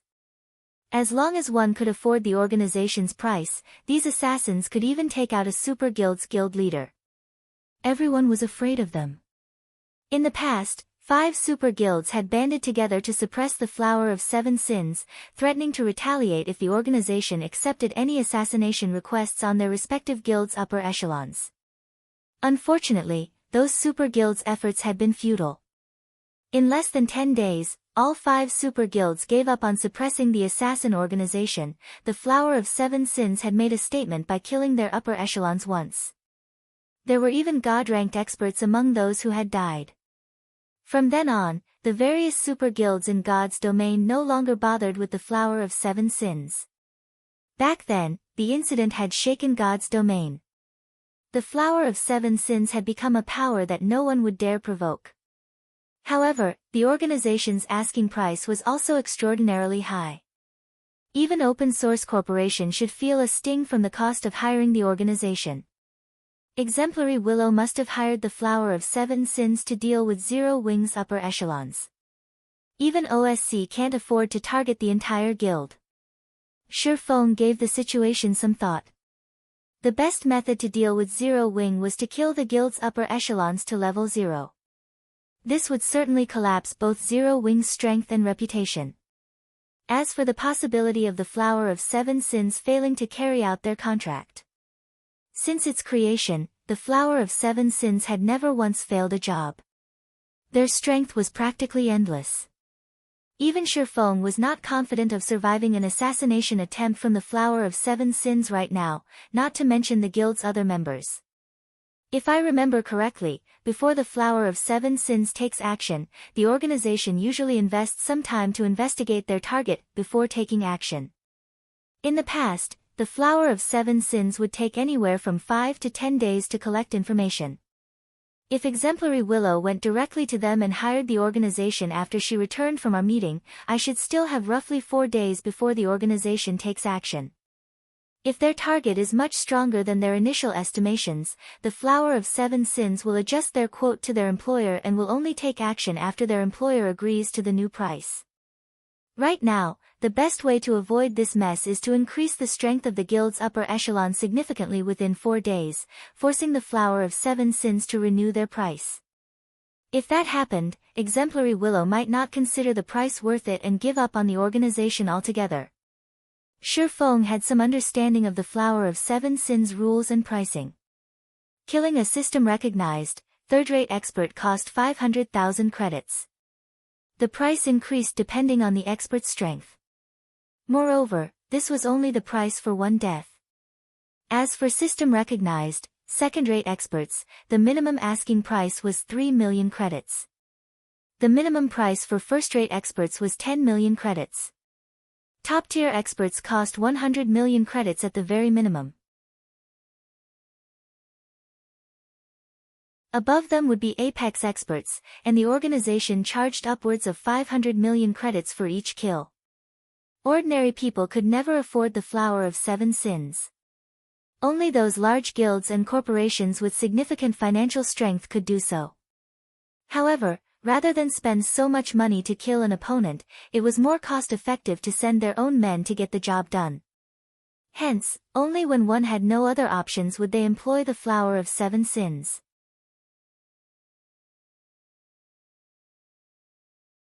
This was precisely the case for Exemplary Willow right now. At this point, even the Star Alliance was helpless against Zero Wing in the Star Moon Kingdom, not to mention Twilight Echo, which did not have the home ground advantage. The cost of killing Zero Wing's upper echelons to level 0 was astronomical. Only a massive existence like the Open Source Corporation could afford such a price. Currently, the Flower of Seven Sins had yet to determine the strength of Zero Wing's upper echelons. Based on Shifeng's estimates, killing a 5th-floor expert of the Trial Tower should cost at least 500,000 credits, a 6th-floor expert would cost at least 3 million credits, a 7th-floor expert would cost around 10 million credits, and an 8th-floor expert should cost at least 100 million credits. Currently, Zero Wing upper management consisted of more than 20 players, and the majority were 6th-floor experts. Only Fire Dance and Violet Cloud had reached the 7th floor. If everyone could improve their strength, the cost of killing them would increase exponentially. At that time, even OSC would have to reconsider. Following which, Shifeng contacted Aqua Rose, instructing her to turn the guild's upper echelons' focus on improving their strength and progressing through the Trial Tower as much as possible. Shifeng would also go all out to supply everyone with the 100-berry wine. Although Aqua Rose did not understand Shifeng's intentions, since he had given the order, she had no choice but to do as he wished. For a time, Zero Wing's upper echelons ceased grinding monsters in the Stoneclaw Mountains. Instead, they focused on their progression in the Trial Tower. As for Gentle Snow's message, she wanted to inform Shifeng of OSC's investment into the Star Alliance, becoming one of the guild's major shareholders. She also stated that OSC intended to deal with Zero Wing, so he should be wary of the Star Alliance. Naturally, Shifeng had already taken appropriate measures to protect Zero Wing. Hence, not long after Shifeng read Gentle Snow's message, shocking news spread throughout Starmoon City. Stone Forest Town was no longer open to the Star Alliance. Any guild that was affiliated with the Star Alliance was also barred from Stone Forest Town. This incident instantly attracted the attention of every player in the capital city. Everyone was confused as to why Zero Wing would suddenly declare war against the Star Alliance. The Stoneclaw Mountains had long since become an iconic symbol of Starmoon City. Meanwhile, Stone Forest Town was an indispensable resting place for players grinding in the Stoneclaw Mountains. Without this resting place, the Star Alliance would fall far behind the other guilds. Of course, the Star Alliance could seek the aid of others to help them repair their equipment in Stone Forest Town. However, Shifeng had prepared for that as well. Shifeng had limited the amount of equipment players could repair. In other words, in addition to one's own equipment, players visiting Stone Forest Town could only help one other player repair a set of equipment once. Moreover, he also placed a limit on the players' levels. Only players who were level 30 or above were allowed to repair their equipment in the town. With this, he restricted the Star Alliance's options of repairing equipment in Stone Forest Town. Can someone tell me what is going on here? When Galaxy Past received this information, he nearly jumped out of his seat from anger. The situation had changed so suddenly that even Galaxy Past did not understand what had happened. Why had Zero Wing turned against them? The Star Alliance had only considered striking out against Zero Wing. The guild had yet to take such consideration seriously. Yet, Zero Wing chose to humiliate the Star Alliance publicly. The Star Alliance had already mobilized the majority of its combat power to the Stoneclaw Mountains.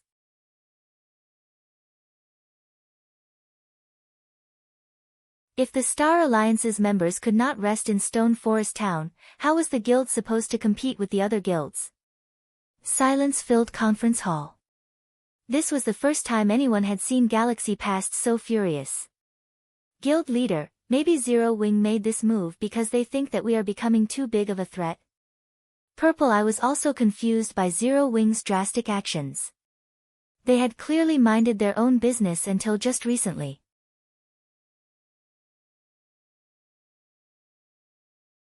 Zero Wing must have found out about OSC's investment into the Star Alliance, Red Feather reasoned. Even if we have OSC support, there is no reason for this. Zero Wing has clearly made us out to be their greatest enemy, Purple Eye said as she shook her head. Go. Contact Black Flame immediately. Galaxy Past agreed with Purple Eye's opinion. He needed to sort out this matter with Black Flame properly.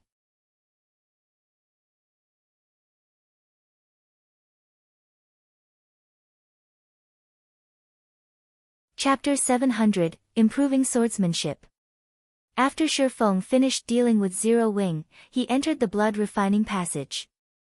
Regarding the Flower of Seven Sins, he could only focus on growing stronger. He had already obtained an epic weapon, and he was nowhere near completing the Solomon's Treasure quest. If he completed the quest, he might be able to upgrade his equipment. If he could obtain an epic weapon for himself, his combat power would rise significantly. Is this the blood refining passage? Shifeng found his surroundings somewhat stifling. The blood refining passage was a long and narrow passageway. Shifeng could not even see the passage's end. Numerous blood-red runes had been carved into the walls on either side, radiating a faint divine might that made him very uncomfortable. It felt as if he were submerged in water, even walking down the passageway was difficult. If he had to fight in such an environment, he wouldn't be able to exert even half of his normal strength. The moment Shifeng entered the passageway, the large, stone doors had closed, preventing any retreat. Right now, his only option to escape was to give up on the quest and use a return scroll. Since his path of retreat had been closed off, Shifeng could only advance down the walkway. However, before Shifeng had covered a distance of 100 yards, two monsters suddenly emerged from the walls on either side of the passage. These two monsters wore blood-red armor and wielded silvery white bone spears. Blood Fighter, Undead, Elite Rank. Level 50. HP 100, 000/100, 000. Undead? Shifeng unconsciously breathed a sigh of relief as he looked at the two 3-meter-tall blood warriors. Luckily, they're just level 50 elites. With the divine might suppression, the strength he could exert was limited. If a chieftain had appeared, he would have had no choice but to summon a tier 3 demon. However, the magic amplification scroll had limited uses. Shifeng did not want to waste them. After the two blood fighters appeared, they immediately charged at Shifeng while thrusting their spears, each spear splitting into 3. They fought like experts who had known the same weapon for many years. All 6 spears aimed for Shifeng's vital points. With the two blood fighters working together, even Shifeng could not avoid all of their attacks. Such skill. Shifeng was slightly surprised. The blood fighters' spearmanship was on par with experts who specialized with the spear. In a fight without skills, even elite players would stand no chance against these blood fighters.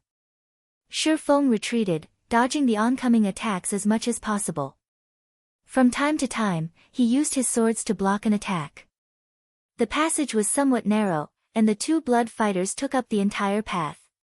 He had no room to circle to their sides, he could only face them head-on. Die.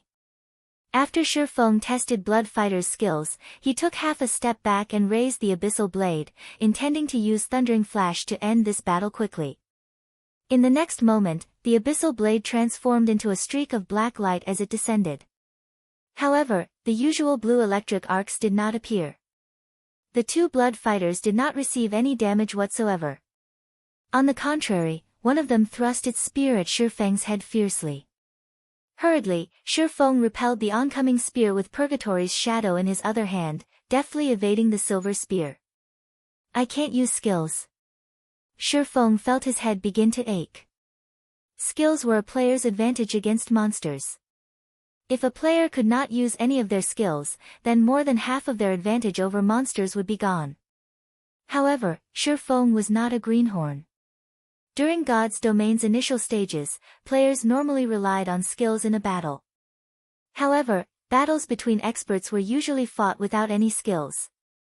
Instead, they relied on their techniques against each other. The two blood fighters were indeed powerful. However, their attack patterns were overly monotonous and lacked flexibility. To a sword expert like Shifeng, a few exchanges were all he needed to find a gap to damage the two elites. When the abyssal blade slashed at a gap in one of the blood fighter's crimson armor, that blood fighter immediately retreated by a step, a crack appearing on the white bone beneath the armor. A damage of -1056 points then appeared above the blood fighter's head. Such a powerful defense and mana body. Shifeng had a very clear understanding of how high his attack power was.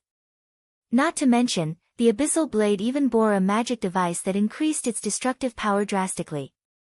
Against a level 50 elite monster, he should be able to deal at least -1500 damage. His strike should also affect his target's combat power to some extent, not to mention an attack that had struck a vital point. Yet, he had only dealt slightly over -1000 damage after striking the blood fighter's bone. Moreover, only a small crack had appeared on said bone. The blood fighter's defense could already rival that of a chieftain-ranked monster. However, after repelling one blood fighter, the space available to him increased significantly. Taking advantage of this opportunity, Shifeng quickly dashed to the other blood fighter's side, stabbing Purgatory's shadow into the blood fighter's arm joint and forcing the elite's attack to a stop. Immediately after, the abyssal blade struck one of the blood fighter's vital points. One hit at the joints and one hit at a vital point. Shifeng repeated this combination attack, preventing the blood fighter from retaliating as its HP rapidly decreased. Even though the blood fighter had 100,000 HP, the damage would slowly accumulate if Shifeng continued dealing -1000 or so damage with his attacks. In less than 5 minutes, both blood fighters fell to the ground, becoming no more than a pile of bones and armor while dropping a piece of level 50 common equipment and a few dozen copper coins. They had also provided Shifeng with an ample amount of EXP. In the next moment, the red mist that the blood fighters released upon death suddenly flowed into Shifeng's body. System: Blood Refining Stone has obtained 1 point of blood energy. System: Blood Refining Stone has obtained 1 point of blood energy. This is, Shifeng took out the blood refining stone, which he had obtained from the 9-headed magic snake. The pitch-black stone gave off a faint, red glow. Its information had also changed. Blood Refining Stone can evolve into a blood refining crystal after absorbing 1000 points of blood energy. 2/1000. Although Shifeng did not know what use there was to upgrading the blood refining stone into a blood refining crystal, after giving it some thought, he realized that it might be a crucial key to completing his quest. Moreover, the blood fighters had provided an ample amount of EXP. It was roughly 3 times that of an ordinary level 50 elite. Hence, this wasn't a bad place to level up. Following which, Shifeng continued along the passageway. He would encounter blood fighters every so often. However, as he progressed down the passage, more blood fighters appeared with each ambush. From the initial 2, the number gradually increased to 3, then 4. However, this was still not the greatest change. As the number of blood fighters increased, their attacks became more accurate. By the time Shifeng faced 4 blood fighters at the same time, their spearmanship had also become far more flexible. Their attack patterns began to vary as well. Killing the blood fighters became more of a challenge, and the time it took for him to end each battle increased significantly. After 3 to 4 hours of intense, non-stop combat, even an elite player would feel mentally exhausted. Fortunately, Shifeng had long since adapted to God's domain's battles. Rather than feeling tired, he felt elated when fighting these blood fighters. It was not very often that he could fight in a life-or-death battle purely involving techniques. Without being able to use his skills, Shifeng gradually noticed the deficiencies in his own swordsmanship.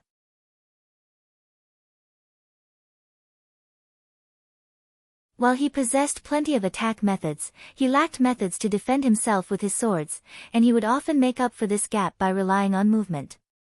Hence, Shifeng began to use his swordsmanship for both attacking and defending, no longer relying on his agility to evade oncoming attacks. As Shifeng engaged in more battles, his defensive swordsmanship improved. Initially, he still had to evade attacks every so often against two blood fighters simultaneously. After a few hours, however, Shifeng no longer needed to evade the attacks.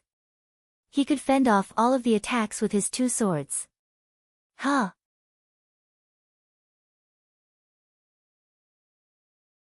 Another change has occurred. Just as Shifeng prepared to deal with the next batch of blood fighters, the elites stopped appearing. Instead, a skeleton wielding a two-handed saber and wearing exquisite armor pulled away from one of the walls. Life filled the skeleton's flashing, red eyes. It was completely different from the robotic blood fighters.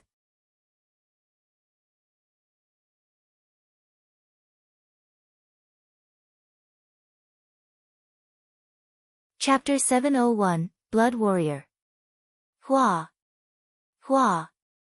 The skeleton in black spiked armor suddenly brandished its two-handed saber, creating a powerful gale that engulfed Shifeng.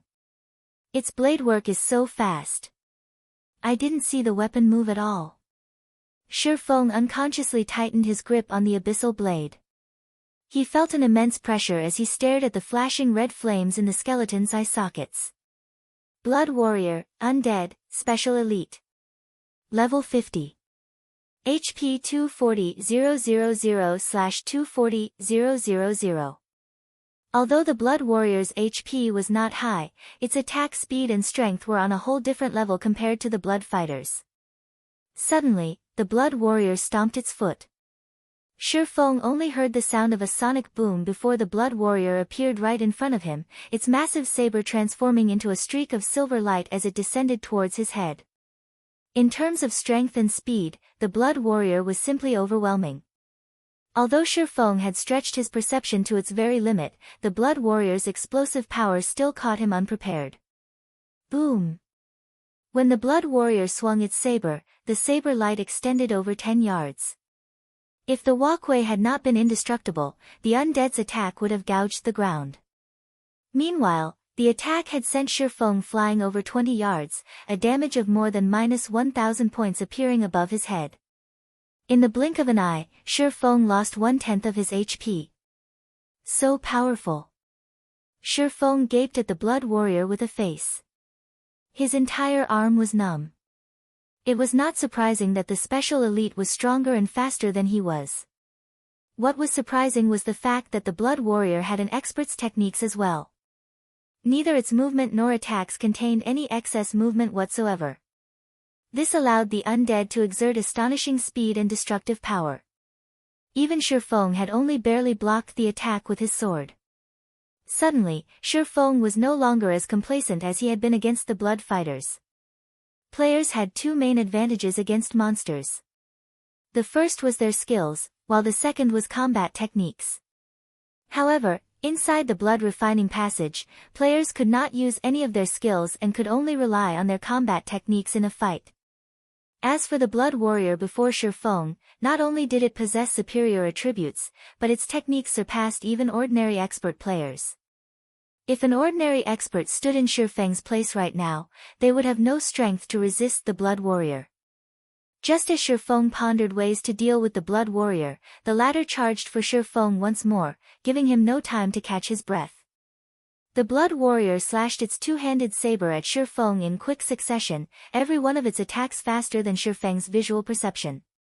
Shifeng could only rely on his intuition to block or dodge the attacks. He did not even have time to breathe. 1 slash, 2 slashes, 3 slashes. Countless saber lights intertwined, generating dazzling sparks as they collided with Shifeng's swords. Each time Shifeng blocked the Blood Warrior's saber, he was sent flying. Even while Shifeng soared through the air, the Blood Warrior showed no signs of stopping its assault. As long as Shifeng erred in his judgment, he would be executed on the spot. Shifeng was thrown over 100 yards in quick succession, his body slamming into the ground. The difference between their strengths was obvious at first glance. Is this really a level 50 special elite? Shi Feng looked at his own HP. He had less than 3,000 HP remaining. At most, he could receive 3 more hits before his life ended. Before Shi Feng could even consider his options, the Blood Warrior appeared before him. Attacking with its saber, it sent Shi Feng flying once more. Since Shi Feng had rejoined God's domain, he had suppressed his opponents with his strength. This was the first time an opponent had beaten him so badly regarding strength and speed. In the face of absolute strength, all manner of trickery was useless. At this moment, Shi Feng was reminded of the fact that attributes were the basics of combat in God's domain. Even if Shi Feng could perceive the Blood Warrior's attack trajectories, he simply could not keep up with the special elite's speed.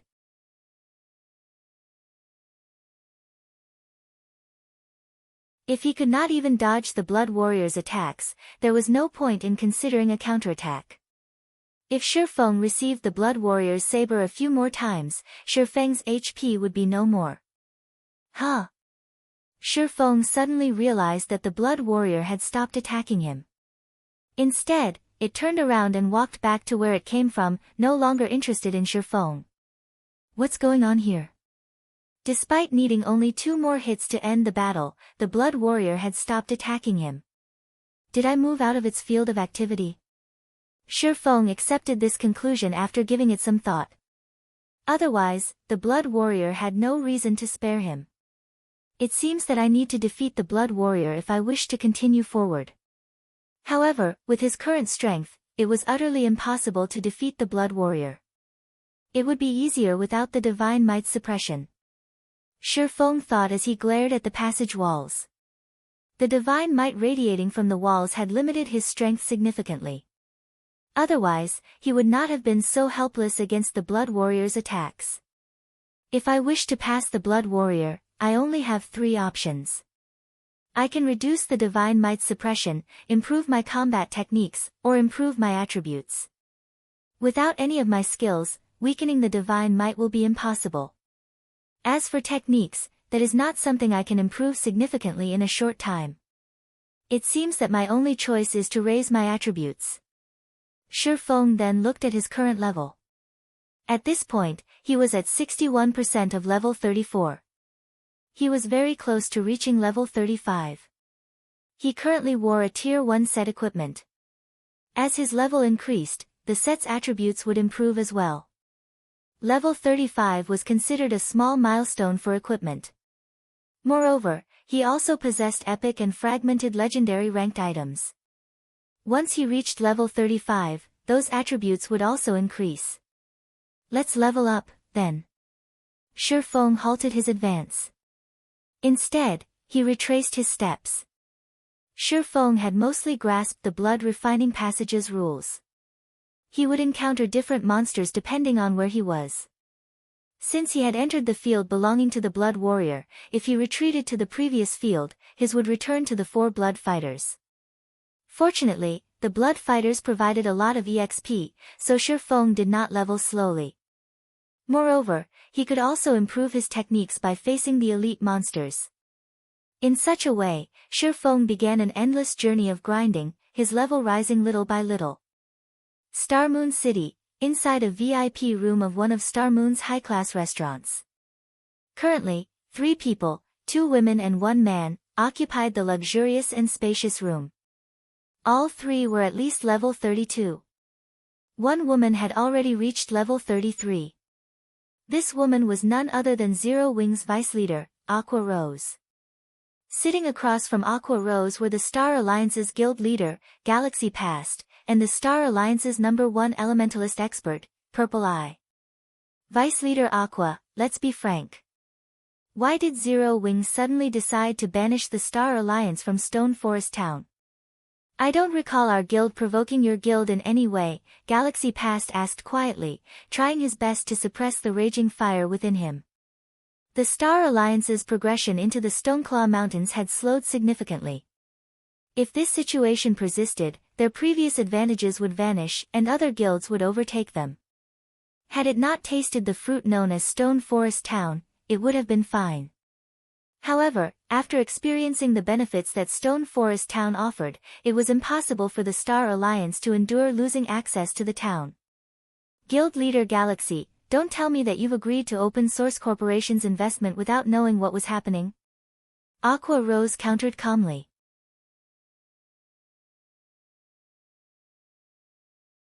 Or does Guild Leader Galaxy not know what kind of people have been harassing Zero Wing recently? After Aqua Rose's reminder, Galaxy Past quickly came to a realization. He had received some information mentioning a small conflict between Zero Wing and Open Source Corporation.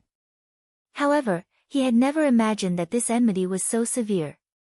Guild Leader Galaxy, I believe that you should have a general understanding of the situation. Today, I've come here to pass on a message from our guild leader.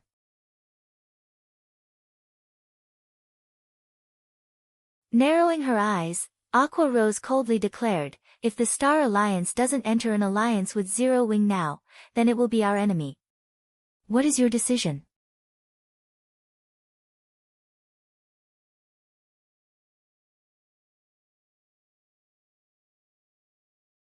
Chapter 702, Swift and Ruthless. Become your enemy. Galaxy Past let out a laugh as he raised an eyebrow, a flame of anger igniting in his eyes. However, he quickly suppressed the emotion. Chuckling softly, he said, Guild Leader Black Flame really hasn't changed. Although he had known about Black Flame's arrogance, he could not help his anger when it turned on him. However, he had to admit that, up until this point, not one guild had managed to do anything to Zero Wing. Aqua, you're saying that Zero Wing intends to go to war if the Star Alliance refuses to become its ally? Purple Eye asked, a hint of cold surfacing on her white, delicate cheeks. The killing intent she radiated even dropped the surrounding temperature by several degrees. The Star Alliance was a first-rate guild. Its survival until now spoke volumes to its strength. Why would it possibly cower due to an upstart guild? Besides, the Star Alliance currently had OSC support. Star Moon City was the Star Alliance's home ground. If an all-out war broke out between their two guilds, Zero Wing would suffer tremendous losses. If not for Stone Forest Town, the Star Alliance would have lashed out against Zero Wing in the Stoneclaw Mountains long ago. You can interpret it as such, Aqua Rose nodded in acknowledgement. Shifeng's method was indeed crazy. Dealing with Open Source Corporation was already a huge headache. Now, he planned to tear away all pretenses with the Star Alliance. This decision would only place Zero Wing in even greater danger. Currently, Zero Wing was not in particularly advantageous position. Aside from Overwhelming Smile, Heaven's Burial, and the other White River City guilds eyeing Zero Wing covetously, now, they needed to deal with Open Source Corporation and the Star Alliance. If Zero Wing declared war on the Star Alliance, it went without saying that Overwhelming Smile and Heaven's Burial would also take action. At that time, Zero Wing would be exposed to attacks from the front and the rear. However, when dealing with a problem, one must be both swift and ruthless. Since they already knew that the Star Alliance had fallen under OSC's control, there was no doubt that the first-rate guild would become Zero Wing's enemy in the future. If they maintained the current peace, they would only prolong the inevitable. Zero Wing would eventually be at risk. Moreover, by declaring war on the Star Alliance, it would deter the other guilds. They would have to think twice before plotting against Zero Wing. Currently, as the Star Alliance had the home ground advantage, even without Stone Forest Town, the guild could continue their development in the Stoneclaw Mountains. However, the other guilds did not have that advantage. So what if we don't become allies? Galaxy Past sneered. In a low growl, he asked, do you think the Star Alliance needs a rest stop like Stone Forest Town? Once the 15-day protection period is over and Zero Wing loses their NPC guards, the Star Alliance will be able to occupy the town at any given moment. Moreover, I believe that the other large guilds will also be very interested in the town. Guild Leader Galaxy is correct. However, might I remind you that Zero Wing has not yet started a war with the Star Alliance. Our guilds have not had any conflicts with each other in the Stoneclaw Mountains. If we go to war, however, Zero Wing cannot guarantee the safety of the Star Alliance members in the Stoneclaw Mountains. Guild Leader Galaxy, you know that Star Moon City doesn't have only one first-rate guild. Aqua Rose paid no attention whatsoever to Galaxy Past's threat. Zero Wing had the support of Stone Forest Town. Even if its members died, they could simply revive in the town. Ouroboros's members, Zero Wing's allies, could also revive in Stone Forest Town. Hence, Ouroboros could quickly send reinforcements into the Stoneclaw Mountains. Aside from Stone Forest Town, the nearest town players could revive in was over 10 hours away. If a fight broke out in the Stoneclaw Mountains, the Star Alliance's members would have to waste a lot of time to return. Aqua Rose refused to think about the resources and manpower that would go to waste. If the war persisted, it would definitely wear down the Star Alliance. Galaxy Past and Purple Eye's expressions grew serious upon hearing Aqua Rose's words.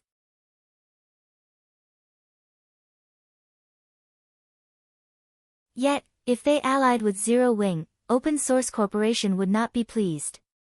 How could the guild elders ever agree to an alliance that would anger a god of fortune like Open Source Corporation?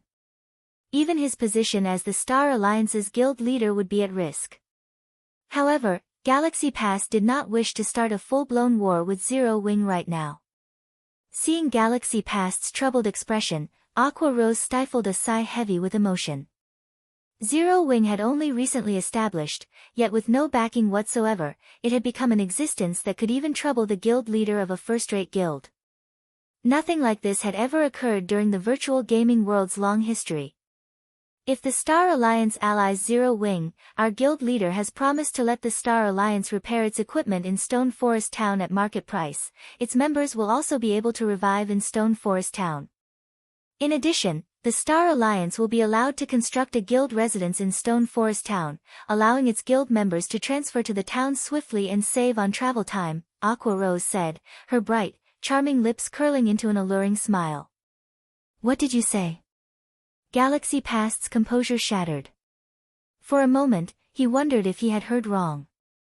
If Aqua Rose's words were true, then the Star Alliance's development speed in the Stoneclaw Mountains would rise by multiple times. Purple Eye was similarly shocked. She had never imagined that Zero Wing would be so generous. I've said all that needed to be said.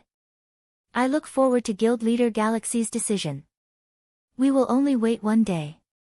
After saying so, Aqua Rose turned and left the VIP room.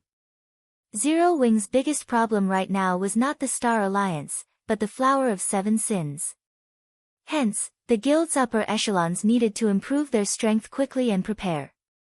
Aqua Rose would not waste her time with the Star Alliance. Right now, she needed to challenge the Divine Colosseum's Trial Tower. Feng was going all out to provide the upper echelons with the 100-berry wine. They would be fools not to use it.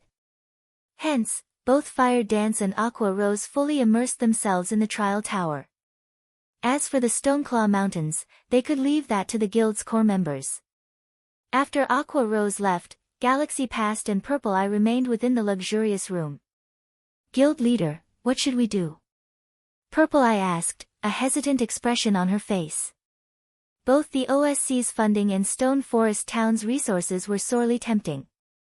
However, both organizations were just as threatening. No matter which side they chose, the consequences would not be light. If it were up to me, I would agree to Zero Wing's offer. However, the guild's main purpose when it established was to earn money for the company. The investment of a god of fortune like OSC is something all guilds strive for, Galaxy Past laughed bitterly. However, now that I think about it, this was all due to Zero Wing. OSC only chose to invest in the Star Alliance to deal with Zero Wing. Purple, gather the guild elders for a meeting immediately. They must all be present, I don't care if they're busy. I'll contact them right away. Suddenly, the Star Alliance's elders received a message. All of the elders, regardless of where they were required to attend the meeting in Star Moon Kingdom. This situation shocked the Star Alliance's members. As a first-rate guild, their development was widespread. The Star Alliance had created branches in several other kingdoms, each one managing themselves on their own. This was the first meeting since they had joined God's domain that required the presence of every elder. Time flowed quickly.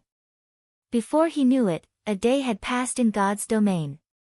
Inside the blood-refining passage, Shi Feng had killed blood fighters almost without rest. He only took small breaks to recover his exhausted stamina, before returning to grinding blood fighters. After Shi Feng killed another blood fighter, the sound of a system notification suddenly reached his ears. System, the blood-refining stone has collected 1,000 points of blood energy. Do you wish to evolve it into a blood-refining crystal? There was no guarantee that each blood fighter killed would generate blood energy. The more blood energy Shi Feng accumulated, the less he could collect from the slain blood fighters.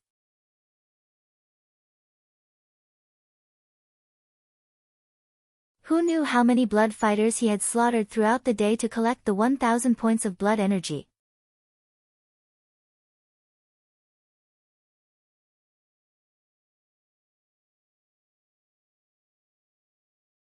Chapter 703, Improved Attributes. Evolve. Shi Feng clicked, confirm. Although he did not know what changes would occur after upgrading the blood-refining stone to a blood-refining crystal, seeing as he had spent so much time to collect the required blood energy, the crystal should not be an ordinary item. Otherwise, it would not have dropped from the nine-headed magic snake. Suddenly, the magical black cube in Shi Feng's hands crumbled, transforming into a half-transparent, blood-red crystal ball. There were even droplets of dark red liquid flowing within the crystal ball, each containing powerful life force. Why is there so much life force? Shi Feng could clearly feel the life inside those droplets of blood. It was only slightly weaker than the water of life.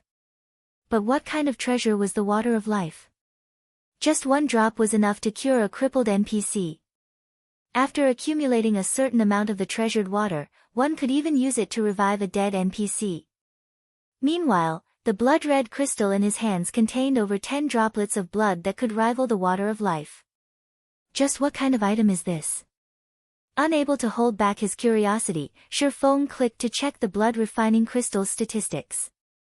Blood-refining crystal, dark gold rank item. Can absorb the life force of powerful monsters the wielder kills. After accumulating 100 points of blood energy, player can produce a drop of life essence. Can accumulate a maximum of 1,000 drops of life essence. Each drop can increase a player's stamina and concentration recovery speed for 2 hours. Current drops of life essences, 12/1000. Is this the true power of the blood-refining crystal? Shi Feng was shocked when he read the statistics. In God's domain, it was common knowledge that players required rest to recover their stamina and concentration. Hence, players could not grind for long periods. They had to take breaks. Although there were some tools that sped recovery, such as food and field tents, those items could only be used outside of combat. Shi Feng also knew of a few items that could recover stamina and concentration during combat. However, these items were extraordinarily difficult to obtain. The water of life was one such item. However, using the water of life to grind for longer periods was no less than extravagant. Not a single guild in God's domain could afford such a waste. The other tools were similar to the water of life, in which they were extraordinarily valuable and exceedingly difficult to obtain. Even if a large guild mobilized its forces, it would barely obtain enough items to supply for a handful of experts. Shi Feng had never expected the nine-headed magic snake to drop such a valuable item. With the blood-refining crystal, he could recover stamina and concentration without having to stop his slaughter. With this, he could grind far longer than other players. Unfortunately, accumulating life essence was a slow process. At most, 2 or 3 players could use the crystal continuously. With the blood-refining crystal, I can save plenty of time. Due to Shi Feng's reliance on techniques to kill the blood fighters, he consumed far more stamina and concentration than usual. Moreover, the blood fighters in the blood-refining passage were not easy opponents. In an intense battle, a player's stamina and concentration consumption rate increased by several folds. Hence, the blood-refining crystal was a convenient item for Shi Feng right now. Following which, Shi Feng poured a drop of life essence into his hand and drank it. Suddenly, Shi Feng felt his body relax, the fatigue he had accumulated from constant battle vanishing instantly. His mind also cleared. This really is a great item. Originally, Shi Feng had intended to take a break after fighting for a little while longer. Now, it seemed that he no longer needed rest.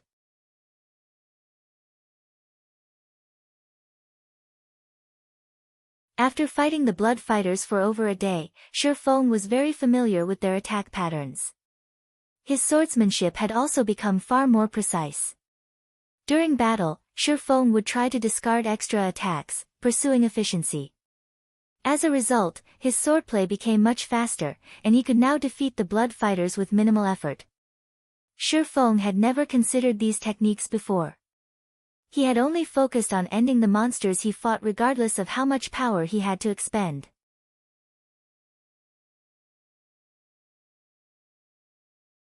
After reaching the blood-refining passage, however, he had to improve his attack efficiency if he wanted to kill his opponents quickly due to his inability to use skills. It was as if a new world had opened up to Shi Feng.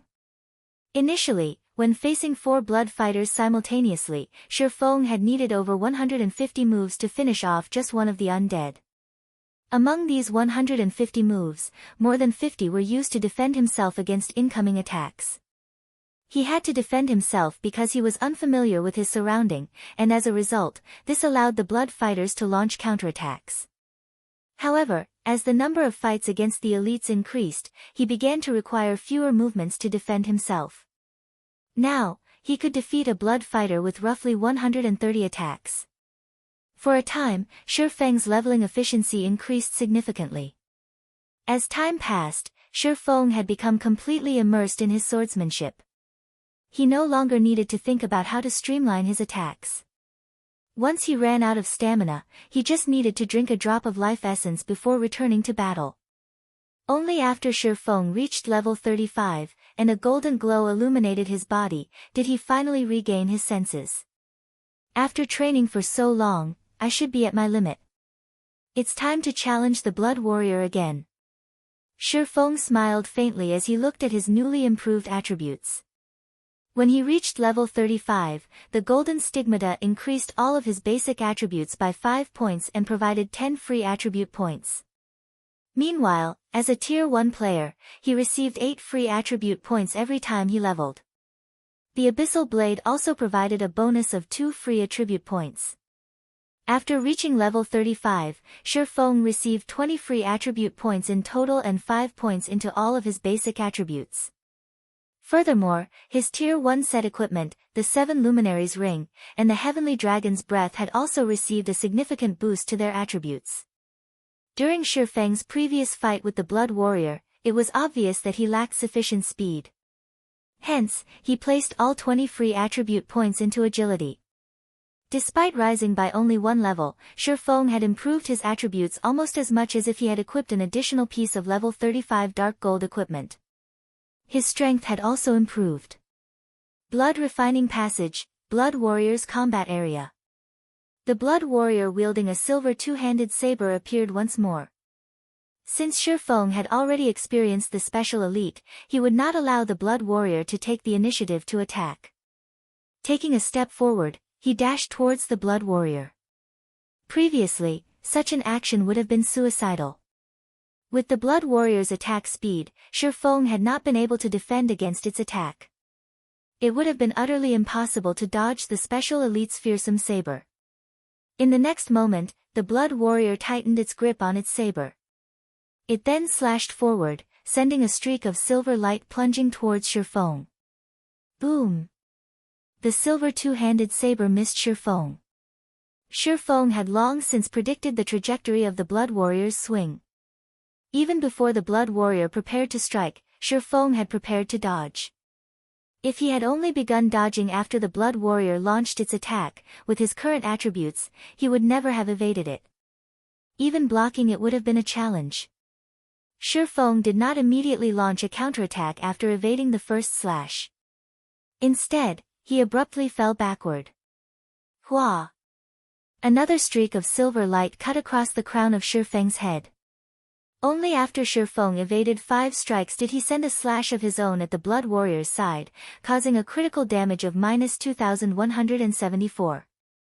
Although the strike had forced the special elite to retreat by half a step, it had not affected its combat power in the slightest. Even so, this result excited Feng. In his previous battle against the Blood Warrior, he had not been able to resist the undead in the least. Now, however, he managed to damage to the special elite. At this point, grinding away the Blood Warrior's 240,000 HP was only a matter of time.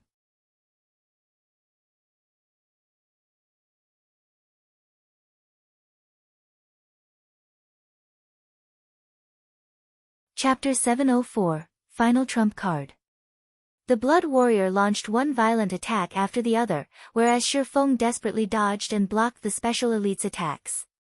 As they exchanged more attacks, Feng refined his own actions, thinking of ways to deal faster damage. -1042. -2108. -1071. One damage after another appeared above the Blood Warrior's head, its HP decreasing at a rate visible to the naked eye. Initially, Feng had to dodge 5 attacks before finding the opportunity to strike. However, as he refined his movements and gained a firmer grasp on his situation, he was soon able to attack after dodging every 4 attacks. In less than 5 minutes, the Blood Warrior's HP fell to 30%. In contrast, Feng had yet to receive any damage. Just as the Blood Warrior's HP fell below the 30% threshold, the crimson flames burning inside the skeleton's eye sockets turned dark green. The two-handed saber in its hands disappeared, and in its place, 2 longswords appeared in each hand. Damn it! Feng scowled at the change. There was a qualitative difference between avoiding a two-handed weapon and 2 one-handed weapons. While the Blood Warrior had used a two-handed weapon, it signified that its attacks carried absolute power.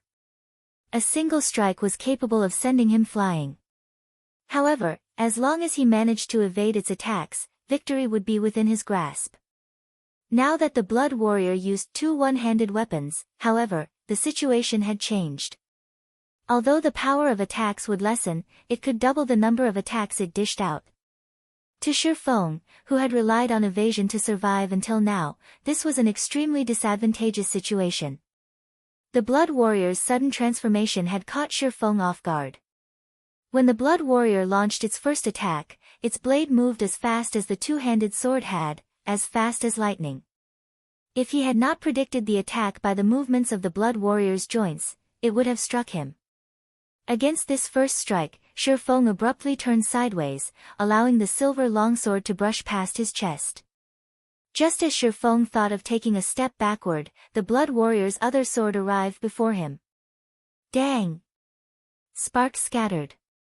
The abyssal blade in Feng's hand barely blocked the Blood Warrior's fatal strike in time. As a result, however, Feng was forced to retreat by 4 steps before he could stabilize his body. Meanwhile, a damage of over -400 points appeared above his head. The Blood Warrior's destructive power with a one-handed sword was much weaker than with a two-handed saber. If Feng had a choice, however, he would very much prefer the saber-wielding Blood Warrior. I can only try my best. Feng quickly adjusted his footwork, using void steps as he saw the Blood Warrior coming in for a second wave of attacks. Suddenly, Feng vanished from the Blood Warrior's sight. Feng had no intentions of giving up this fight. Currently, the Blood Warrior had less than 70,000 HP remaining. If he strived for a little longer, he could defeat the special elite. Whether it was against players, monsters, or NPCs, Void Steps was a very effective technique. Only, Void Steps was not suitable against high-tiered monsters and NPCs as these individuals possessed domains. The owner of a domain could grasp every movement within their domain. They had greater perception than what their vision provided, rendering Void Steps useless. However, the Blood Warrior was merely a special elite. Moreover, it was neither a high-intellect NPC nor a high-tiered monster. It could not cope with Shifeng's void steps at all. After Shifeng used void steps, he frequently disappeared and reappeared. Each time he appeared, he would inflict a significant amount of damage to the Blood Warrior.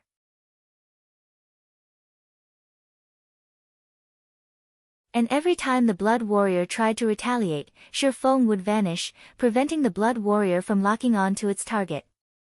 Although this move seemed like a bug, this was Shifeng's final trump card, which he normally avoided using. Void steps combined of both footwork and breathing techniques. The burden on its user's stamina was only secondary. Its main downfall was the massive stress it placed on its user's concentration. Even though Shifeng's brain activity had improved significantly, utilizing void steps frequently was a double-edged sword.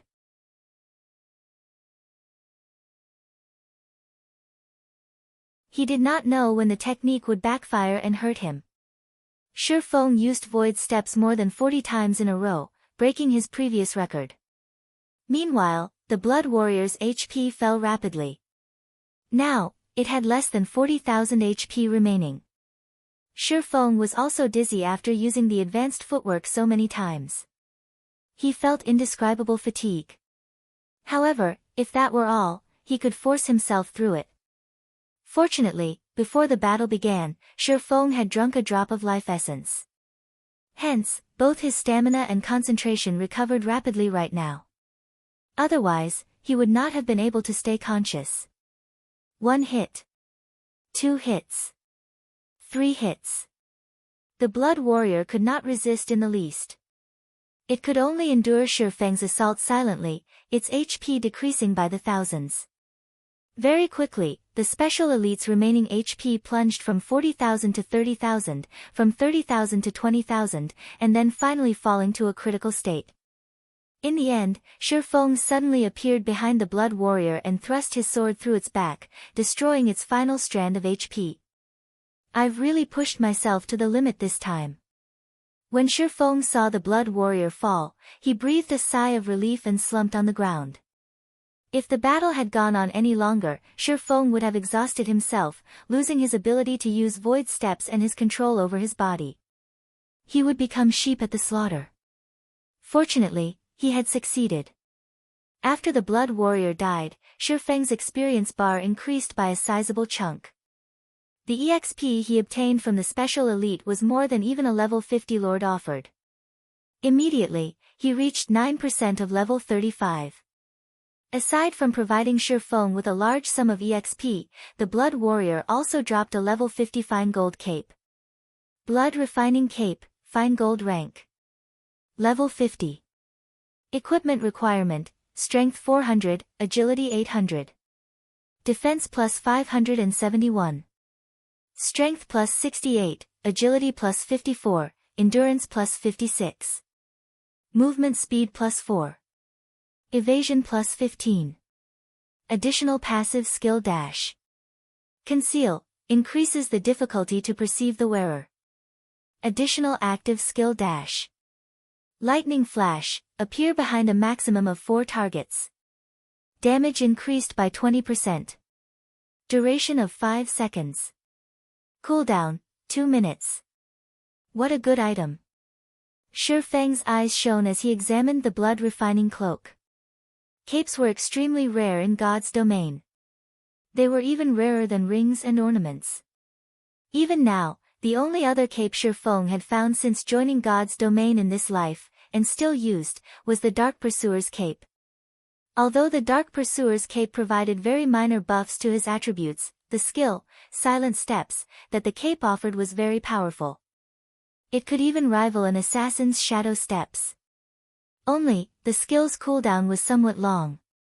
However, if used appropriately, it could set one up for an instant kill. In combat, such a skill was far more valuable than attributes. However, now that he had the blood refining cape, as soon as he fulfilled the equipment requirements, he would immediately replace the Dark Pursuer's cape. The requirement of level 50 was not a problem to Shifeng as he had the Heavenly Dragon's Breath, which reduced items' level requirements by 10 levels. In other words, he could equip the blood refining cape once he reached level 40. Although the 7 luminaries ring also decreased the level requirement of all items by 5 levels, in God's domain, this effect was not stackable. The highest effect would apply. Aside from dropping the blood refining cape, the blood warrior also dropped an ancient gold-rimmed book. The pressure this ancient book radiated even caused Sher Feng to shudder with fear. 2 large words graced the book's cover. Solomon's Treasure.